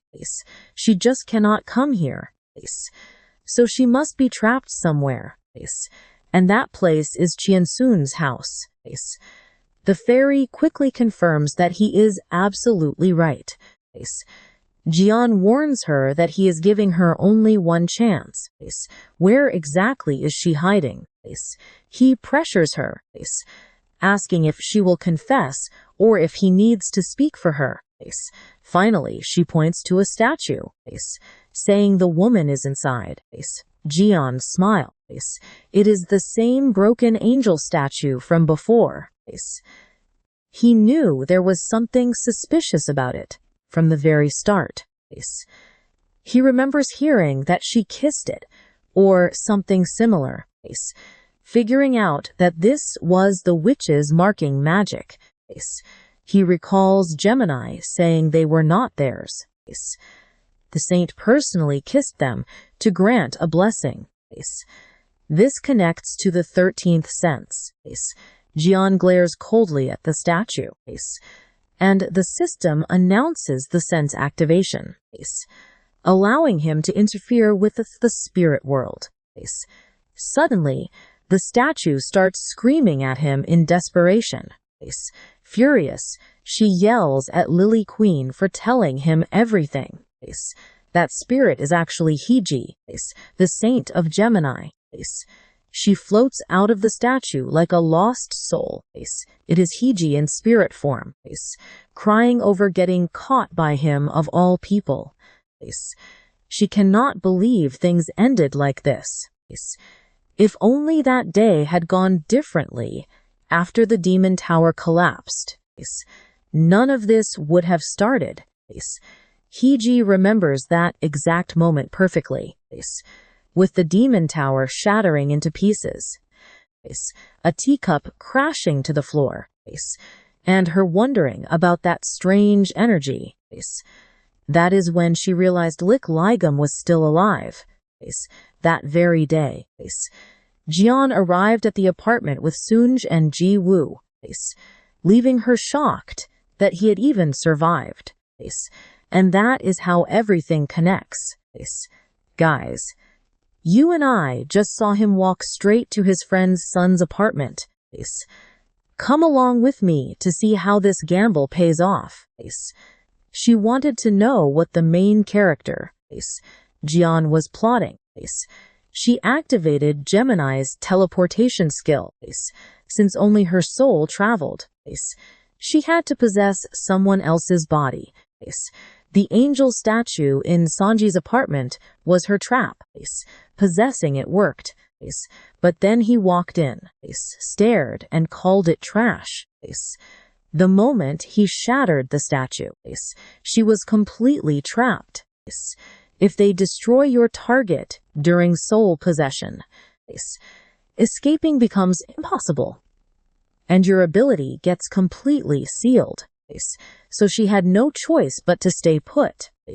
Then Geo arrived, claiming it still worked as a relic, and left it with Hiji. Any cheap ceiling trick would work, as long as someone could put that shattered statue back together again. Then Piggy pulled out a small jar of glue. Back in the present, she demands Sunj fight Ligum, but he refuses.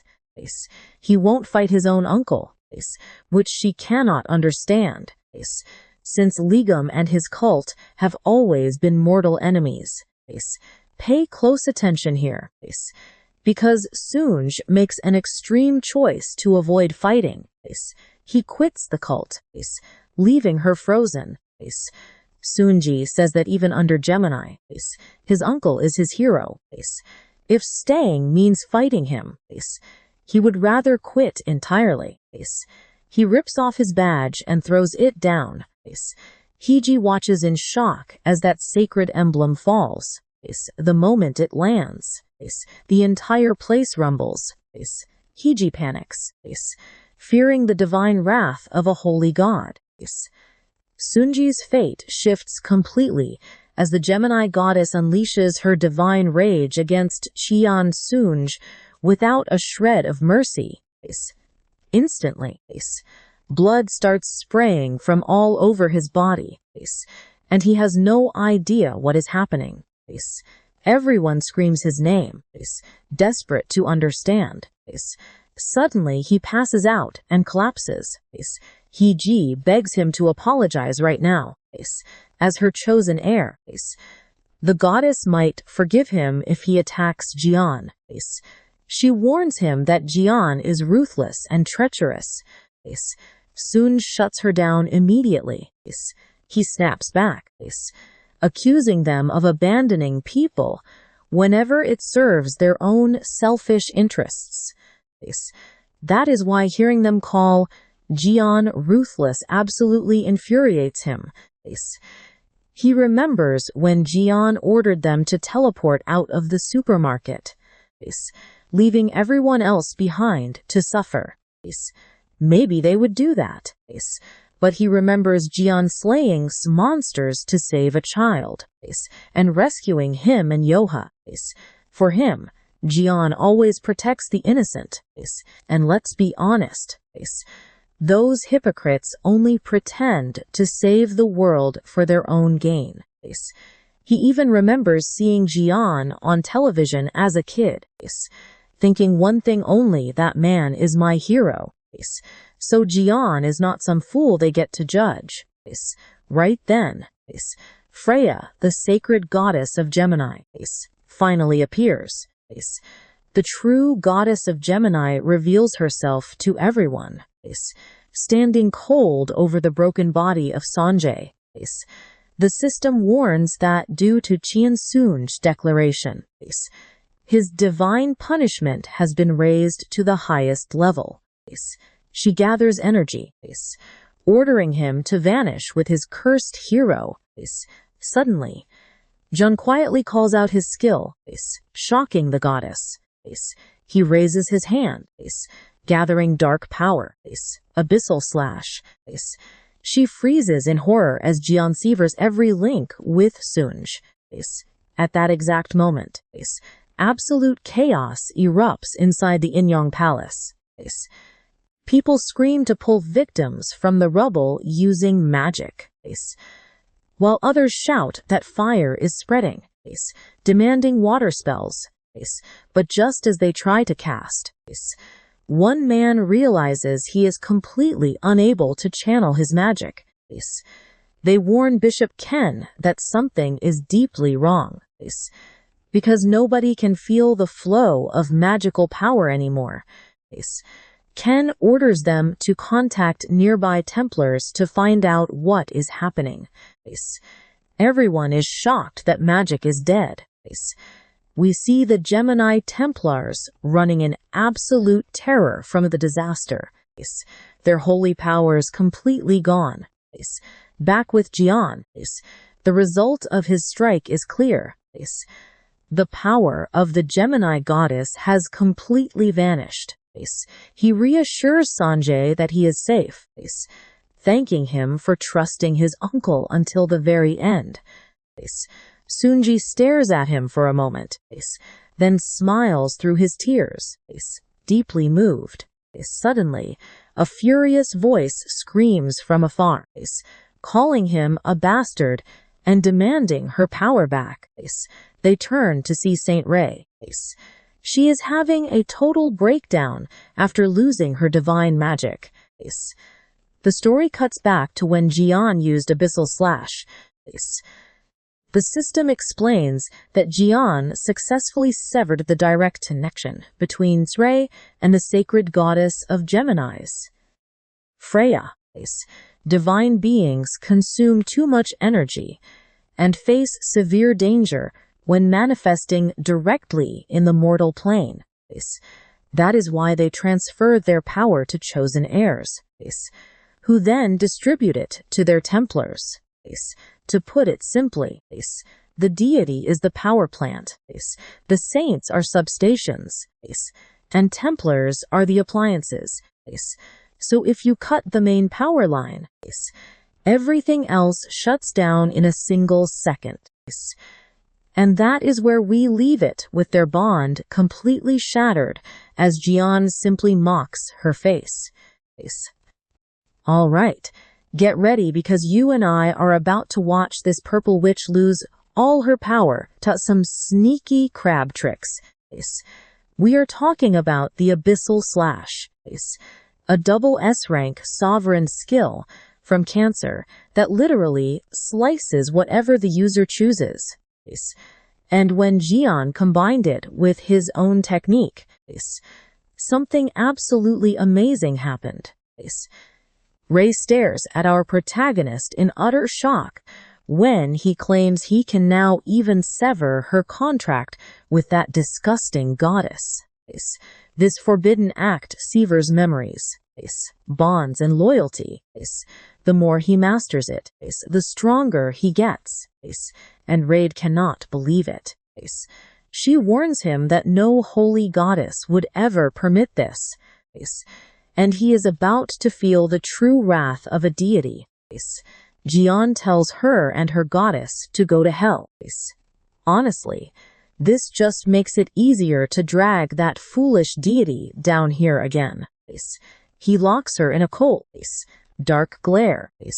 Suddenly, purple lightning and violent thunder begin to consume the entire sky. People watch in terror, wondering what is happening as a massive tornado of purple energy starts tearing the city apart. The system alerts that the holy goddess of Gemini is absolutely furious after losing her connection to the saint and her Templars. Taking the risk, she decides to interfere directly. Jian and Hai watch the ground shake violently as that massive energy storm destroys Sunungja's house, while Yuri prepares for battle. Jian simply comments that it is quite a flashy entrance. The goddess Fra of Gemini confronts him with terrifying power, but he stays calm. The system warns her energy is completely unstable. Gathering lightning in her hands, she fires it directly at Jian, exactly as the system predicted. An item flies out of his inventory while her incoming attack tears forward at full speed, destroying everything in its path. Now pay close attention to this part, because Jian walks out of that explosion completely unharmed. A fragment of Cancer's core absorbs all that power, thanks to the item he stole from the saint in their previous battle. Fra is completely horrified, immediately recognizing the power fragment of another holy deity. Jian keeps absorbing her energy, muttering that it is a shame he lacks heaven's condemnation, since that blade could cut down any holy god. He opens the crafting workshop with the available materials, using a Cancer core fragment, lightning, and Gemini's whirlwind. He decides to forge the next best alternative since he has no other choice. He takes the core of Cancer to forge these two massive energy streams together. The system announces massive damage against the Gemini goddess, who screams in agony while Jian firmly grips his deadly twin scythes. The deity suffers a deeply humiliating pain, leaving everyone in shock. How can a mere mortal actually wound a goddess? However, the Abyss Storm Scythe shatters after just one strike, and Jian remarks that it was his best attempt at improvising. The saint writhes in agony, releasing wild sparks, until the system warns that the goddess Fra of Gemini has completely lost her mind. At that exact moment, someone yells it was a direct hit, and you saw this coming. Right, Hugo finally arrives looking incredibly badass. Seeing him, Sanjay and Yuka panic, crying out for their dad, while the Sagittarius god manifests behind Hugo, ordering Fra to stand down. That leaves her shocked, and he warns that going any further breaks divine law, demanding that Fra withdraw immediately. Holy deities cannot interfere in this mortal realm using their true bodies, and golden chains suddenly begin to manifest. The system announces that other holy gods, furious over her rule violation, are now activating their absolute restrictions. The goddess is terrified as that massive power binds her, while the system warns that staying on Earth will cost her faith, experience, and divine attributes. If she keeps this up, she risks earning the absolute enmity of all other holy gods. Everyone watches the tense scene in silence, while Hugo clicks his tongue, calling it a real shame. Multicolored chains begin locking down Freya's body as Hugo points out that the high deities do not want this at all. He asks if she plans on pushing her luck any further, and suddenly, the goddess erupts into deafening screams. The Sagittarius saint stands completely firm. The entire area begins to collapse, forcing Sunj and the others to cover their ears, while the furious goddess vows never to forget this day. She points in raw fury at Hugo and Jian, but our protagonist just smirks and decides to flip her the middle finger, driving her absolutely insane with rage as her physical vessel begins disintegrating into pure, raw energy, and the system announces he crushed Gemini's pride, gaining massive reputation among the countless celestial beings watching this world. He also receives an immense chunk of experience, reaching level 9 of the beginner god's divine throne. And trust me, you and I are definitely going to watch how he handles that level 10 trial. Come along with me as the Sagittarius god fades away, and Hugo gives a quick thumbs up. His skyrocketing reputation triggers a special quest to awaken the double S rank Ophiuchus core. With everything over, they collapse in exhaustion. Jian approaches Hugo with a laugh, saying he arrived right on time. Still, our main character is furious about what Freza did to Sanjay. An arrow to the head just is not enough. He tells him to wait, planning to crush that cursed saint himself. Hearing this, Hugo smiles in relief and thanks him. Then he mentions retrieving Jianzer's request from the Yin-Yang Palace. Jian gets excited as Hugo reveals a mysterious scroll. According to the system, It is a soul registry containing the Gemini avatar's contracts. In the background, Hugo asks how he did it. Hugo replies that stealth and invisibility are basic for any archer. He also mentions the emblem Jian gave him. Pay close attention here. As the system announces Jian opening the registry to inspect those avatars. Berserker, the one-eyed legendary warrior, the giant King Yotan, and the legendary warrior King Jarl, the light of the purest god, all legendary class. The Gemini avatars surrender themselves completely to Ophiuchus. He can either claim them or keep them imprisoned. Jian absolutely loves how that sounds. The systems adds that the commander trapped beneath the Yin-Yang Palace also yielded, whom Jian realizes is a mythic class general. Even so, he wonders why he should trust them and demands real proof of their absolute loyalty. Suddenly, a purple vortex forms above Jian, and a body identical to Ag's starts falling from it.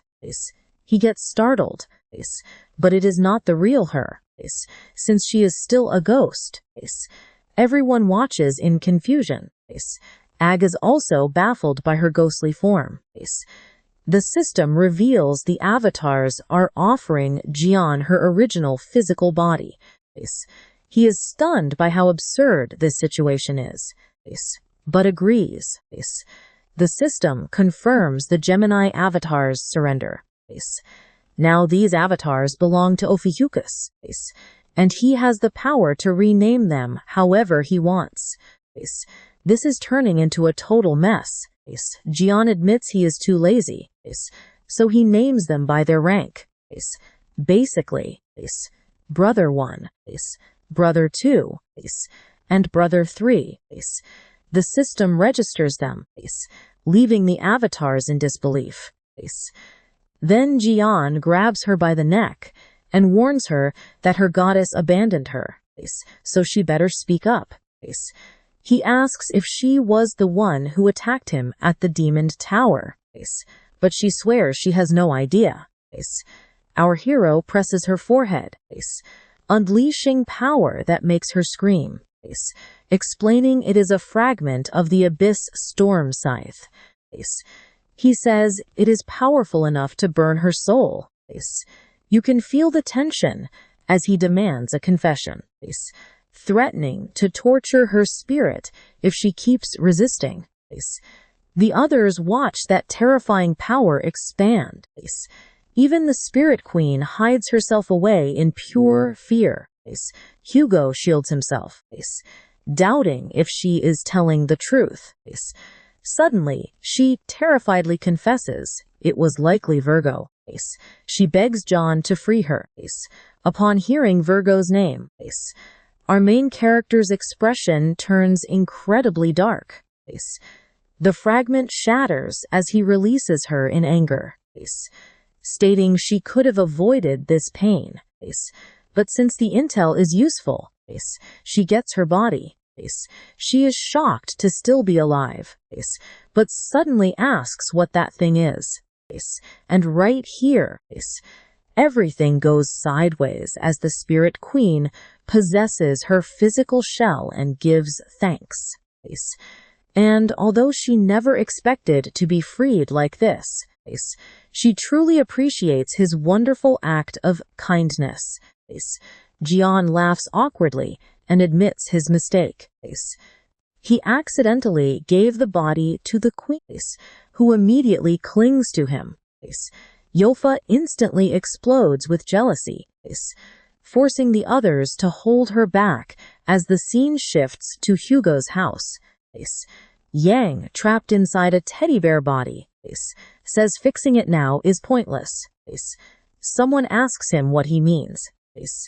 Yang explains that he immediately notices countless rotten clauses and entirely broken magical covenants. The system reveals a high-rank soul contract crafted by Virgo. the contract master. Jian now owns everything Yang possessed. Yang says they are working on sorting it out and requests more soul records, planning to upgrade them to double S rank. Yang stares intently at our hero, while Jian smiles and gives Ray Mikan the green light, leaving her absolutely thrilled.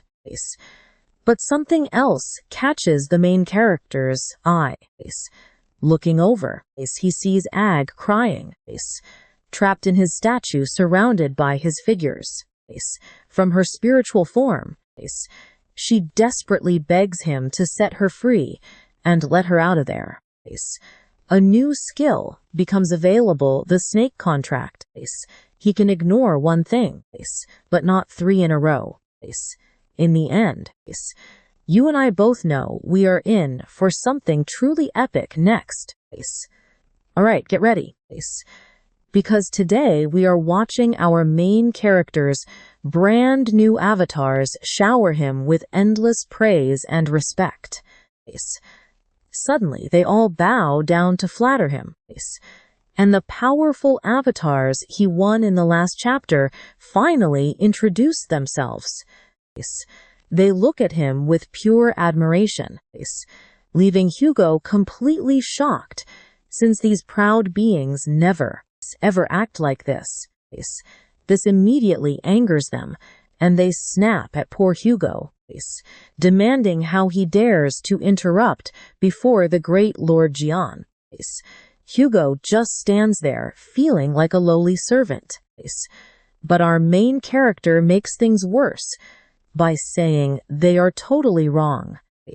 He is not a servant but a slave, which offends them even more as they demand to know how Trash dares speak to the mighty Jian.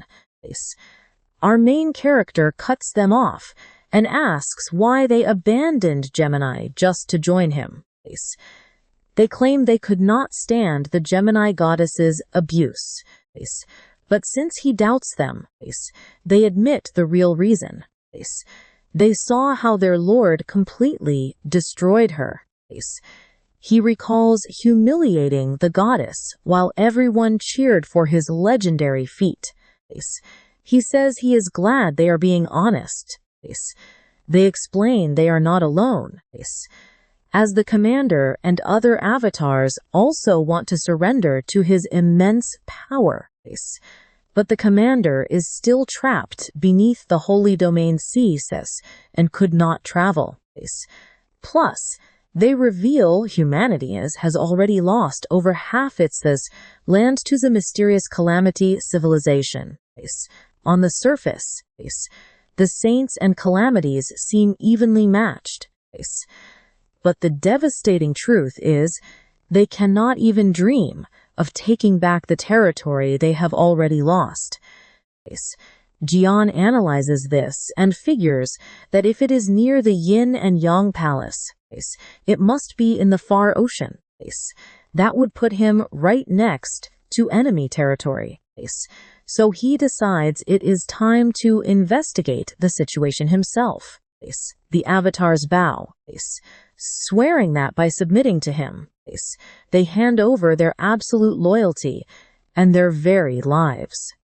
He gladly accepts, while Yuka whispers in the background that this is just typical behavior from her uncle Jian. Even high-tier avatars fear him, which is both amazing and scary. Then, she happily admits she is glad she proposed to him. Pay close attention here, because at that very moment, both of them freeze as Hugo glares with a dark expression. He demands to know what that means, leaving our confused main character only able to ask another question. But first, a quick reminder, if you are enjoying this video, hit that like button and drop a comment to support us. Subscribe and turn on notifications. And now, let us continue the story. Remember, we left off with our main character talking to his new subordinates while Yuka and Hugo watched them from behind. Suddenly, she says she is glad she proposed, causing Hugo to furiously intervene while Jian freezes in total shock. Hugo immediately snaps at her, demanding to know what she is talking about and what this marriage talk even means. To make things worse, Yang pipes up from behind, asking if this makes Hugo the father-in-law of Jian. What a family mess. Hugo shoots a direct, flaming arrow that completely blows off the head of his teddy bear. The poor guy runs off crying, while Jian yells at Hugo to put down his bow so they can talk calmly. I bet you and I can feel his pain here, as Hugo screams that his daughter has never said she loves him, not even on Father's Day. The system warns that the Sagittarius saint is enraged, and he begins raining a storm of fire arrows straight at Jian. Our main character dodges every attack easily, while Hugo roars an apology but insists he has to end him. The Sagittarius saint activates his invincibility and madly chases Jian, who still has absolutely no idea what is going on. Is he seriously that angry? Using the Eye of God, Jian analyzes the magical power of Hugo Otis, the Sagittarius saint. Jian closes his eyes and starts catching the enemy arrows with his bare hands. But Hugo's rage does not stop. He unleashes a massive rain of projectiles dive directly at Jian. He fires again and again, but right before impact, our main character blocks every strike and mockingly asks if he is an insect. He demands he stop annoying him by humiliating the Sagittarius saint. His hostility slowly begins to cool down. The system shows he gained a massive amount of experience from the throne of God. Still, Hugo furiously attacks, activating the sun god ring. He is going all out. Apollo, the Sagittarius god, asks if destroying the house is wise, especially since Jian is still paying off the mortgage. The place ends up completely wrecked by Hugo's fury, who does not care at all and keeps charging ahead. Jian thinks he acts just like an acquaintance who would ruin his own house even while broke, recalling his first meeting with Sunj, who attacked and trashed his apartment, until Yuka screams at him to stop. What do you mean? Stop. She just says her father stands absolutely no chance against Uncle Jian. See you all soon. Join me next time to see how they underestimate our female lead. She stands no chance against Uncle John. All right. You and I are about to see her completely destroy her own father with just words, leaving him in total shock. Finally, she calms down and lowers her bow, just as Jian approaches, calls him an idiot, and smacks him right on the head. Well, look who finally decided to wake up. Why get so worked up over childish things? Do I really look like a guy who would chase after his friend's daughter? Did you seriously wreck your own house over something so ridiculous? They are terrible at expressing it, but they are incredibly grateful. They even brought you gifts. Hey Dad, we are home. You are awake.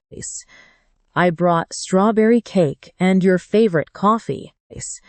Seeing the food makes Hugo get super emotional.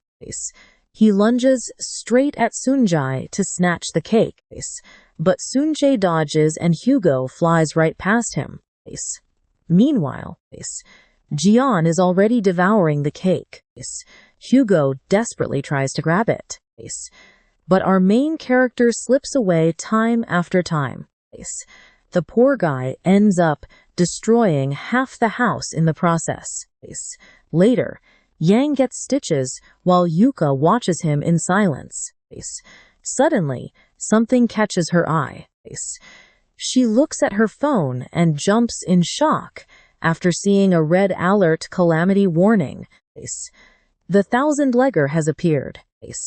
Every single Templar must immediately respond to the mobilization order.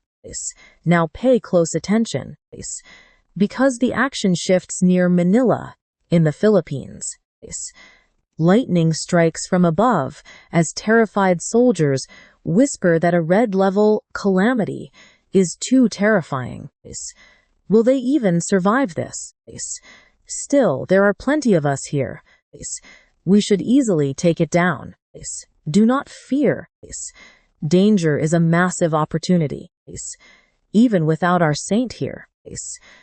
We will defeat this red calamity with our own strength. And right at that moment, someone falls from the sky. The saint of Leo. This is how our faction will rise again. Let us show the entire world that humanity is marching toward the future. Everyone starts cheering wildly while Yo covers her ears in annoyance, only thinking about how much she wants to go home. I wanted to see Uncle Jian. There is definitely something very suspicious about all this. The scene shifts to masked soldiers and, inside a tent, an old man sighs, muttering that those guys are nothing but violent barbarians. They mask their fear with pure brute force.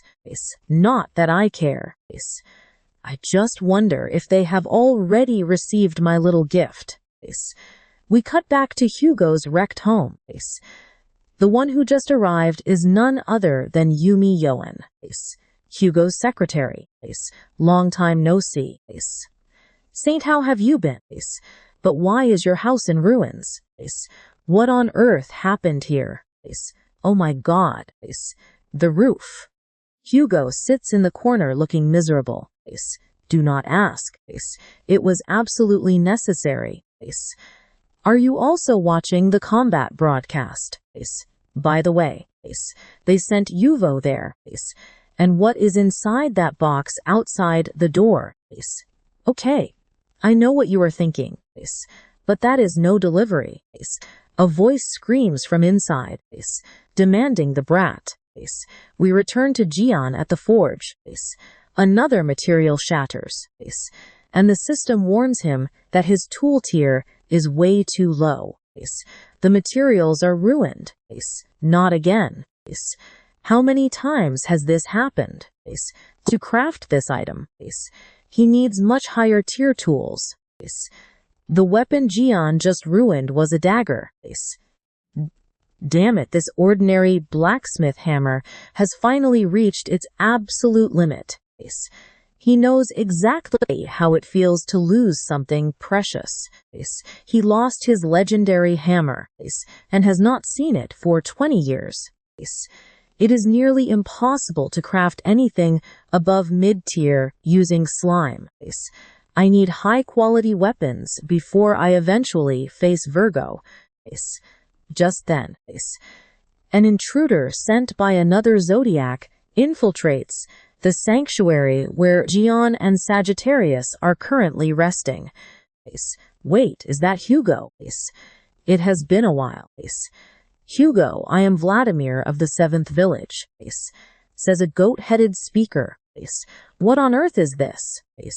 You have terrible taste, you old goat. This looks like one of Yang's ridiculous pranks. Why do I always get dragged into this? Then Jian arrives with a small hammer, joking that the intruder is just an old goat. Long time no see. Great creator. I am glad you are safe. The woman standing beside him looks completely bewildered. I am Vladimir, the Capricorn of the 7th village. Remember me? Ah, right. Sebastian of the 7th village, Jian replies. Here is the deal. Vladimir is the saint of Capricorn, and just like our hero, his absolute specialty is blacksmithing. Following our main character's disappearance, almost every legendary weapon in the entire world ended up passing through his hands. He is the mustachioed old man from the previous chapter. Now we see the arsenal of weapons and armor he recently crafted. The latest one is that goat-headed speaker. Anyway, I am just glad to see you are doing well. I came to find you for the following reason.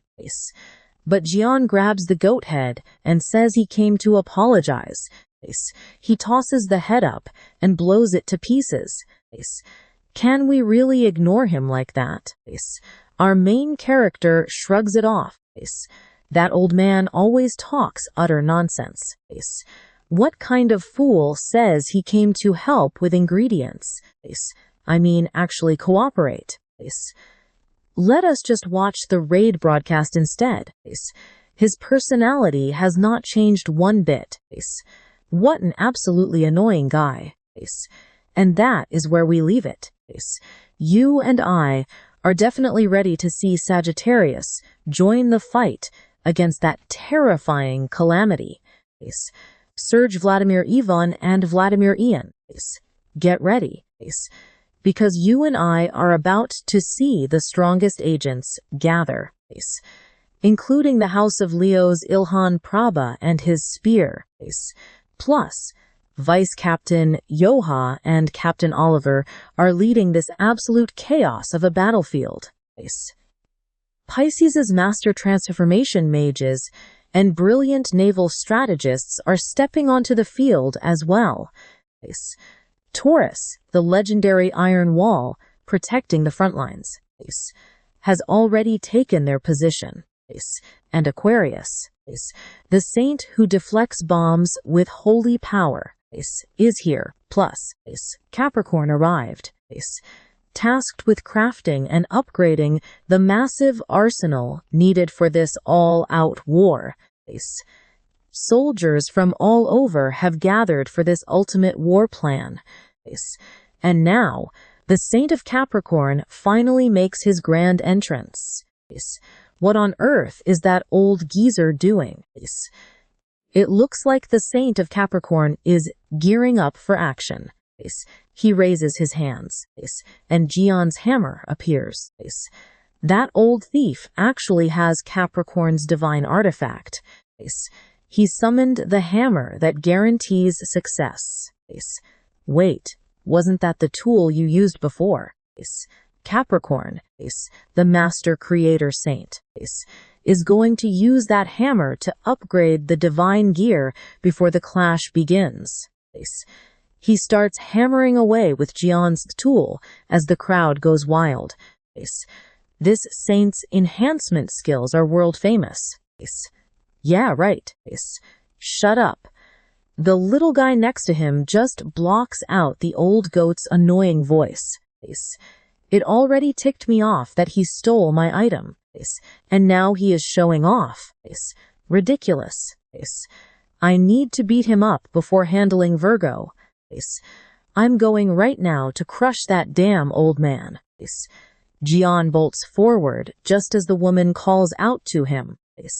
Don't blink. Because this is where the real nightmare begins. A colossal beast rises from the deep as a giant monster erupts from the ocean. This beast is absolutely massive with a giant, gaping mouth. Everyone freezes in fear as it roars fiercely toward the heavens. It's the calamity of the thousand hands. Threat level red. All units. Assume combat positions. Wait, what is that? Something is dangling from one of its tentacles. Squinting closer, they see Stephen desperately clinging to the beast. Is not that Stephen Mark? And somehow, he is still clutching that broken bone from the last episode. Says, let go of my bone. You filthy monster. Oh my God. He is fighting a calamity over a bone. But then again, he paid $1 billion for it. He refuses to let go. Honestly, he is obsessed with that thing. My lord, please get out of there and calm down. What are you doing?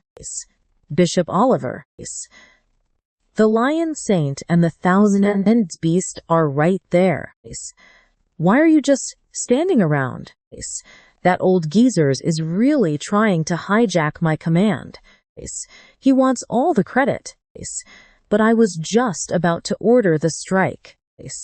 The lions chug their physical enhancement potions and get ready. I know what you're thinking.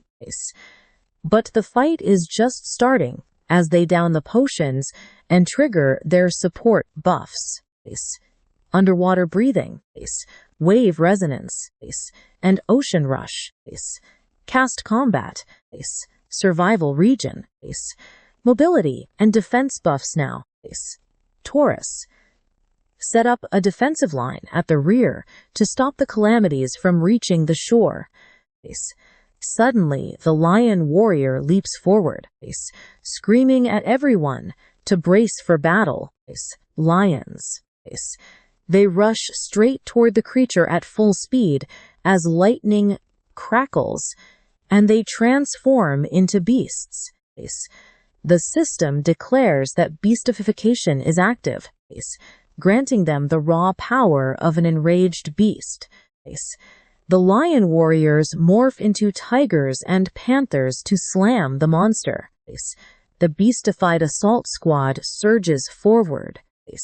Meanwhile, Aquarius keeps spamming blessings, stacking even more powerful buffs onto the front-line fighters. Yua takes charge using the guild's unit skill. A massive energy lion shoots straight toward the calamity and collides with epic force. Right then, the transformed lion warriors also dive into the fray, surrounding the beast to strike from every angle.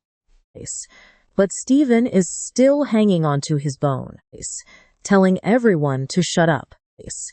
My lord, quit playing the fool and stay put.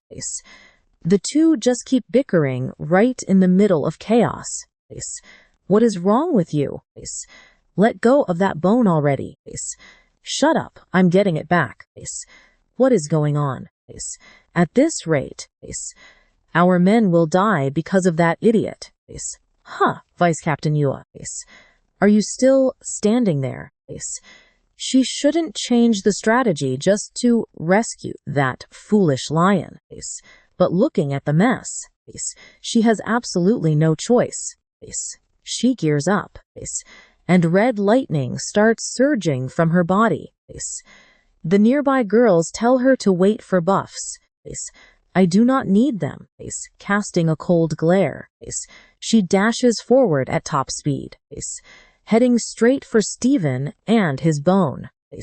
Before he can even react, Yua cleanly slices through the monster's tentacle. In one swift motion, she frees them both. Rescue complete. Stephen crashes into the water with his bone, coughing up seawater. Then Yuas steps right on his face and shoves him back under. Everyone watches this in utter disbelief. And that is where we leave it. Crossing that distance, slicing that tentacle proves she is simply amazing. See you next time.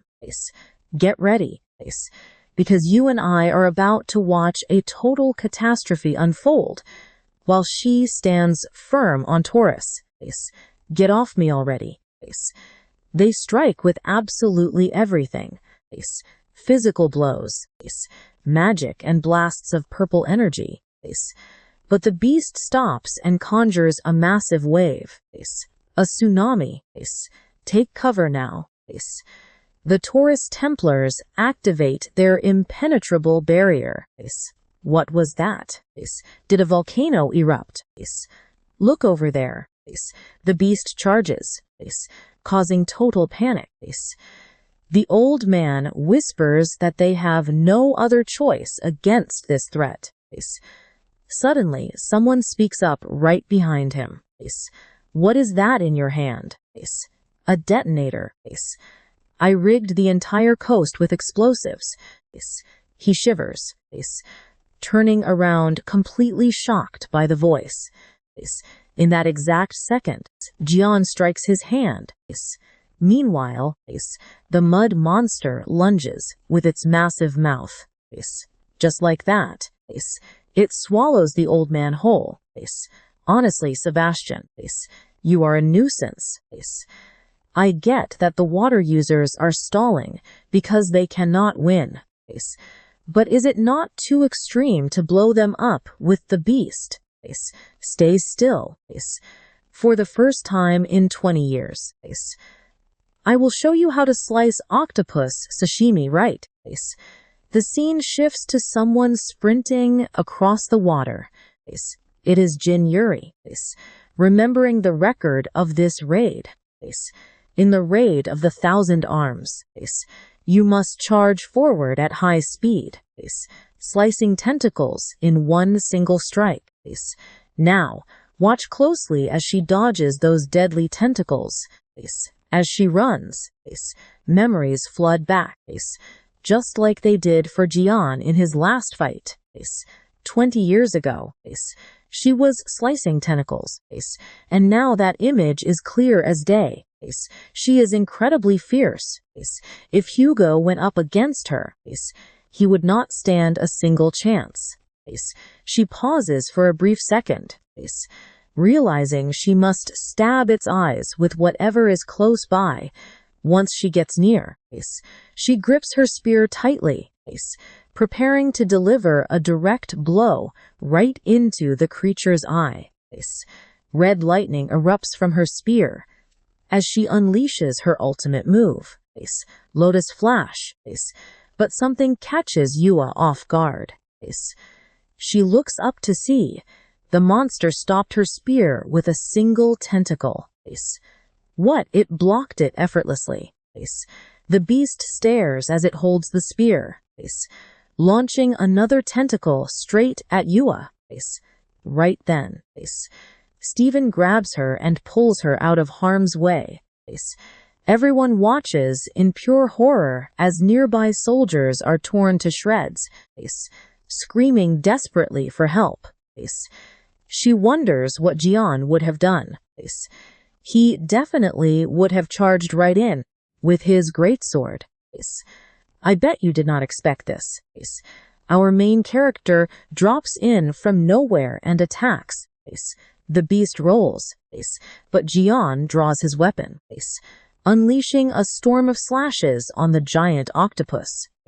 Skill, great mountain eruption. A massive hole rips right through the beast. Wow, did I go a little too far with that? The crowd is completely speechless, and someone yells from the back. Gone, how did you get here? Why is everyone so shocked? I only came to give a quick demo. You guys were struggling way too much against a weakling monster like that. You should just shut your mouth. You only showed up at the end to steal the kill. We had this. But suddenly, the octopus snatches Jian, leaving everyone terrified. The beast pulls its giant mouth right toward him, ready to swallow him whole. Even he reacts for a split second, while Hugo screams in total panic and the others freeze up completely. How could anyone defeat a beast like that when it is crawling with tiny, octopus-like creatures underneath? They shriek with completely deformed faces. But right then, Jian summons his power, and a spear crashes through the ground back into his hand.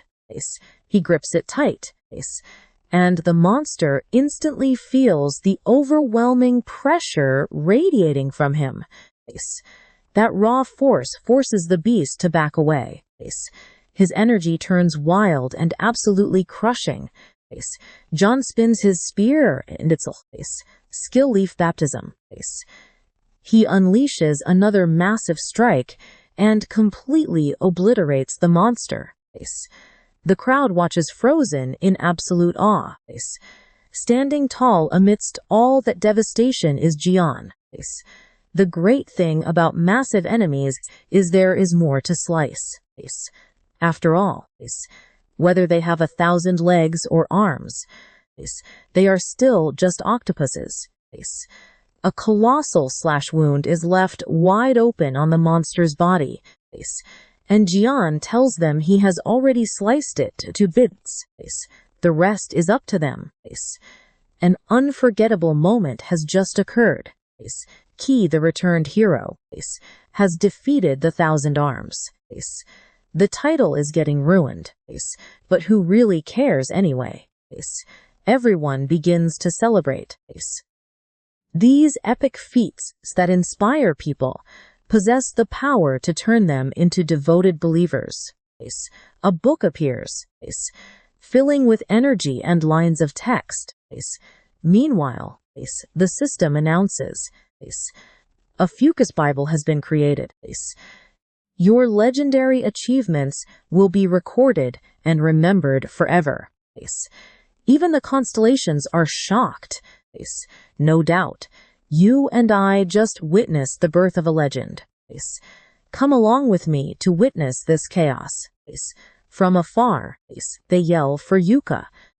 She happily waves to Guan, but Hugo's presence would ruin it all. Shortly after, someone rushes over to ask if she is okay. She nods, but suddenly, something makes our main character sigh. Wait, what is that on your back? Did you seriously carry that all by yourself? Hugo gets super nervous and stammering says there is nothing here.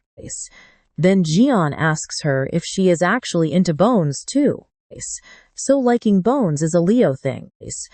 Hugo quickly denies it, claiming she only wanted it as a collector's item. Anyway, our main character shows her the broken pieces of his spear, the one he used to slay that monster. He admits he broke it and promises to forge her a new weapon soon. Hugo gets instantly hyped, asking if Uncle Hugo is seriously making it. I would love that. Right then, Steven pops up, grabbing her and saying it sounds awesome. They all freeze as Yua glares at him, totally annoyed. Have you completely lost your mind? Why are you screaming like that? You idiot. Steven insists he has a major reason to celebrate. As Leo's cardinal, Jin Yuri is under his command, and now Jian is offering her a weapon. Of course, Steven wants one too. Jian gets annoyed hearing this, but Steven keeps pushing him until our main character is about to explode. Now pay attention here. Right before everything hits the fan, an immense power surges right behind Jian. It is a giant goat. Steven screams. Oh my god. Main character. Can you cause explosions with just your voice now? Does your power have no limits? He snaps back. Idiot, that was not me. Suddenly the blast unleashes a dense, choking yellow mist. Absolute chaos breaks loose. People are screaming for help left and right as several of them suddenly begin to transform. Damn it, what is happening? They are mutating into beasts with glowing green eyes. What happened to you? Someone screams in terror. Suddenly, one of the beasts leaps forward, biting a soldier. Absolutely nobody can comprehend why this nightmare is happening. Leo's forces are completely out of control. Their squad viciously attacks the Taurus people. with everyone demanding to know what caused the blast. The old goat retorts that it was obviously the marmot radiant flash bomb he planted, though he complains it was too weak. As they turn, they spot that rotten old goat in mech armor. He is smirking, calling this a tiny greeting before the main event, all while holding Lime with one hand. Jian demands to know right now what the hell he did to Lime. Meanwhile, a deeply confused Steven demands to know what Marmot is, and if he seriously planted a bomb right where his men fought. The old man tells him to shut up. It is no surprise that every Leo soldier caught in the blast instantly went insane. So this was your doing too, old goat, he cackles, mocking how our main character is always so quick to figure things out. Now, you and I are about to see something even more interesting as the old villain blows a loud whistle. Hearing that signal, the mutated Leo soldiers react instantly, charging straight towards Jian and the old villain. They dogpile Yua and our main character, slamming them brutally to the ground. The old man sneers at Jian, mocking how he solved so many crises yet can't resist now. It is checkmate. Main character. The beasts pin him down alongside Yua, while Steven glares at the old villain with pure rage. The old goat cackles about how satisfying it is to humiliate Jian. Steven curses him, furiously demanding to know what he did to his own men. Why aren't they obeying? The villain reveals that Steven, our main character, and Yubi never drank his potion, leaving them completely unaffected. That drink he handed out before the battle was actually a chemical drug designed to brainwash and control all the warriors. He explains that the elixir Steven's men drank specifically reacts to his latest masterpiece, meaning they will only obey commands played through his flute. Steven roars in pure fury, demanding he change them back. The old goat tells him to relax. If he ever wants his men back, he needs to hear his offer first. He chucks Jian's sword right at Steven's feet. Isn't that our main character's weapon? Yep, the old man confirms it and lays down a deal. He claims he cannot refuse. Pick up that sword and kill Jian.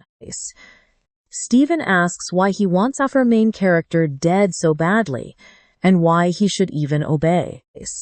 The goat snaps that he has zero choice if he wants his men safe. He has already felt the massive, crushing gap between his power and the main characters. Just like how the old smith felt the difference between Jian's legendary forging and his own. When facing obstacles, those walls look impossibly high, walls that are impossible to climb.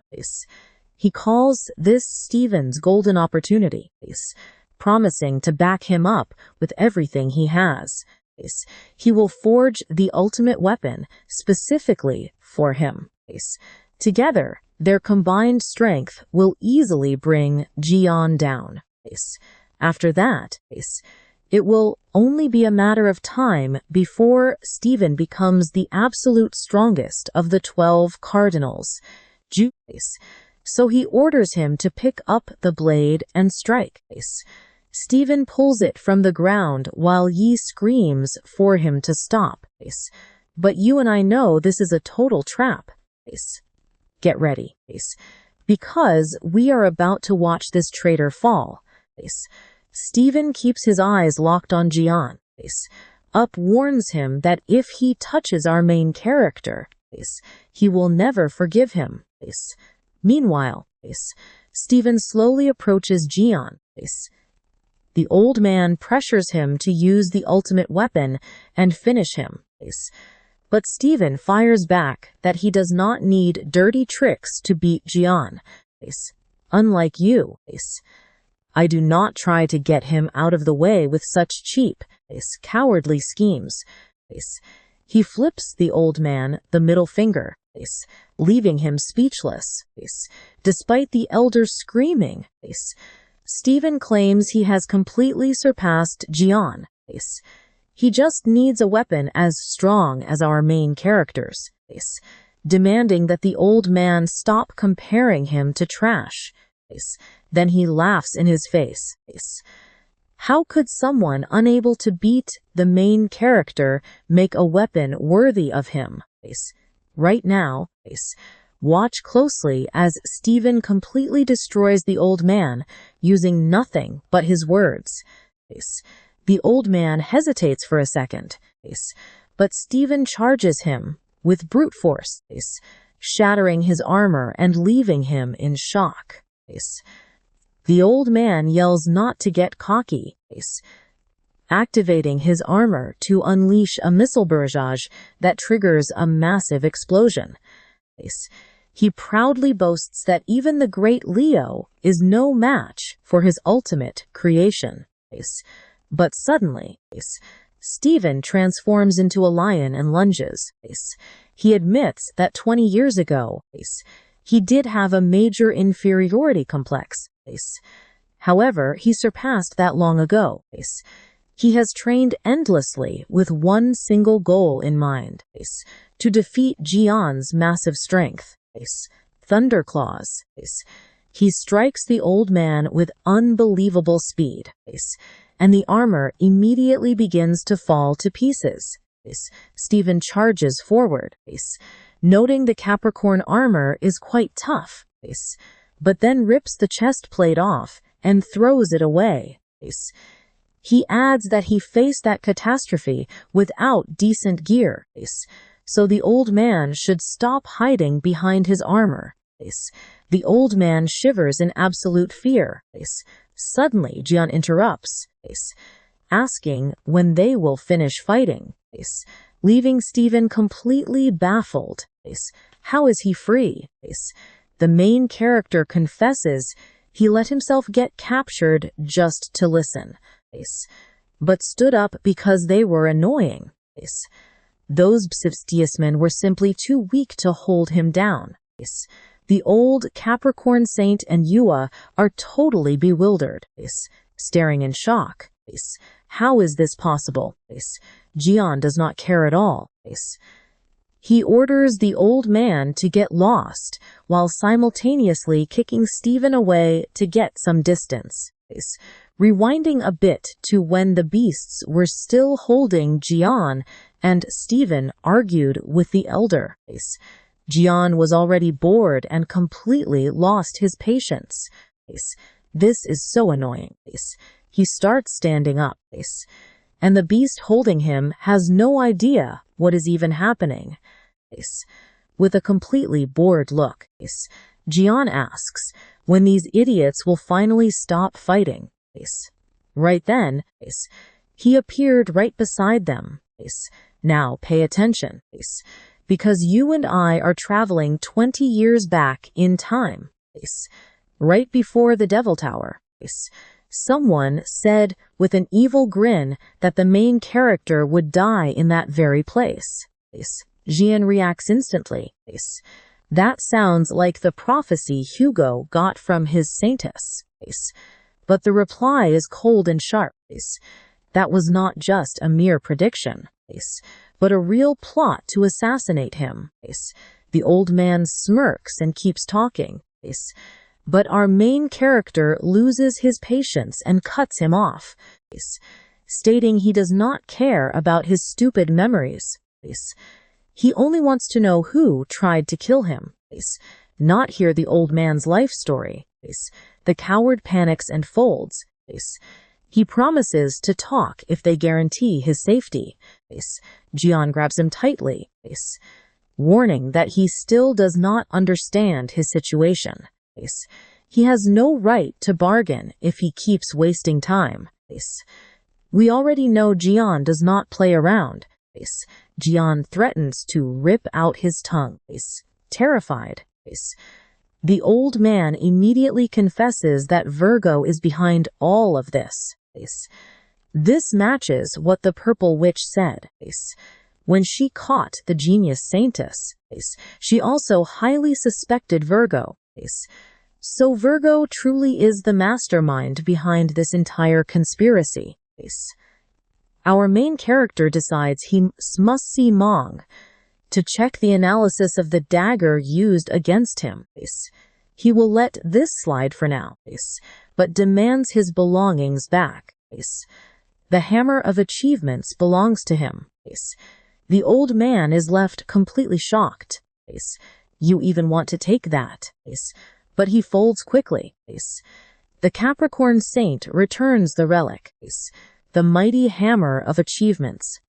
Jian is satisfied. The Capricorn Saint trembles with rage and regret for losing his incredibly valuable hammer. Our protagonist mocks his miserable face, calling the three brothers to reveal themselves immediately. He orders them to drag the old man to their dimension, letting them break an arm or leg, as long as he stays alive. The old man is terrified seeing Jian control avatars. He realizes he did not just become a saint, but the god of a brand new constellation. As they drag him away, Jian tells him to use this time to reflect. Not that he ever plans to forgive him. Soon after, the Leo group finally wakes up, complaining of splitting headaches. Everyone feels relieved, thinking danger has passed. But trust me, for the Capricorn faction, this is only the beginning.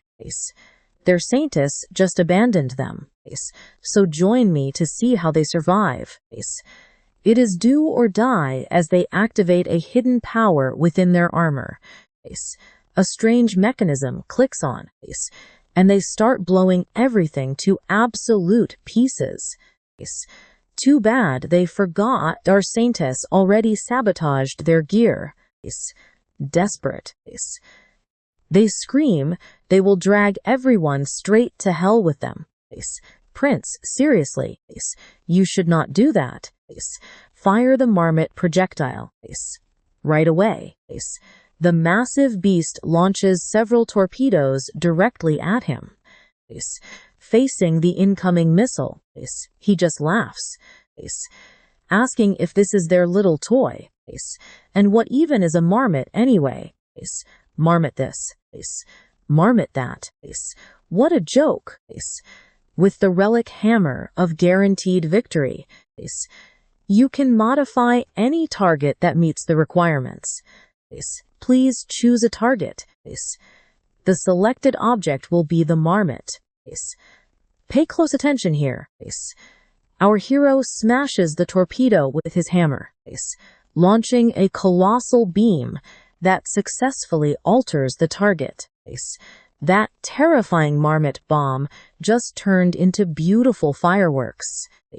And just like that, he transforms deadly explosives into harmless fun. Damn it, they turned our weapon into pretty lights. Suddenly, a furious warrior slams the ground, screaming about being used and discarded. Wait, what now? They survive too. Beastmen are incredibly tough, making us almost impossible to take down. If that stupid marmot was still an explosive, things would be different. But these weak fireworks do absolutely nothing to us. I bet you did not expect that. The coward flees in terror while Stephen, furious, vows they will never escape. Any weapons left? Give me something massive, durable, and easy to throw. Jian just calmly replies, why even bother? I will make you one. Then he glances at Stephen with a devious smirk, saying he already found the perfect projectile, Hey, why are you looking at me like that? I have a really bad feeling about this. Suddenly, Steven gets launched into the air by Jian. He flies at high speeds, straight into the enemies, scoring a perfect strike that sends them all scattering. Maybe I should take up professional bowling. He then stares intensely at Steven's foot before dropping the poor unconscious guy onto the dirt. Even so, he cannot stop staring at that weird junk stuck to Steven's foot. In the end, he lets it go, choosing not to touch it. Quite a wild ride we just witnessed together. Right.